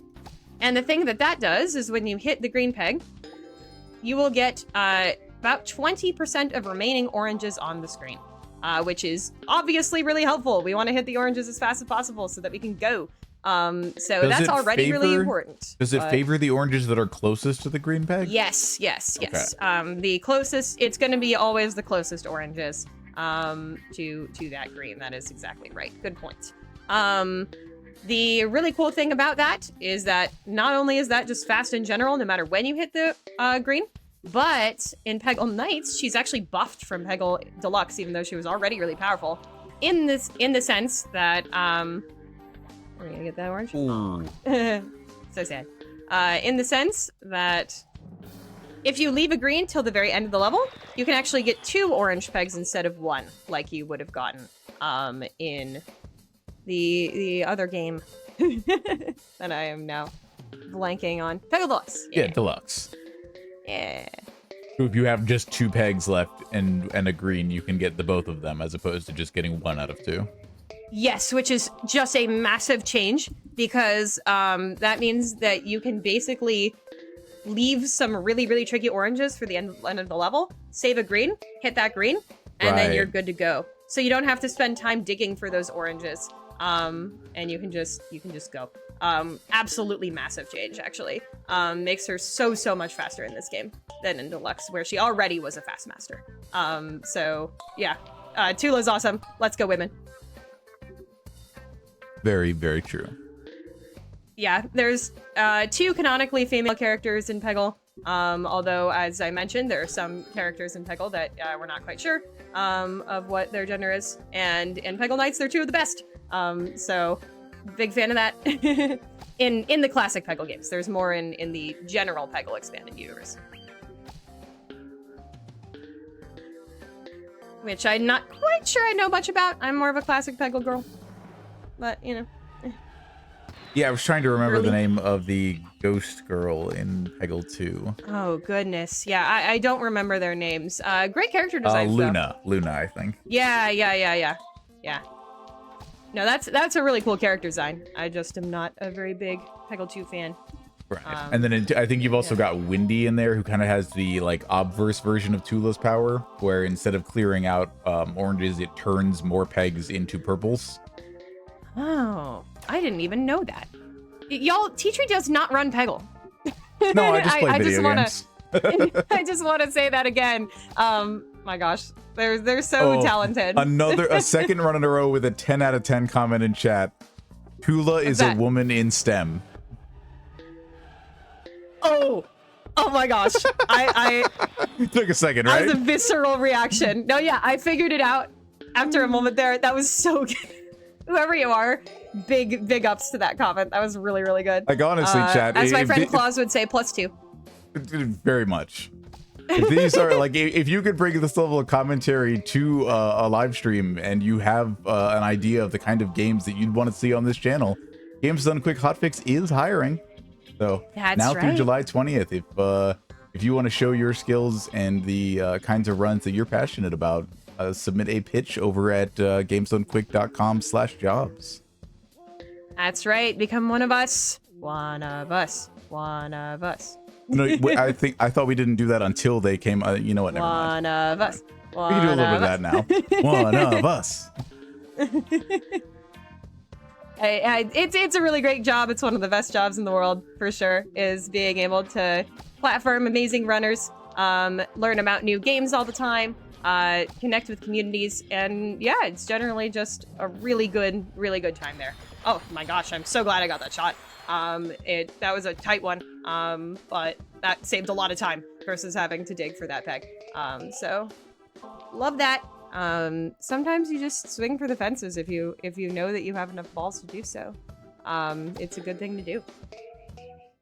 Here we're going to take a couple of openers here, including some tap and pixel shots. Sometimes you can hybridize them to make, full strats.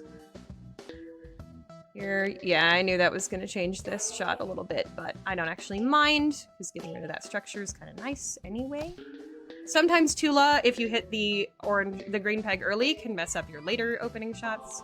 Oh well, yeah. She's so good, I don't care. She can be forgiven. Can we forgive Tula, chat? Oh yeah, yeah. No, you can. Women can shoot the ball in a different direction as a treat. Absolutely. Exactly. Women can have this. Speaking of women, and speaking of flames, oh my gosh, I didn't even know how good this segue was going to be. Flame Fatales is coming up. That is our Women in Femmes Marathon. It's coming up from, I forget which dates now. I'm on Games Committee. I should know these things. Hold on, I'll get them for you. You got it. Yep. T-Tree's our host. They've got this.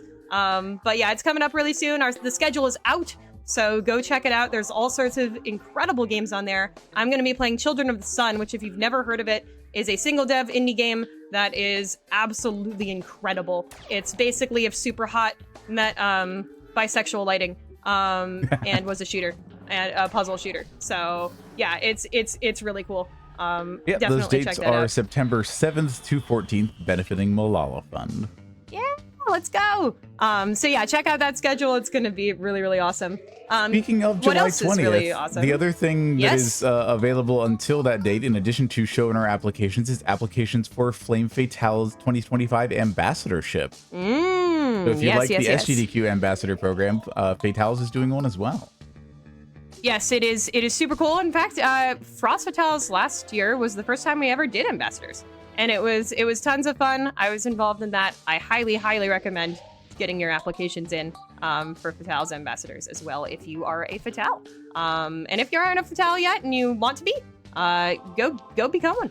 It's an awesome community. If you are a woman, femme, in any way identify in that sphere, they want to have you. I can say that with the utmost confidence. You can, and I can say it with even more, because I'm a Fatale and I want you. I want you to join. Straight from the Rattel's mouth. Exactly. We have rats. They're called Rattels. It's fun. It's just a fun time. What else is a fun time is using Cinderbottom. So this is our newest master. Nice. It's so good. I love Peggle. Cinderbottom's power, Fireball, is basically exactly what it looks and sounds like. You get the green, and then your next shot is going to become a big ol' fireball. That's a tap shot, by the way, that I developed that we still use, even like 3 years after I found it. This level just doesn't have many better strats to it. But anyways, it goes through all the pegs that you aim it at, and then the ball bucket gets covered up one time. Oh, that was way too early. That's okay. Let's try for a better shot here. Okay, we got something. I'll take it. So that you can bounce off of it, and be able to get more pegs. In Peggle Deluxe, there's actually a strat called Corner Fireballs that does technically exist in Peggle Nights, but it's actually not very useful for Cinder's specific levels. But you can aim all the way in the corner, do the right timing with the ball bucket, and then get a big diagonal bounce that clears a bunch of the screen, which is really cool.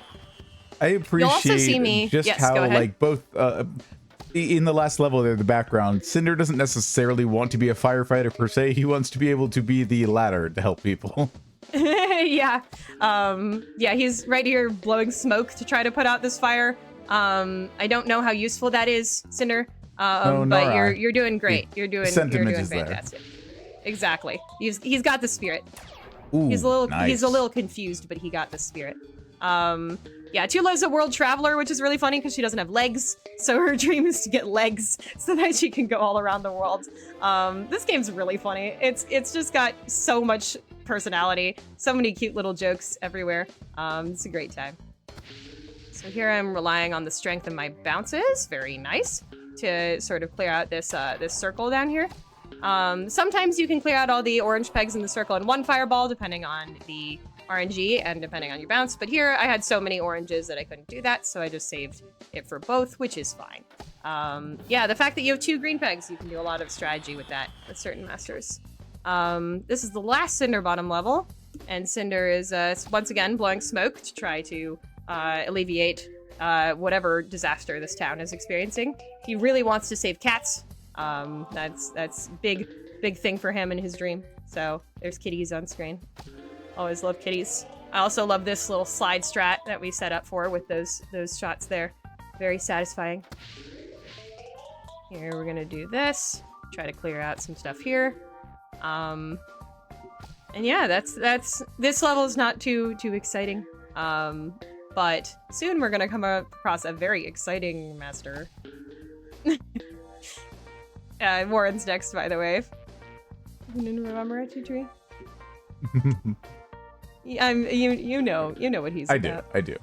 Sorry, I was distracted by chat mentioning that this is not the first time a dragon has dreamed to be a firefighter. There is an Italian cartoon series from the 1960s and 70s about a little dragon who wants to be a firefighter called Grisu. Aww, Grisu. that's so cute. I love that. Big fan. I will go check out that later. But for now, we have a magician, a rabbit magician, Warren Rabbit. Another icon in the larger Peggle community, especially the Dug community. Yeah, Magic Hat is a huge thing for them, which we love. We love the Dug community, by the way. We're all absolutely huge fans in the speedrunning scene of Dug and his community. They've really helped Peggle speedrunning grow even bigger than we could have possibly imagined. And we're still very, grateful for his contributions, even lots of years after he started speedrunning this game on a whim. In a similar way to the likes of Alpha Rad and Greyfruit, and I think a few other creators getting shoutouts during SGDQ for their respective games. Yeah, for sure. Now, I feel Warren's like almost... power... Oh, go ahead. No, you go right ahead. No, you. Hey. I was just gonna get at, I feel like one of the things that speedrunners just want the most outside of playing the game for themselves and improving their route is to see other people join the game. So getting a creator get lots of eyes on a game is an amazing thing to have happen to your game. Oh, absolutely. No, we were absolutely thrilled. A lot of the current top speedrunners in this game came to it because of Dug. A couple of us were here before. Myself, Panaha, couple others. But for the most part, he really helped grow the community. And yeah, a lot of the people we have today wouldn't be here without him. Poetry Stud, Helios WX, quite a couple of other of my great friends and runners, Richa, and fellow runners. So yeah, great stuff. All right, Warren Rabbit. So what's his deal? Basically, when you hit the green peg, he gives you a lucky spin, which is basically gambling. Yay, let's go gambling. That's his special power. There are 3 outcomes you can get from the wheel, which is actually a little different from Peggle Deluxe. He was changed from his version of Peggle Deluxe.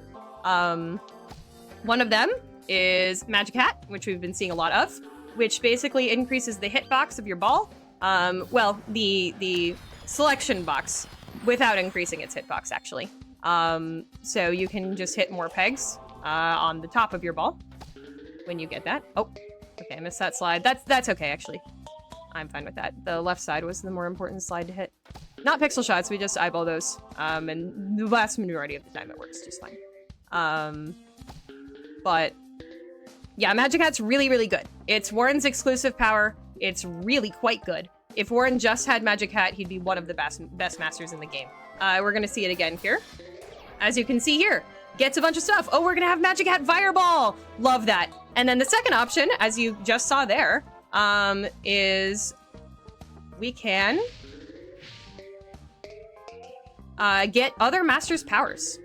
Any other master we've already seen, we can get their power. So we can get Fireball here, we can get Flower Power, we can get all sorts of other ones. And then finally, the last one is Triple Score, which is the troll option for us speedrunners, especially in any percent, because yeah, we don't care most of the time. Sometimes it can get us high triple score. Oh, there it is. Thank you for existing. You're so cool. Sometimes you can get a free ball from triple score, which can be valuable, but that's the best thing it can do. Probably not on the first shot in the level. Oh, well, we got one there. It does sometimes happen because you hit a lot of pegs. And the score calculation works like this. You add up all the score from each peg that you get during the level, and then you multiply that by the amount of pegs you hit. So even though the multiplier isn't high, if you hit lots and lots of pegs early in the level, you can still Got get it. So it's a final score multiplier, not, it doesn't work in the same way as Fever Meter that changes the individual value. It just triples at the end. Exactly. So that's kind of the math we're working with. So yeah, first shots can actually be pretty good for triple score, because there's just so many pegs on the screen that you can hit. That's a pretty clean level. Take it. Not too bad. This is Warren's final level, so we'll see what the RNG gives us here. Hopefully something good, but probably not. Yep, yay, triple score. Woo!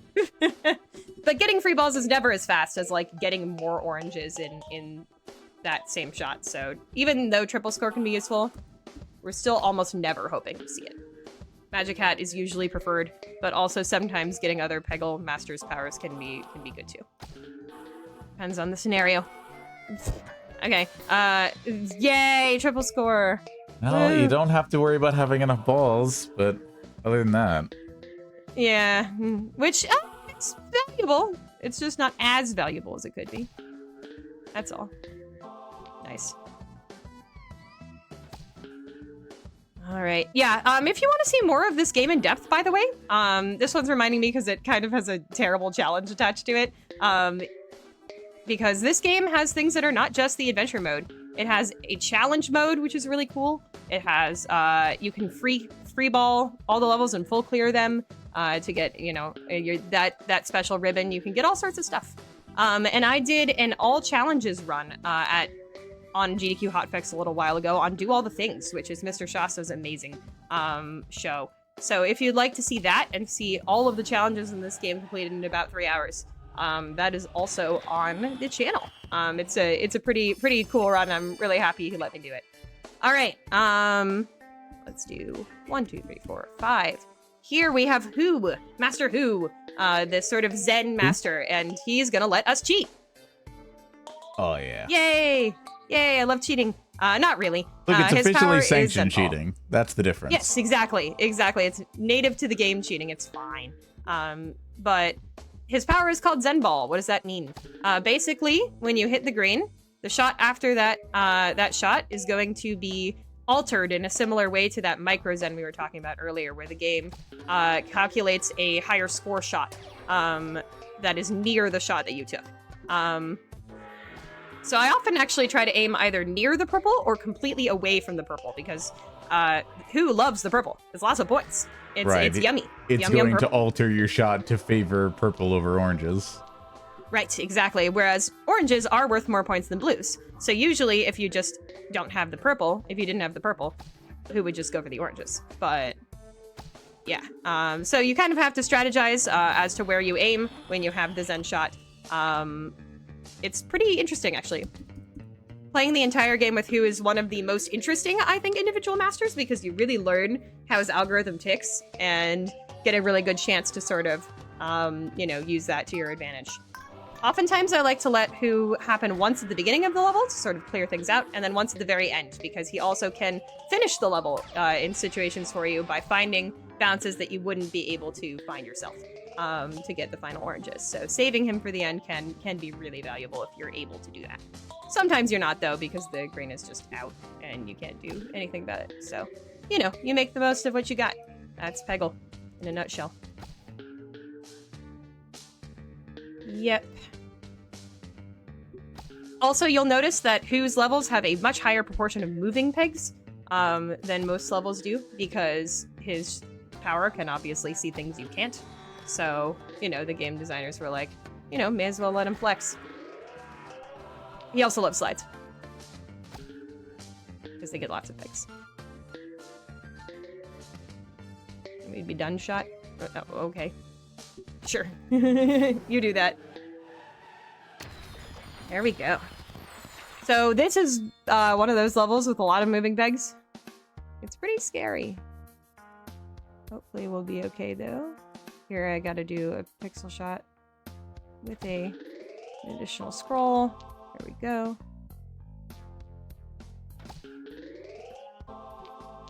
I didn't really super need to do that because there weren't a bunch of oranges, but I did do it for a reason. Because if there showed where there was a purple there and I did a Who shot on that slide, Who would absolutely go for that slide, even though it doesn't have any oranges on it.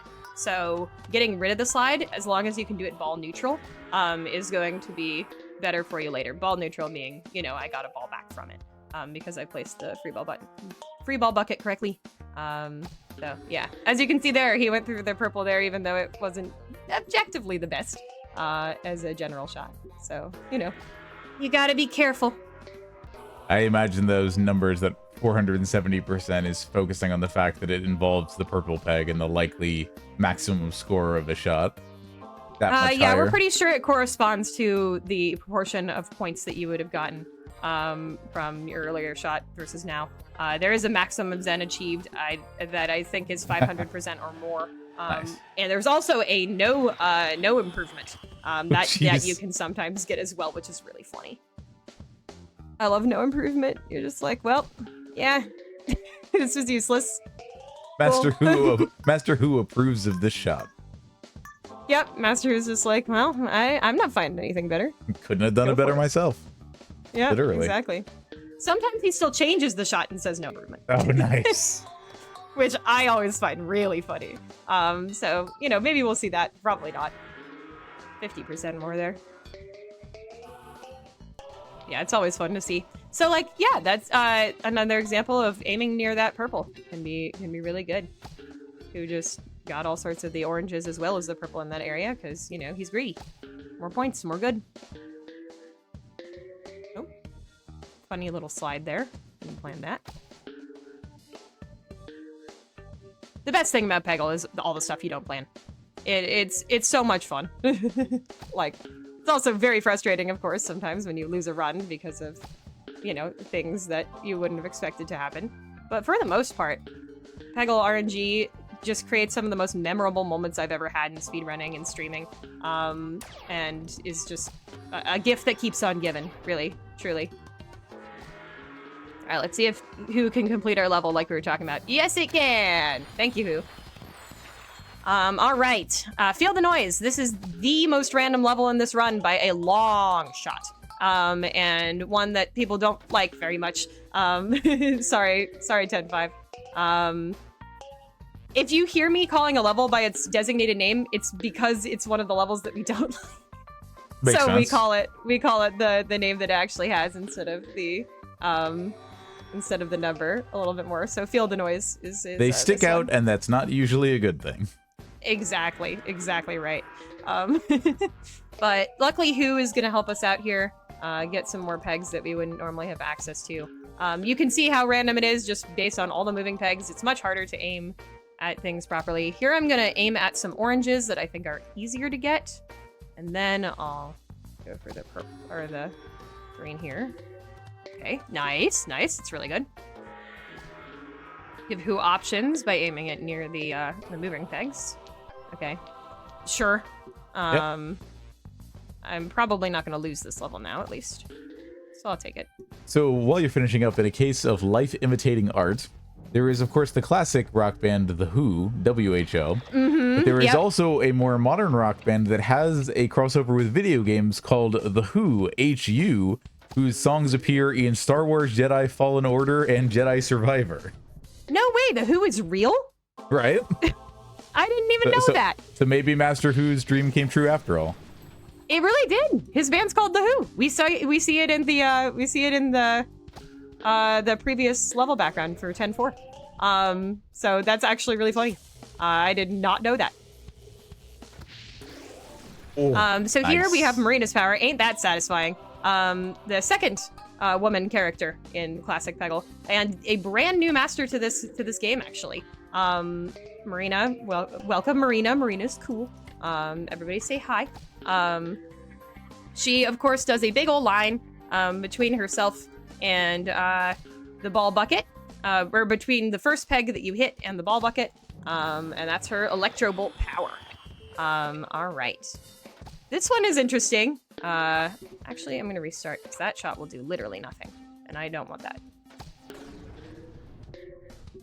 Sometimes that's what you do. You do an opener, you realize it will do literally nothing, and then you restart. Happens.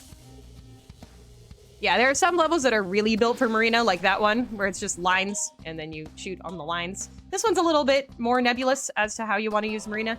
I usually just use her as a cross-section on the little Ouroboros here, and that usually works pretty well. But yeah, it's kind of a matter of personal judgment. We're gonna get a mini water break here. Sometimes the ball can get inside of this Ouroboros, and it can actually do that when it's fully intact as well. which is funny because that means that you just have it go in the Ouroboros for like a good solid 20 seconds, which is usually slow and we don't want it to happen. But there are certain categories where you're like full clearing every level or try and get a lot of points, where that is actually the desired and intended strat. So, you know, it happens. It's different every time. We're going to see a strat next level that does involve us very purposely getting our ball stuck in a moving pattern, which is a lot of fun. So let's try it out. So this one is both a pixel shot and a timing shot. So I gotta make sure I'm doing it right. Not quite. Okay, let's do it again. This one's important, so I want to make sure I get it.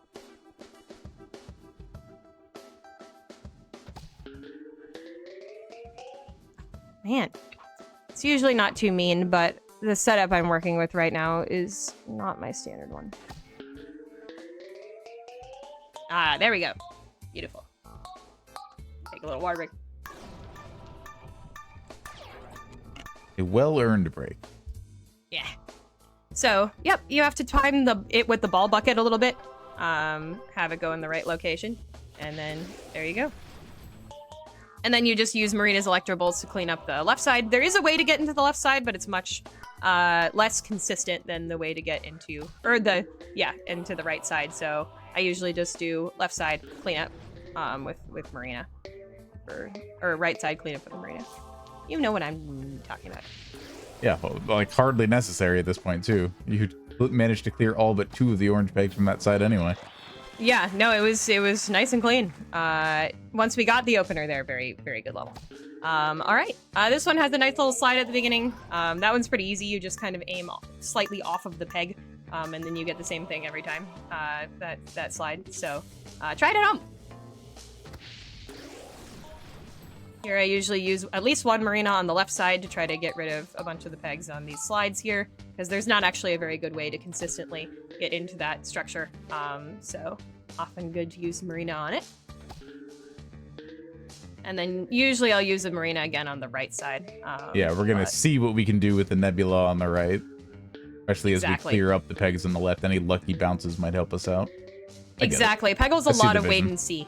Yeah, it's a lot of waiting and seeing. And just, you know, making decisions based on what's already happened in the level. It's very common. Here we're gonna just take advantage of the shot, get some stuff, and then we'll be done with this one pretty quick. Not bad. Pretty clean 11-4 there. Not too bad, not too bad. Definitely. And then Marina's dream is to become a Peggle Master at the Peggle Institute. Aw, so cute. Aww. I know, isn't that sweet?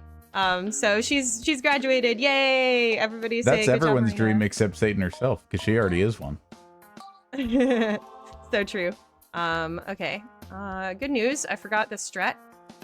So I'm gonna go look on my document real quick. I have a document next to me Nice. that has all of the strats in it. So don't be afraid to do that. No, absolutely. You get into speedrunning, you talk to enough people, you'll hear every strategy out there, from having a node stock open to having like your phone handy next to you, to especially in longer games where you might be doing like 100% category where you're collecting all the items, where people will literally name their splits in the speedrunning live split application with what they need to do between now and the next split. Yes, that happens all the time. Do not be afraid to use your resources to your best advantage. It is never anything to be ashamed of. That's something I'm huge on in terms of messaging in the community is, you know, please use what you have. Do not ever be ashamed. That goes every kind of way. You know, there are communities where, you know, if it's a game that may require mashing or a lot of irregular inputs over a longer run, they may collectively agree that turbo as an input method on a controller or on a keyboard is totally fine. And like, do not deprive yourself of turbo just because you don't need it, you know, for a run. If you end up running a game for years, your fingers will thank you. Yes, absolutely. Be nice to yourself. It's important to be nice to yourself. very, very big thing. All right, these are the master levels, final 5 levels of the game. We're gonna go a little overestimate, but that's okay. A lot of funky little things happen during this run, and you know what? If you go back and watch my Flame Fatales 2023 run, this is gonna be about 10 minutes faster than that. So I'm not too sad about it at all, really. It's a pretty good run. All things considered, just for no resetting and with an abnormal setup. But anyways, enough yapping about that. The master levels, they are the final test of your skill. Really hard levels, but the cool thing about them is, well, first, here's a cool thing about Cyclone. It can take 10 million years. But the second cool thing about them, aside from that, is that you can choose any Peggle Master you want to complete them with. Any one you want. Yeah, this is the game walking you into the idea of what Satan was discussing earlier, the NG+, the other kinds of challenges where you can try to do a single master across the whole game. Exactly. All the other speedrun categories that we have, which I talked about most of them, but I didn't talk about the one that I made, which is Random Master Only.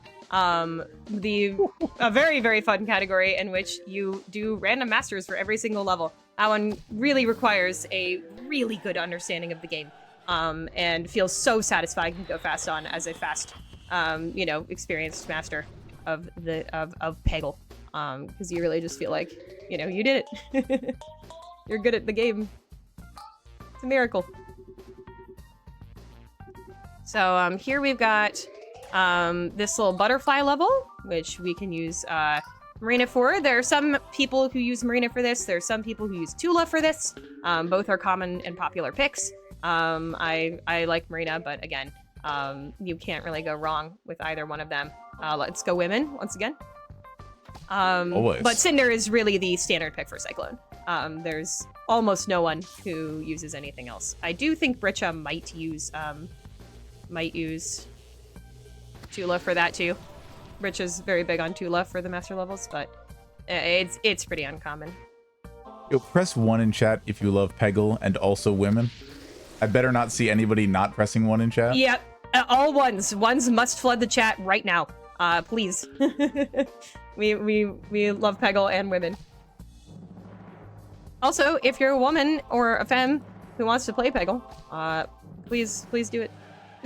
We want more women and femmes in the community. I really would love to see more people playing this game fast.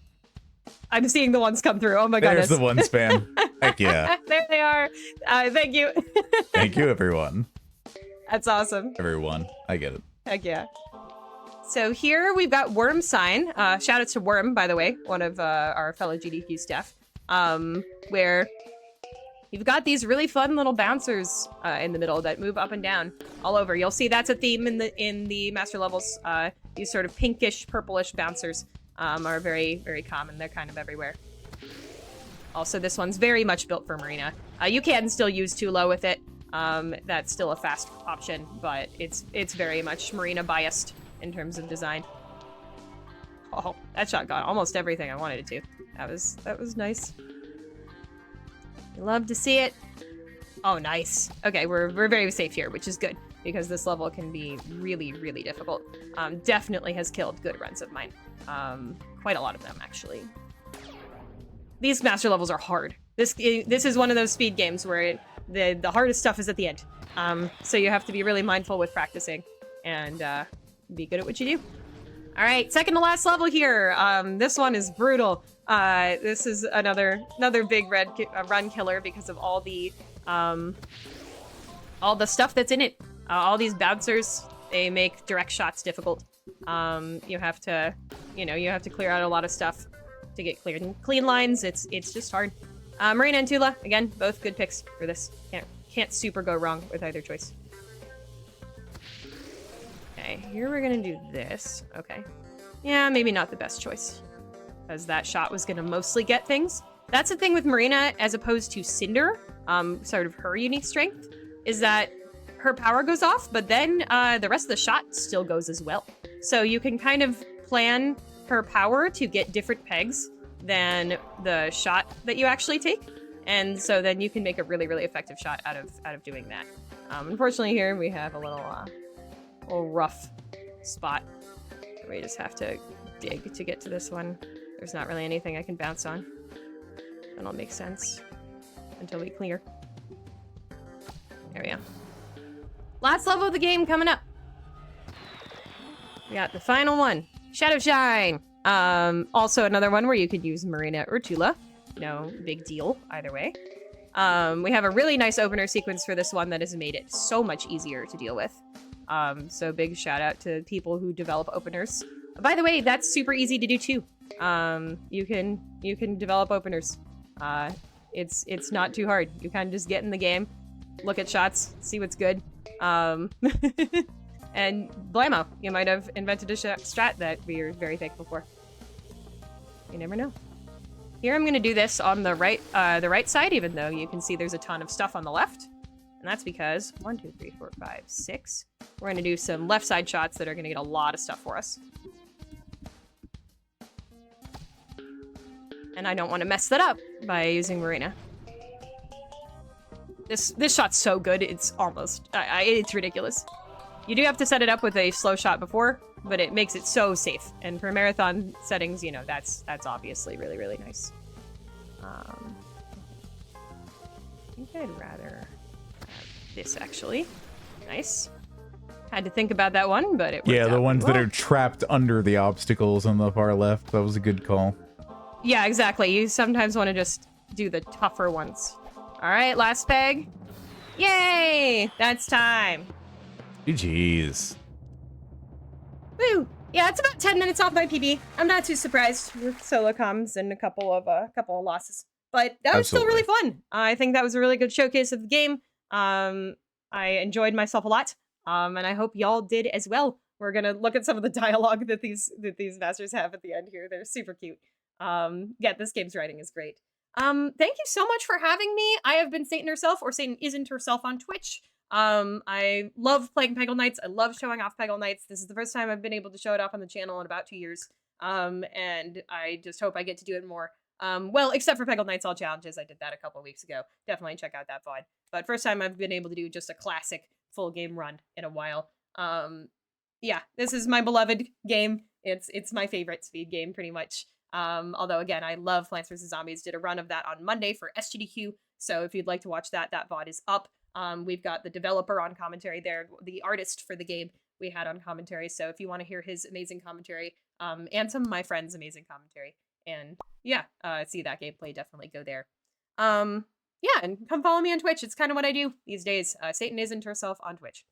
And watch Creature Corner. That is my GDQ Hotfix show, where we feature non-human protagonists on games. And it is on Wednesday nights every other week. And the other show on our night is Out of the Box by T-Tree, who you just heard do some really wonderful hosting and commentary for me during this run. And we're not going anywhere. It's going to be us back in just a couple of minutes because T-Tree is going to be playing Double Dragon Gaiden.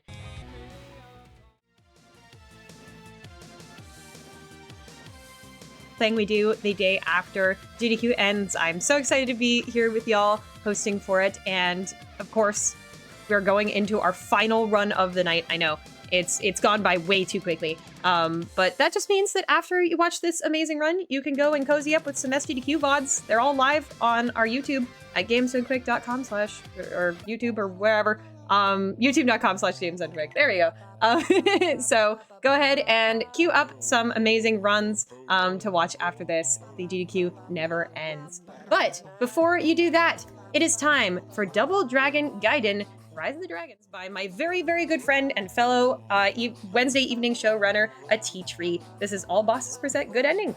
Have some fun. Thank you, Satan. Yeah, that's certainly the plan. This is Double Dragon Gaiden. It is a brawler and a roguelike, kind of the two avenues that I found myself in as a runner. You are enjoying a acapella remix made by Secret Base and their friends. The kind of the theme of today is small groups of devs making very cool games, and it's no exception. This is a spiritual sequel to the Double Dragon movie, of all things. I don't expect anyone out there to have seen that. You're probably better off not having done so, but this is a very cool little roguelike beat 'em up. So without too much ado, let's go ahead and get into our story mode here. We'll delete our existing file and we'll get on into it. Time will start when I gain control of a character at the beginning of the first level. We're going to keep it on the medium difficulty. You do actually have adjustable difficulties in terms of you can make things easier or harder. It makes your revives more or less expensive. So this is a surprisingly accessible game to get started on, even when you're just learning the game and getting used to things, because the harder you make it, the easier it makes for you to come back, and continues are permitted in speedruns. We've got our 4 gangs here, and we're going to pick our 2 characters, both of whom are going to be new to this game more or less. I'm going to be using the kind of 2 tank or brawler characters, move slow, tend to focus grapples, and do big damage. Over the course of this game, there's also been lots of DLC featuring characters that you may recognize if you're fans of the Double Dragon series. Sunny Lee, the 3rd Lee brother, a lot of bosses from Double Dragons 2 and 3, and this fellow here, whose name isn't known, but that's okay. He still does a lot of good work.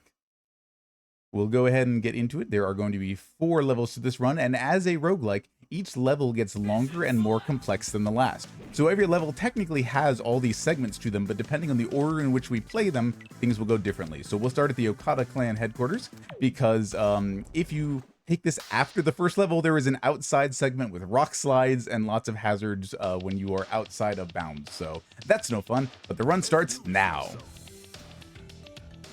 So as you might expect, a lot of this game is based on grouping up enemies, as is classic for beat 'em ups. If you defeated all enemies on a screen, you can move on. As you've noticed, Uncle Martin here, his kicks are rather slow. He has a big wind down after he finishes a combo, longer than most characters. But what we're going to be doing here, because of how big his special attacks are, especially that grab slam there, is we're going to be letting enemies come to us as often as we are able. We're going to be occasionally stutter stepping, because that changes your attack string and can sometimes... I was going for, you can get enemies with that grab attack even if they are in midair. It's just very specific timing. So when I saw the opportunity, I went to seize it, but frequently what we'll be doing is kind of trying to keep ranged enemies from attacking. The flying neckbreaker there. The special you get uses that bar above your head, which recharges when you attack enemies and recharges faster when you take damage. There may be a few cases, usually during boss fights, where we take damage on purpose to get our special back faster. If your special meter is active, that is not gray, you can also use it, and I'll show you here, to switch out to your other character. So it's a very dynamic game, even compared to most brawlers.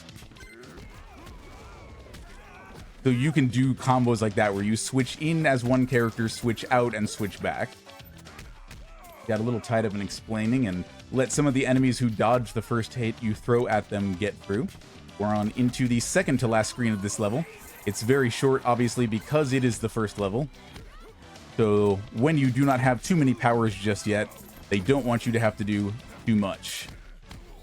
We're going to group up our enemies, did a little short hop, and the fact that we did that actually meant we only got the last hit in our combo, which wasn't ideal, but we're on into the boss, and we want to line up right where the cutscene is going to place us anyway to save some time. This is Lady Okada. Every other time she gets knocked down, she's going to try to jump back and hit another attack. If she knocks you down, she will immediately go into her super. We're going to keep her from doing that by timing out her attacks. Because she only has 2 health, tried to sneak in a little diving kick, but that's okay. We are just about finished with the first level, and now it'll be time to do the roguelike portion of the run, which is to say that when you finish a level, the money that you have gained turns into a resource you can spend for power-ups. None of these power-ups are particularly useful, but we'll take a run attack for Martin and energy fireballs for our second character. You are able to skip the extent to which there are cutscenes and also our level selects here, so we'll go right on into a Killer's Fortress for level 2. This is Machine Gun Willie, a familiar boss to many players of the Double Dragon franchise.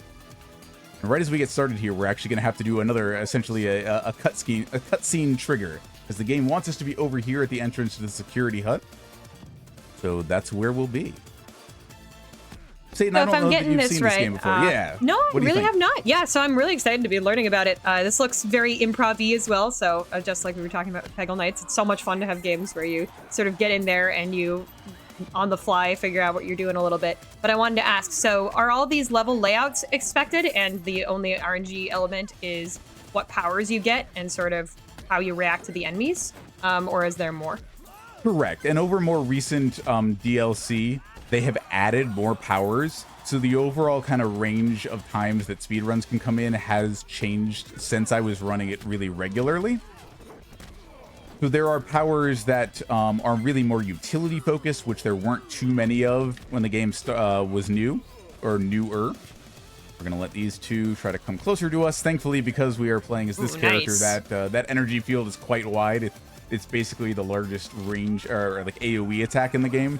Mateen's is great because if you are good at grouping up enemies, you will do high damage to an AoE. That 40 right now, that's a number we hope to get up to probably 60 by the end of the game. There are several ways to do that. But yeah, so the level, like kind of the legs, the portions of the level are deterministic. It's just you'll get more of those legs the later on that you pick the level into your run.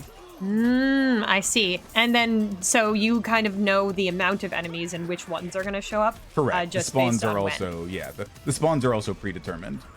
Gotcha. That's really interesting. So you sort of have to figure out the most optimal path based on what you get. I like the mix of known elements and unknown elements. It's really exactly. Cool speedrunning. Much like you were describing with Peggle, there's kind of a certain level of, oh yeah, we know it'll work like this, but if anything changes, you have to be ready to adjust. Like me not being on the stairs for this drop of 3 enemies who kind of have that slashing attack as they run towards you. When you don't have full health, any special item you pick up, which are gained by defeating 3 or more enemies, getting those special KOs. At 3 KOs, it's a hot dog, which is 15 health.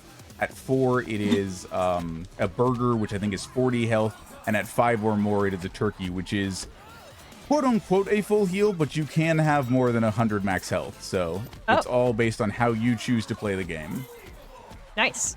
That's cool. I always love games where food is healing.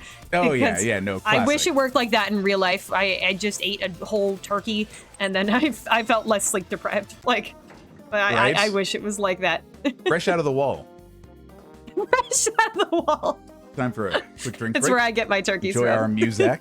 But yeah, the other thing is, if you are full up on health when you collect one of those pickups, you get it as money instead. All right, this is some good fortune. That's cool. Oh, sorry, this is another Like RNG element, which is to say that every time there is a mini boss, it can either be a kind of a set of these slightly enhanced version of normal enemies, or it can be another playable character, and that's not how you unlock them, but it's one of the first ways you'll see them in many cases, is have them show up. And so the more playable characters they've actually added more choices to these boss fights in a lot of cases. So the game has, on the whole, gotten slightly more difficult over time, but it's really offset by the extra power-ups they give you that can speed things up a lot. It's really interesting to see dynamic speed games, not only dynamic in their own element, but also because they're updating over time. That is super interesting. Yeah, the live game environment of modern games has profound impacts, even if you're not playing a live service game or something like that. Exactly. Things are changing all the time. So now you can see while I'm doing... Indeed. I'm sorry we had to do that. But yeah, you can see now when Mateen here is doing his regular attacks. Hold on, we're going to make sure that that enemy that does the slash gets bounced up. Ideally, I can keep both of them here. Ah, no, they went ahead and bounced away. I was hoping to have it. You know, honestly, while I do more damage now with several of my attacks, if I had taken the other option for Mateen, which is called SP Conserver, that makes the special attacks take less of my blue special bar, I might have had that ready to keep them all up there and not had to come back down. So some of those you just can't tell the results of until you get into a level and figure out what situation you need your powers for.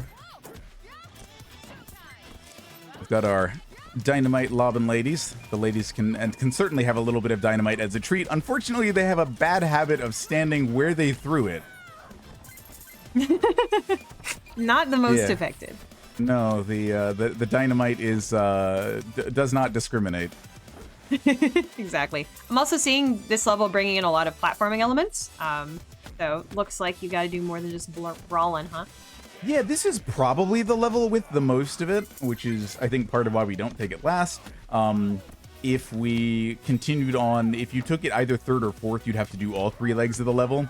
And it involves going up onto elevators, a lot of places where if you take a bad hit, you can fly off the edge. Naturally, you can't do anything while the games are respawning you, so that's a more significant time loss than most. Elevator down. We let the slasher get just a little bit too far away from us. That's okay, we'll clean up, which means the elevator's going to come back. We'll have time to grab our hot dog in the meanwhile. Always good to get the hot dog, as we always say. We do have good power-ups here with our enhanced power bomb that should make this elevator pretty easy. We'll just have to make sure that we keep our special meter up as much as we can, because, yeah, especially with bonus, we're actually just going to use the ender of our power, or like our standard attacks here for some of these waves, because we do have bonus power on those. So wanted to try to avoid potentially getting hit by those. That and this next wave after these are the only ones that include the slasher enemies, and this one is just a free wave. Those are moving towards the end of level 2. You do also see these weapons on the ground. Unfortunately, the kind of heavy class characters cannot use those. So if you were playing as the Lee brothers, you'd be able to pick up your pipes, your irons, your hammers, your bats. And those would all be part of your gameplay loop. Are there different categories for different characters? There are, to an extent. There is a category called Original Characters Only, which is the most fresh file, out-of-the-box friendly, such as it were, where you are just playing with the characters who come with the game. I am technically not playing that category because the unknown character is not available to you at the start. You do have to use the tokens. If you were looking at when we started, there is a token system. Every $1,000 you earn and finish a run with is 1 token.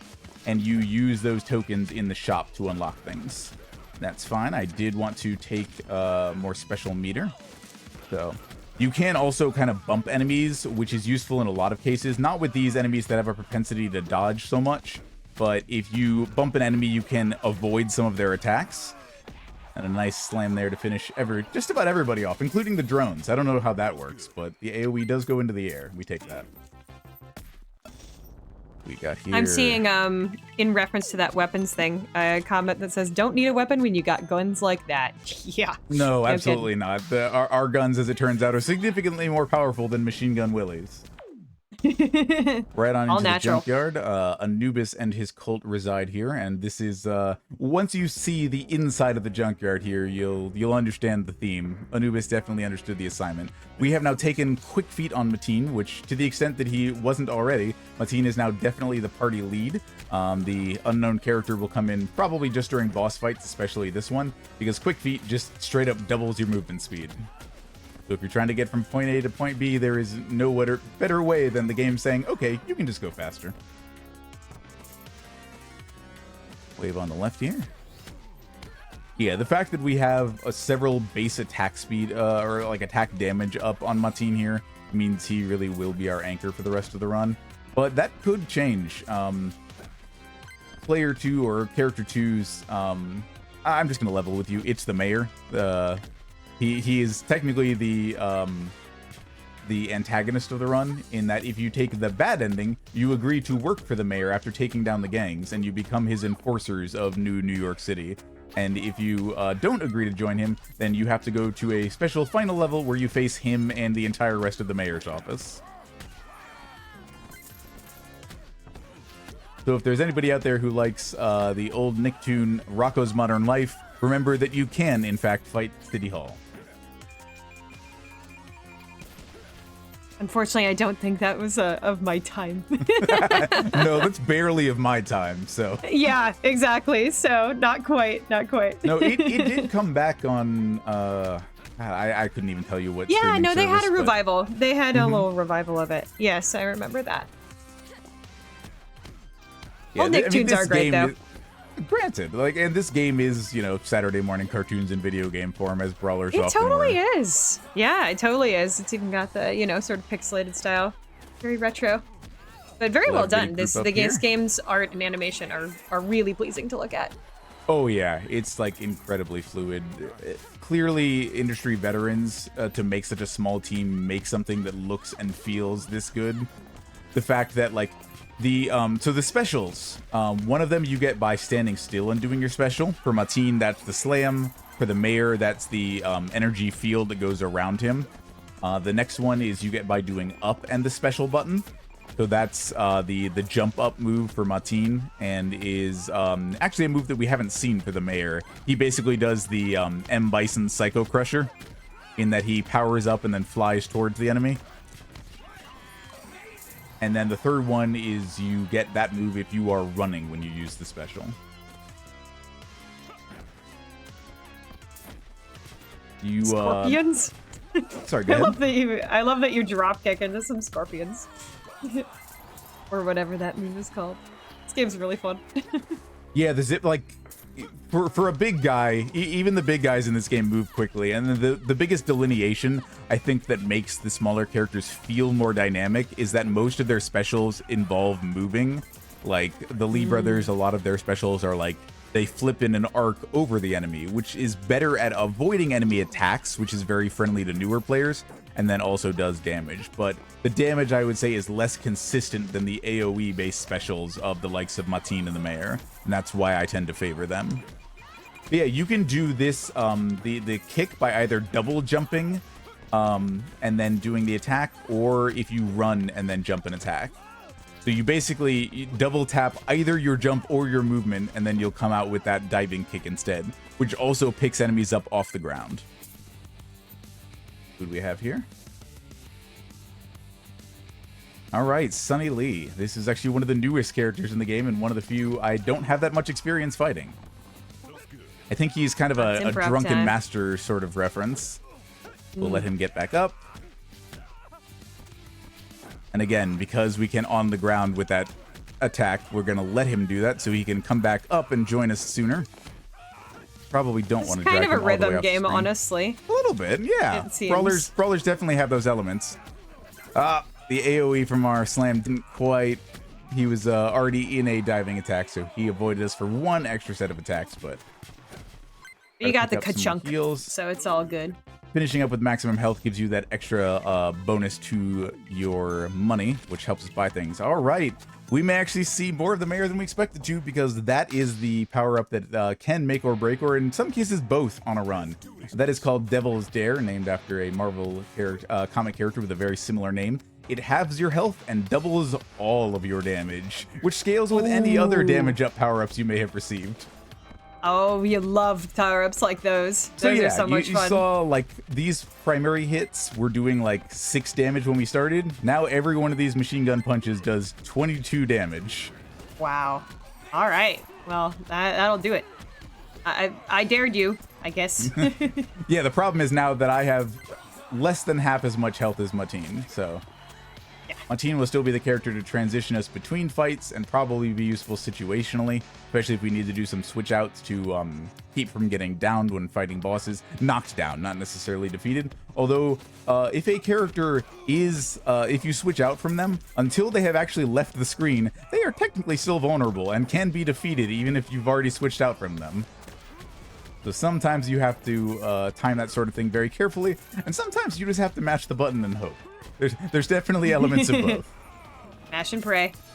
And this is another enemy type that will try to give you the slip, but because the mayor here's stutter step doesn't involve him going anywhere, it's a very safe way to basically stop in place if you get the timing right, turn around, and continue your standard punch combo.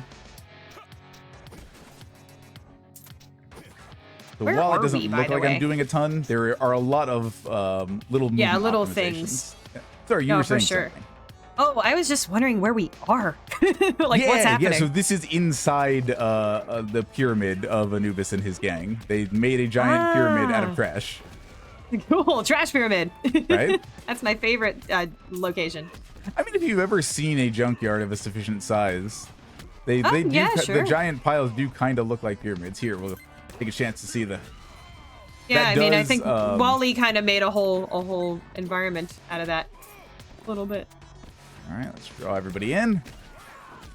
Didn't wait quite long enough. Could have waited for that second wave to join us and gotten all 6 or 7 of them, but this'll do. You also saw just how quickly the mayor lost almost all of his health. So that's why I had to do an emergency switch out there and then switch him back in when the burger became available to us.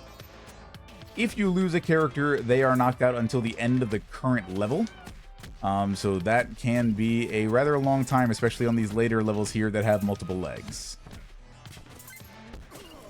If you get stung by a scorpion, as you can see from those cartoon stars over my head, something has gone wrong. My controls are reversed until that turns off. Ooh. So we will likely see that a lot more during the boss fight, because accounting for the scorpions, in addition to everything else this level has to throw us, not all of which we've seen just yet, is quite a task. Indeed. I'm also seeing from chat that Devil's Dare, which of course is the power-up we're talking about that does the double damage but half health, is another game by these devs. Oh, very cool. I did not realize it was also a secret base reference. Apparently so. See, for all the things Super that I cool. know, chat always knows more. Chat knows all. Chat is our... Exactly, collectively. Everyone Chat knows is the MVP of any We work run, because together. we wouldn't be doing any of this without them. That's right. That's actually so true. I mean, the only reason we're able to do GDQ Hotfix, all of our events, and everything else that we do here at Games Done Quick is because of all of you. If you're watching right now, thank you so much for watching GDQ Hotfix. Definitely Right? definitely follow the channel if you're interested, and also if you want to support Games Done Quick and everything we do, you can subscribe to the channel. Prime subs in particular are super cool because they're just in your menu and you can click that. But any way you'd like to support the channel with subs or bits or, watching is greatly appreciated. All of us. We do a little bit of stutter stepping there down those vertical corridors, because in a horizontal belt scrolling game, vertical movement is a little bit tricky. Got lucky again. We are not looking at a more serious boss enemy here. This could have been one of our kind of player character mini bosses, but it's just another one of those sets of enemies that they have that super armor. The gray numbers when I hit them here means they are not taking a damage that might knock them down, except for that last hit in any given combo, but much easier than most of our alternative options. Nice and quick. To those asking in the stream if there will be a rebroadcast of SGDQ, yes, that will be happening in between our Hotfix streams all week. That's right. So you get to watch SGDQ, Ran Back, and Hotfix. It's a really fun week. The week after our big events is one of my favorites on this channel. All right, the mayor now also has fast feet, so we're able to be a lot more dynamic with our character switching, which is nice because we're going into a section that is basically all combat arenas. So being able to take either character in for not running on spikes, that part I don't recommend, but the rest of it here should make this section a lot faster. The SP Conserver will also help, but with how much damage I do here with the basic attacks, I can just kind of freehand in between every other until I have a special ready. If you, if you love dogs, maybe don't watch this next session. Unfortunately, bad trainers make for bad pets. It's not their fault, but it does happen sometimes. Usually when there are villains involved, and the weird part is we're playing as him right now, so let's all tell the mayor to do a better job, please. Mayor, treat your dogs nicely. Feed them wall turkeys. I don't know if those are safe for well, I mean, if they're safe for human consumption, then yeah, probably. Yeah, for any consumption, wall turkeys maybe not the best. Went ahead and actually stood on the electrified floor on purpose because taking damage from that source does also fill your special meter. So I wanted to have it up for that next wave, and I don't have the SP conservation options for the mayor. So taking a little bit of quick damage as the wave was busy spawning in was kind of my best option. As they say in speedrunning, health is just another resource. That's true, and your only hit point that matters is your last. Generally speaking, yeah. Although, actually, one thing we haven't touched on at all, because it rarely really matters, is if a character has blue health, as the mayor had some when we switched him out, that recovers if they are not the active character. So if a character is really low on health and you just want to see if you can stretch that health a little bit further going forward, that's a good way to do it. Oh. Game's so complicated. There's all sorts of things to keep track, attention I mean, I could to say the all same time. for Peggle. Of course, yeah. I mean, this is the thing with us. I think Teacher and I share this quality where we like to be doing a lot at all times. Yes, we might be sharing a similar speedrunner brain cell, to be sure. Exactly. Y'all should absolutely watch our show evening, by the way, every other Wednesday night. And Teacher's show is super cool. It's called Out of the Box. It's all sorts of speedruns that you don't have to do any special setup in order to make happen, which I think is really cool. Shows off sort of what you can do if you just jump in and play a game as fast as possible. Yeah, fresh file Sorry, I'm doing your categories, new advertising game for runs. you. And no, I was just about to return the favor. And Satan's, as you may have heard her say a little bit earlier, is Creature Corner, a variety show where the requirement is for the protagonist to be non-human. Anything beyond that goes. Any categories, challenges, showcases, anything like that is good to go. So you and your favorite creatures should join Satan on the Creature Corner every other Wednesday at 10. Yeah, and if y'all want to watch our stuff on YouTube, also, there's all sorts of VODs already up. You can go to youtube.com/gamesdonequick and check out our past shows as well. All right, this is the first section of this run I would say is genuinely difficult. This is Anubis. Anubis himself has the same power as the Scorpions if you catch him at the wrong time, which is to say those that purple that comes off of his staff does the exact same thing that the Scorpions do. Okay, I wasn't sure if I was actually there or not for a second. Unfortunately, I have lost the mayor. So this is going to be all Montine's work. All right, get him down once. Yeah, I'm going to be trying to use other enemies to keep Anubis where I want him as quickly as possible, or as often as possible, rather. Because if you try to attack Anubis himself, you'll see the first time he does that teleport, the second time he does a separate teleport and then sends that kind of apparition of Ra after you. Or, no, that's also Anubis, my bad. So, yeah, unfortunately, right now it's all Scorpions, so we're going to have to attack the big man himself and try to pick him up with our flying neckbreaker. I believe in your ability to break some necks. I wouldn't. I mean, in video games, maybe, but... In video games, not in real life. In Minecraft. All right, a little slow, but we make it through without having to worry about the pumping an extra credit into the machine, which is... like, it's not necessarily preferential in terms of speedrunning, but it's always my preference. Yeah, we'll actually probably take Spirit Rush. This is, if I have done enough special KOs recently, it increases my damage by another 50%, stacking with the Devil's Dare that the Mayor already has. So in battles where the Mayor has been able to stick around for longer, his damage is going to ramp up to a frankly unreasonable degree, but he has to stay alive for that to happen. I like the graffiti on the wall that just says kill. True. Deltarune UDTR fans may recognize the phrase on the vending machine here. Everyone enjoy a nice ice-cold Pippus. Deltarune, by the way, amazing finale of SGDQ. Already up on YouTube if you want to go check that out. Also, I forgot to say before, but our shows, we have one this week, actually. This Wednesday, Teacher and I do have shows. I believe that schedule is out. If it's not, though, you can still go to gdq.gg/hotfix and check out what's coming up on this week's Hotfix shows. We're gonna be on Wednesday night. There's all sorts of other great shows, and there's a special this weekend. It's for non-binary. It's non-binary day. It's really cool. There's a bunch of really cool runs and runners in it. And there may or may not be more of that game we were just talking about, that finale game, back on that special. You also may recognize some people Deltarune. that are on your screen right now this upcoming weekend.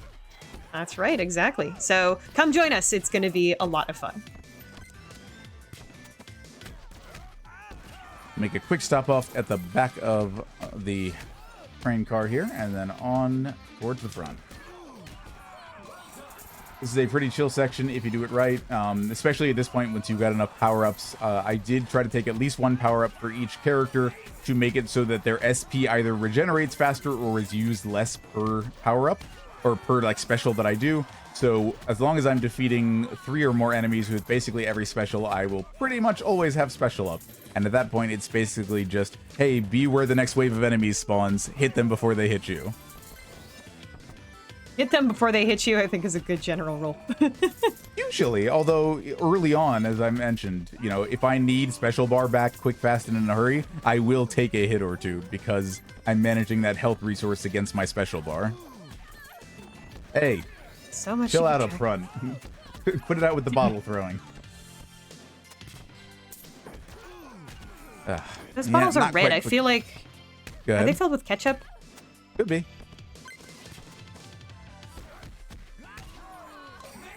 No, it's definitely not anything other than ketchup. Right?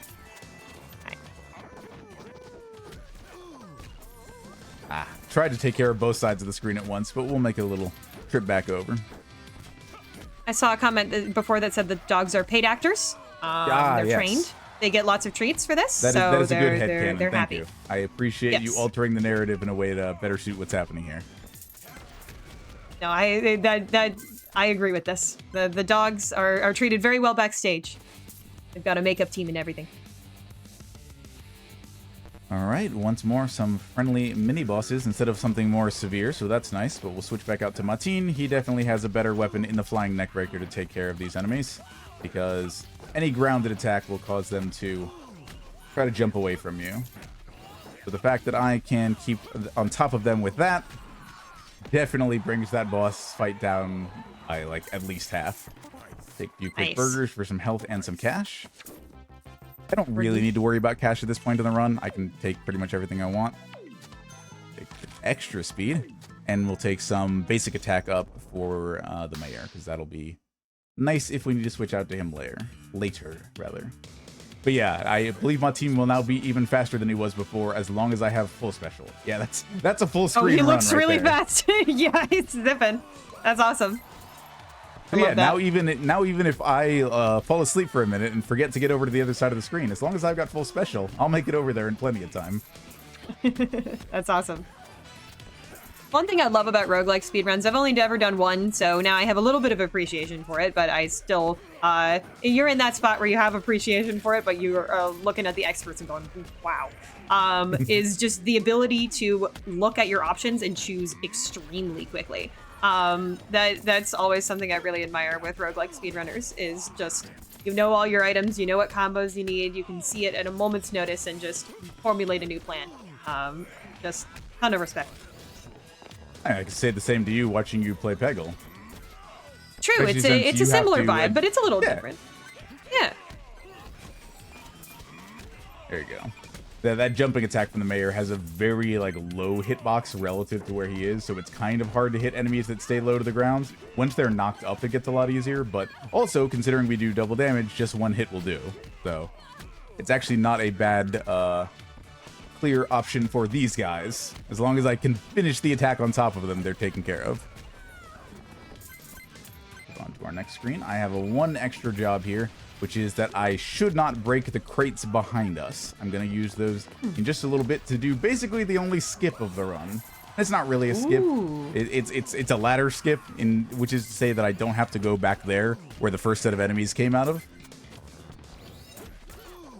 Just a little bit of intended, unintended platforming. I don't think they put these things here for that express purpose, but it's just a nice little thing that you can take advantage of.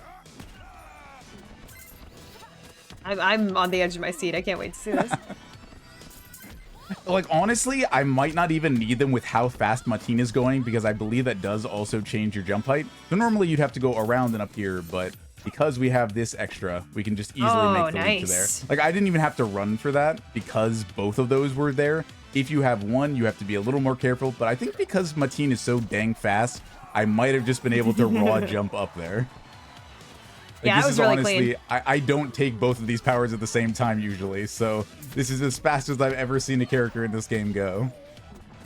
We did get our 60 damage for this slam attack, so even these larger enemies, where they're literally their defining characteristic, aside from not taking knockback regularly, is the fact that they have bigger health pools.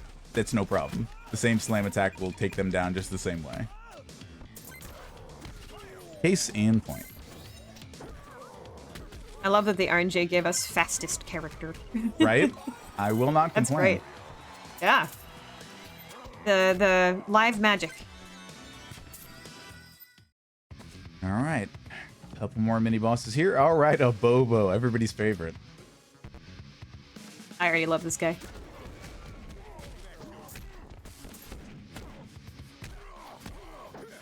It is also a playable character at this point, I believe. Don't quote me on that. But Oh. they've gotten so many characters that, like, I would be surprised if he weren't. But also, yeah, his thing is that he does a ton of damage. Thankfully, we don't have to get that close to him since we're playing as the mayor before, to finish him off. So we don't have to worry about taking another hit from a Bobo.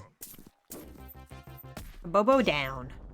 Sector 2 of 3 here. I'm going to take some more Armstrong to power up our attacks. An SP conserver for the mayor will be great. That'll basically, his big weakness is that in addition to his SP use being exceptionally high, his regeneration is low. So getting both of those basically puts him on par with the standard SP regeneration for any other character. So that means I can actually use his specials now without having to worry too much about them. Because these enemies are flying, they are a perfect target for the mayor's spinning lariat here. Again, very M. Bison coded. Street Fighter in general, but M. Bison in particular. See if I can get both of them to come down here. We're actually going to hang out on these 2 lower levels for a hot minute here, because there will be more spawns back here. Good. Oh, one more who didn't quite carry into our attacks. But I don't actually have to wait till he hits the ground. As long as I know his life bar is depleted, I can move on, and the stage transition will be ready for me when I get there.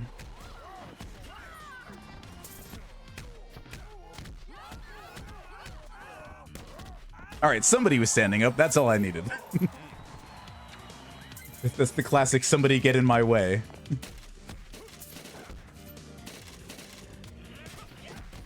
All right, we do have one other complicating factor, which is to say that because we are riding on the top of a moving train car, there are occasionally going to be bollards and other obstacles up top here. So here's your 3, 2, 1.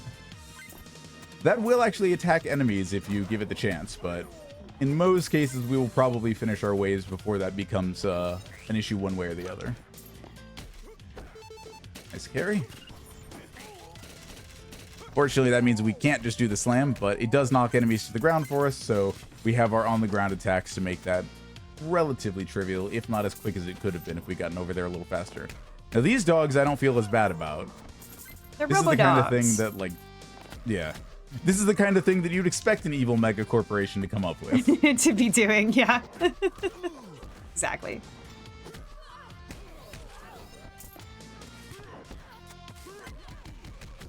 I don't even have to use Mayor specials at this point. I'm doing 20 plus damage per regular attack and bonus damage 1.5 times with the combo ender, so I could even just do the rush up and do just the shorter attack string, and almost nothing is going to survive. This Except is the the really bosses. cool side of roguelikes. Yeah, getting a coherent build that fits your playstyle, or really, you know, just like we were doing in Cuties run of Small Saga earlier in the day, maximizing damage as a playstyle, you know, trying to one-shot things as much as possible. It's not quite as possible here, but you can see we're making quick work of just about everything except maybe the platforming occasionally. Alright, just a few waves to finish up here, and then we'll be on into the final boss of the any percent portion of the run.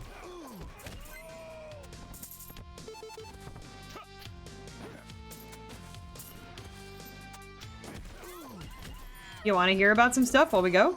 Absolutely. Let the people know what's right. good.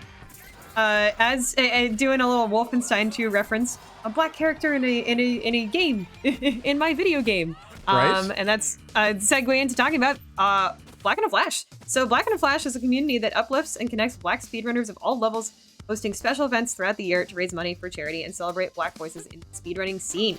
Learn more or apply to get involved at gdq.gg/BAF and follow at blackinaflash.bsky.social and Blue Sky for the latest updates. One of those updates is that there's another special that's going to happen for Kwanzaa that we're really, really excited about. Yes, speeding through the holidays. Yes, it's going to be great. Black in a Flash has been doing so many incredible events, just so good lately. And yeah, if you want to join them, please go ahead and look into joining their community if you belong there. And if not, watch the amazing events and support the incredible speedrunners that we have from the Black in the Flash community.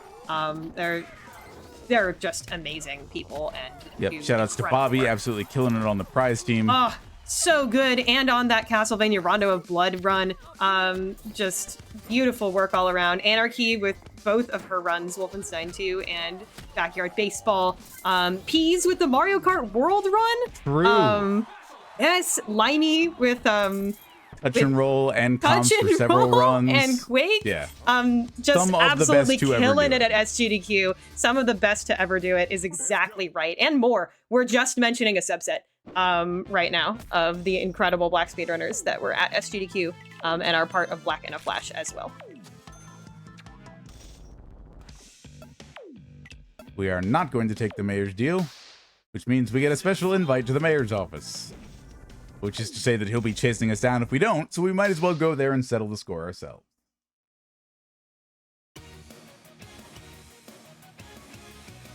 Yeah, this is one of the only other times that you'll hear music from Classic Double Dragon across the course of the run. We did in Machine Gun Willie's level, that was the Double Dragon like menu theme from the classic games. But this is a common last level theme throughout the series. And yeah, it's riot guards all the way down. They have lots of health. They tend not to get knocked down. If you are not sufficiently powered up, this level can be a really bad time. Also, a lot of them have guns.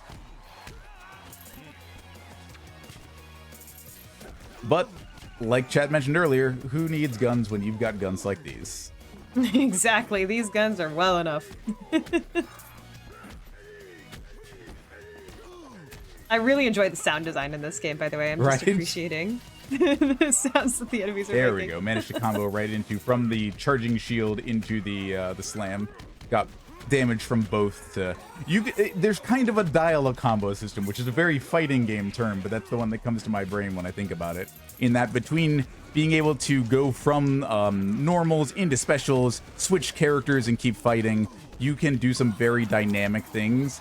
It's just a matter of whether or not you can defeat enemies while doing it. You know, actually down over the course of a combo as to whether or not it's faster. Because once you finish doing that switch out, once your meter turns gray again, you are just down to your basic attacks and your wits for, you know, a couple of seconds until you've got things back. Switch out to the mayor for some health up. Nope, accidentally got the special action. I don't tend to use those very much. They are kind of dynamic little attacks that tend to move your character around and then make them do something. But considering how dynamic the entire rest of the moveset is, I rarely see them as necessary. Actually kind of best that we took a hit from a gun right at the end there, knocked us back into position where we could keep fighting the next wave with little interruption. That's the way we like it. Oh boy, alright. Not wanted to have that happen then. We might not do the one credit, but we'll see. If I wanted to lose a character at any point, it would have been during the thing right before the final boss, which you'll see when we get there. You can probably guess what it is, but not quite how it happens. But it's just going to be Martine and us as we finish up the level here. This is the main section of the level. Right? Uncle Martine is the caretaker for both of the Lee brothers and Lady Marion, who is actually now a cop in training. She is a playable character. She has a mine that she can place down that draws enemies in and then explodes, damaging them. She has a taser and she has a rocket launcher. So, whoa. Yeah, when you're playing the original characters only category, she's a favorite of mine because her crowd control is very, very good. I guess y'all will just have to go watch Dietrich do more of this stuff or something. I don't know. I just have to check out other things. It's trying to delay just a second to do that, but we got there.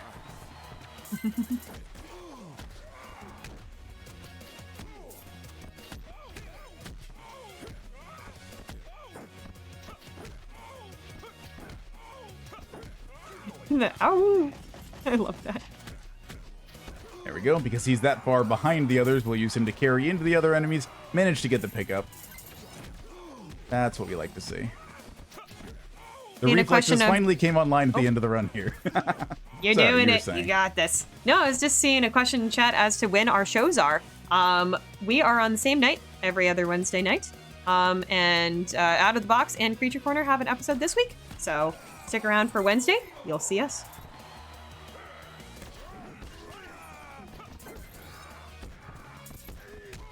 Yeah, if I had the mayor, I'd still be using him for this. In this case, I gotta do a little bit of damage to enemies and then try to do these attacks. Because what I'm trying to do at this point is generate as many health items for the 2 things to come after these waves of enemies. This is basically, you're like, hey, time to get ready for the final battles.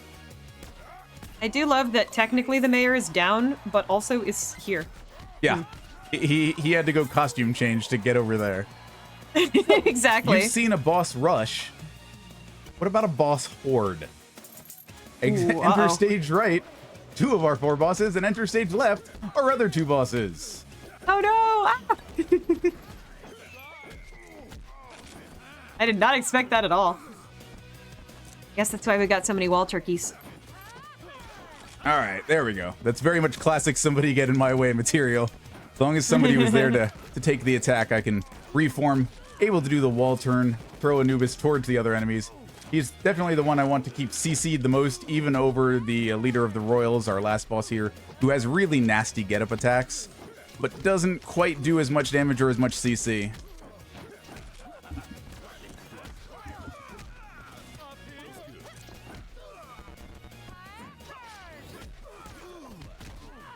You can kind of hear me seeing the opportunities, but not having the special meter for them.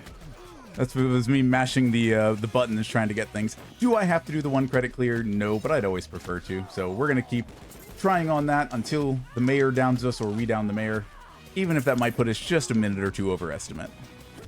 That's okay. Sometimes it happens. A live event. These things go.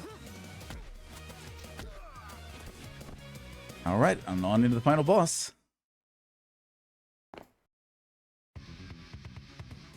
Wait, I thought you were controlling that guy. Right?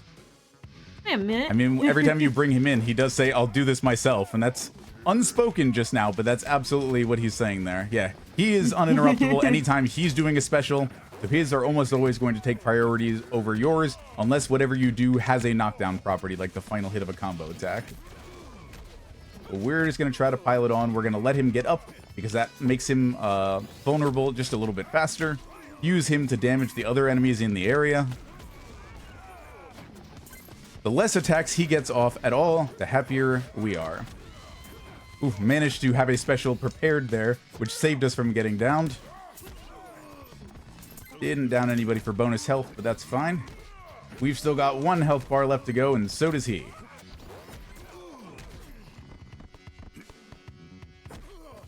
Oh, off screen. Party foul. Come on back. Thank you. Yeah, I don't want to have to do the work of trying to guess where the mayor is at any given moment. And as soon as the mayor's health bar is empty, that's not something you want in real life that will be time. GG. Thank you very much. Yeah, this game has technically gotten a little more random recently with the addition of the additional characters, the online co-op mode, and more power-ups. So my PB for this is now just over 40 minutes when I got Devil's Dare on both characters after the first 2 times the game gave you power-ups. But runs can also go a little bit like this. So if you like a run that is a little bit different every time, try roguelikes. If you like brawlers as well, try Double Dragon Gaiden. My name is Atitree. Thank you for helping us save New York City. And I think that's the end of our broadcast day. But if there's anything else that you want to say, Satan, it's all you.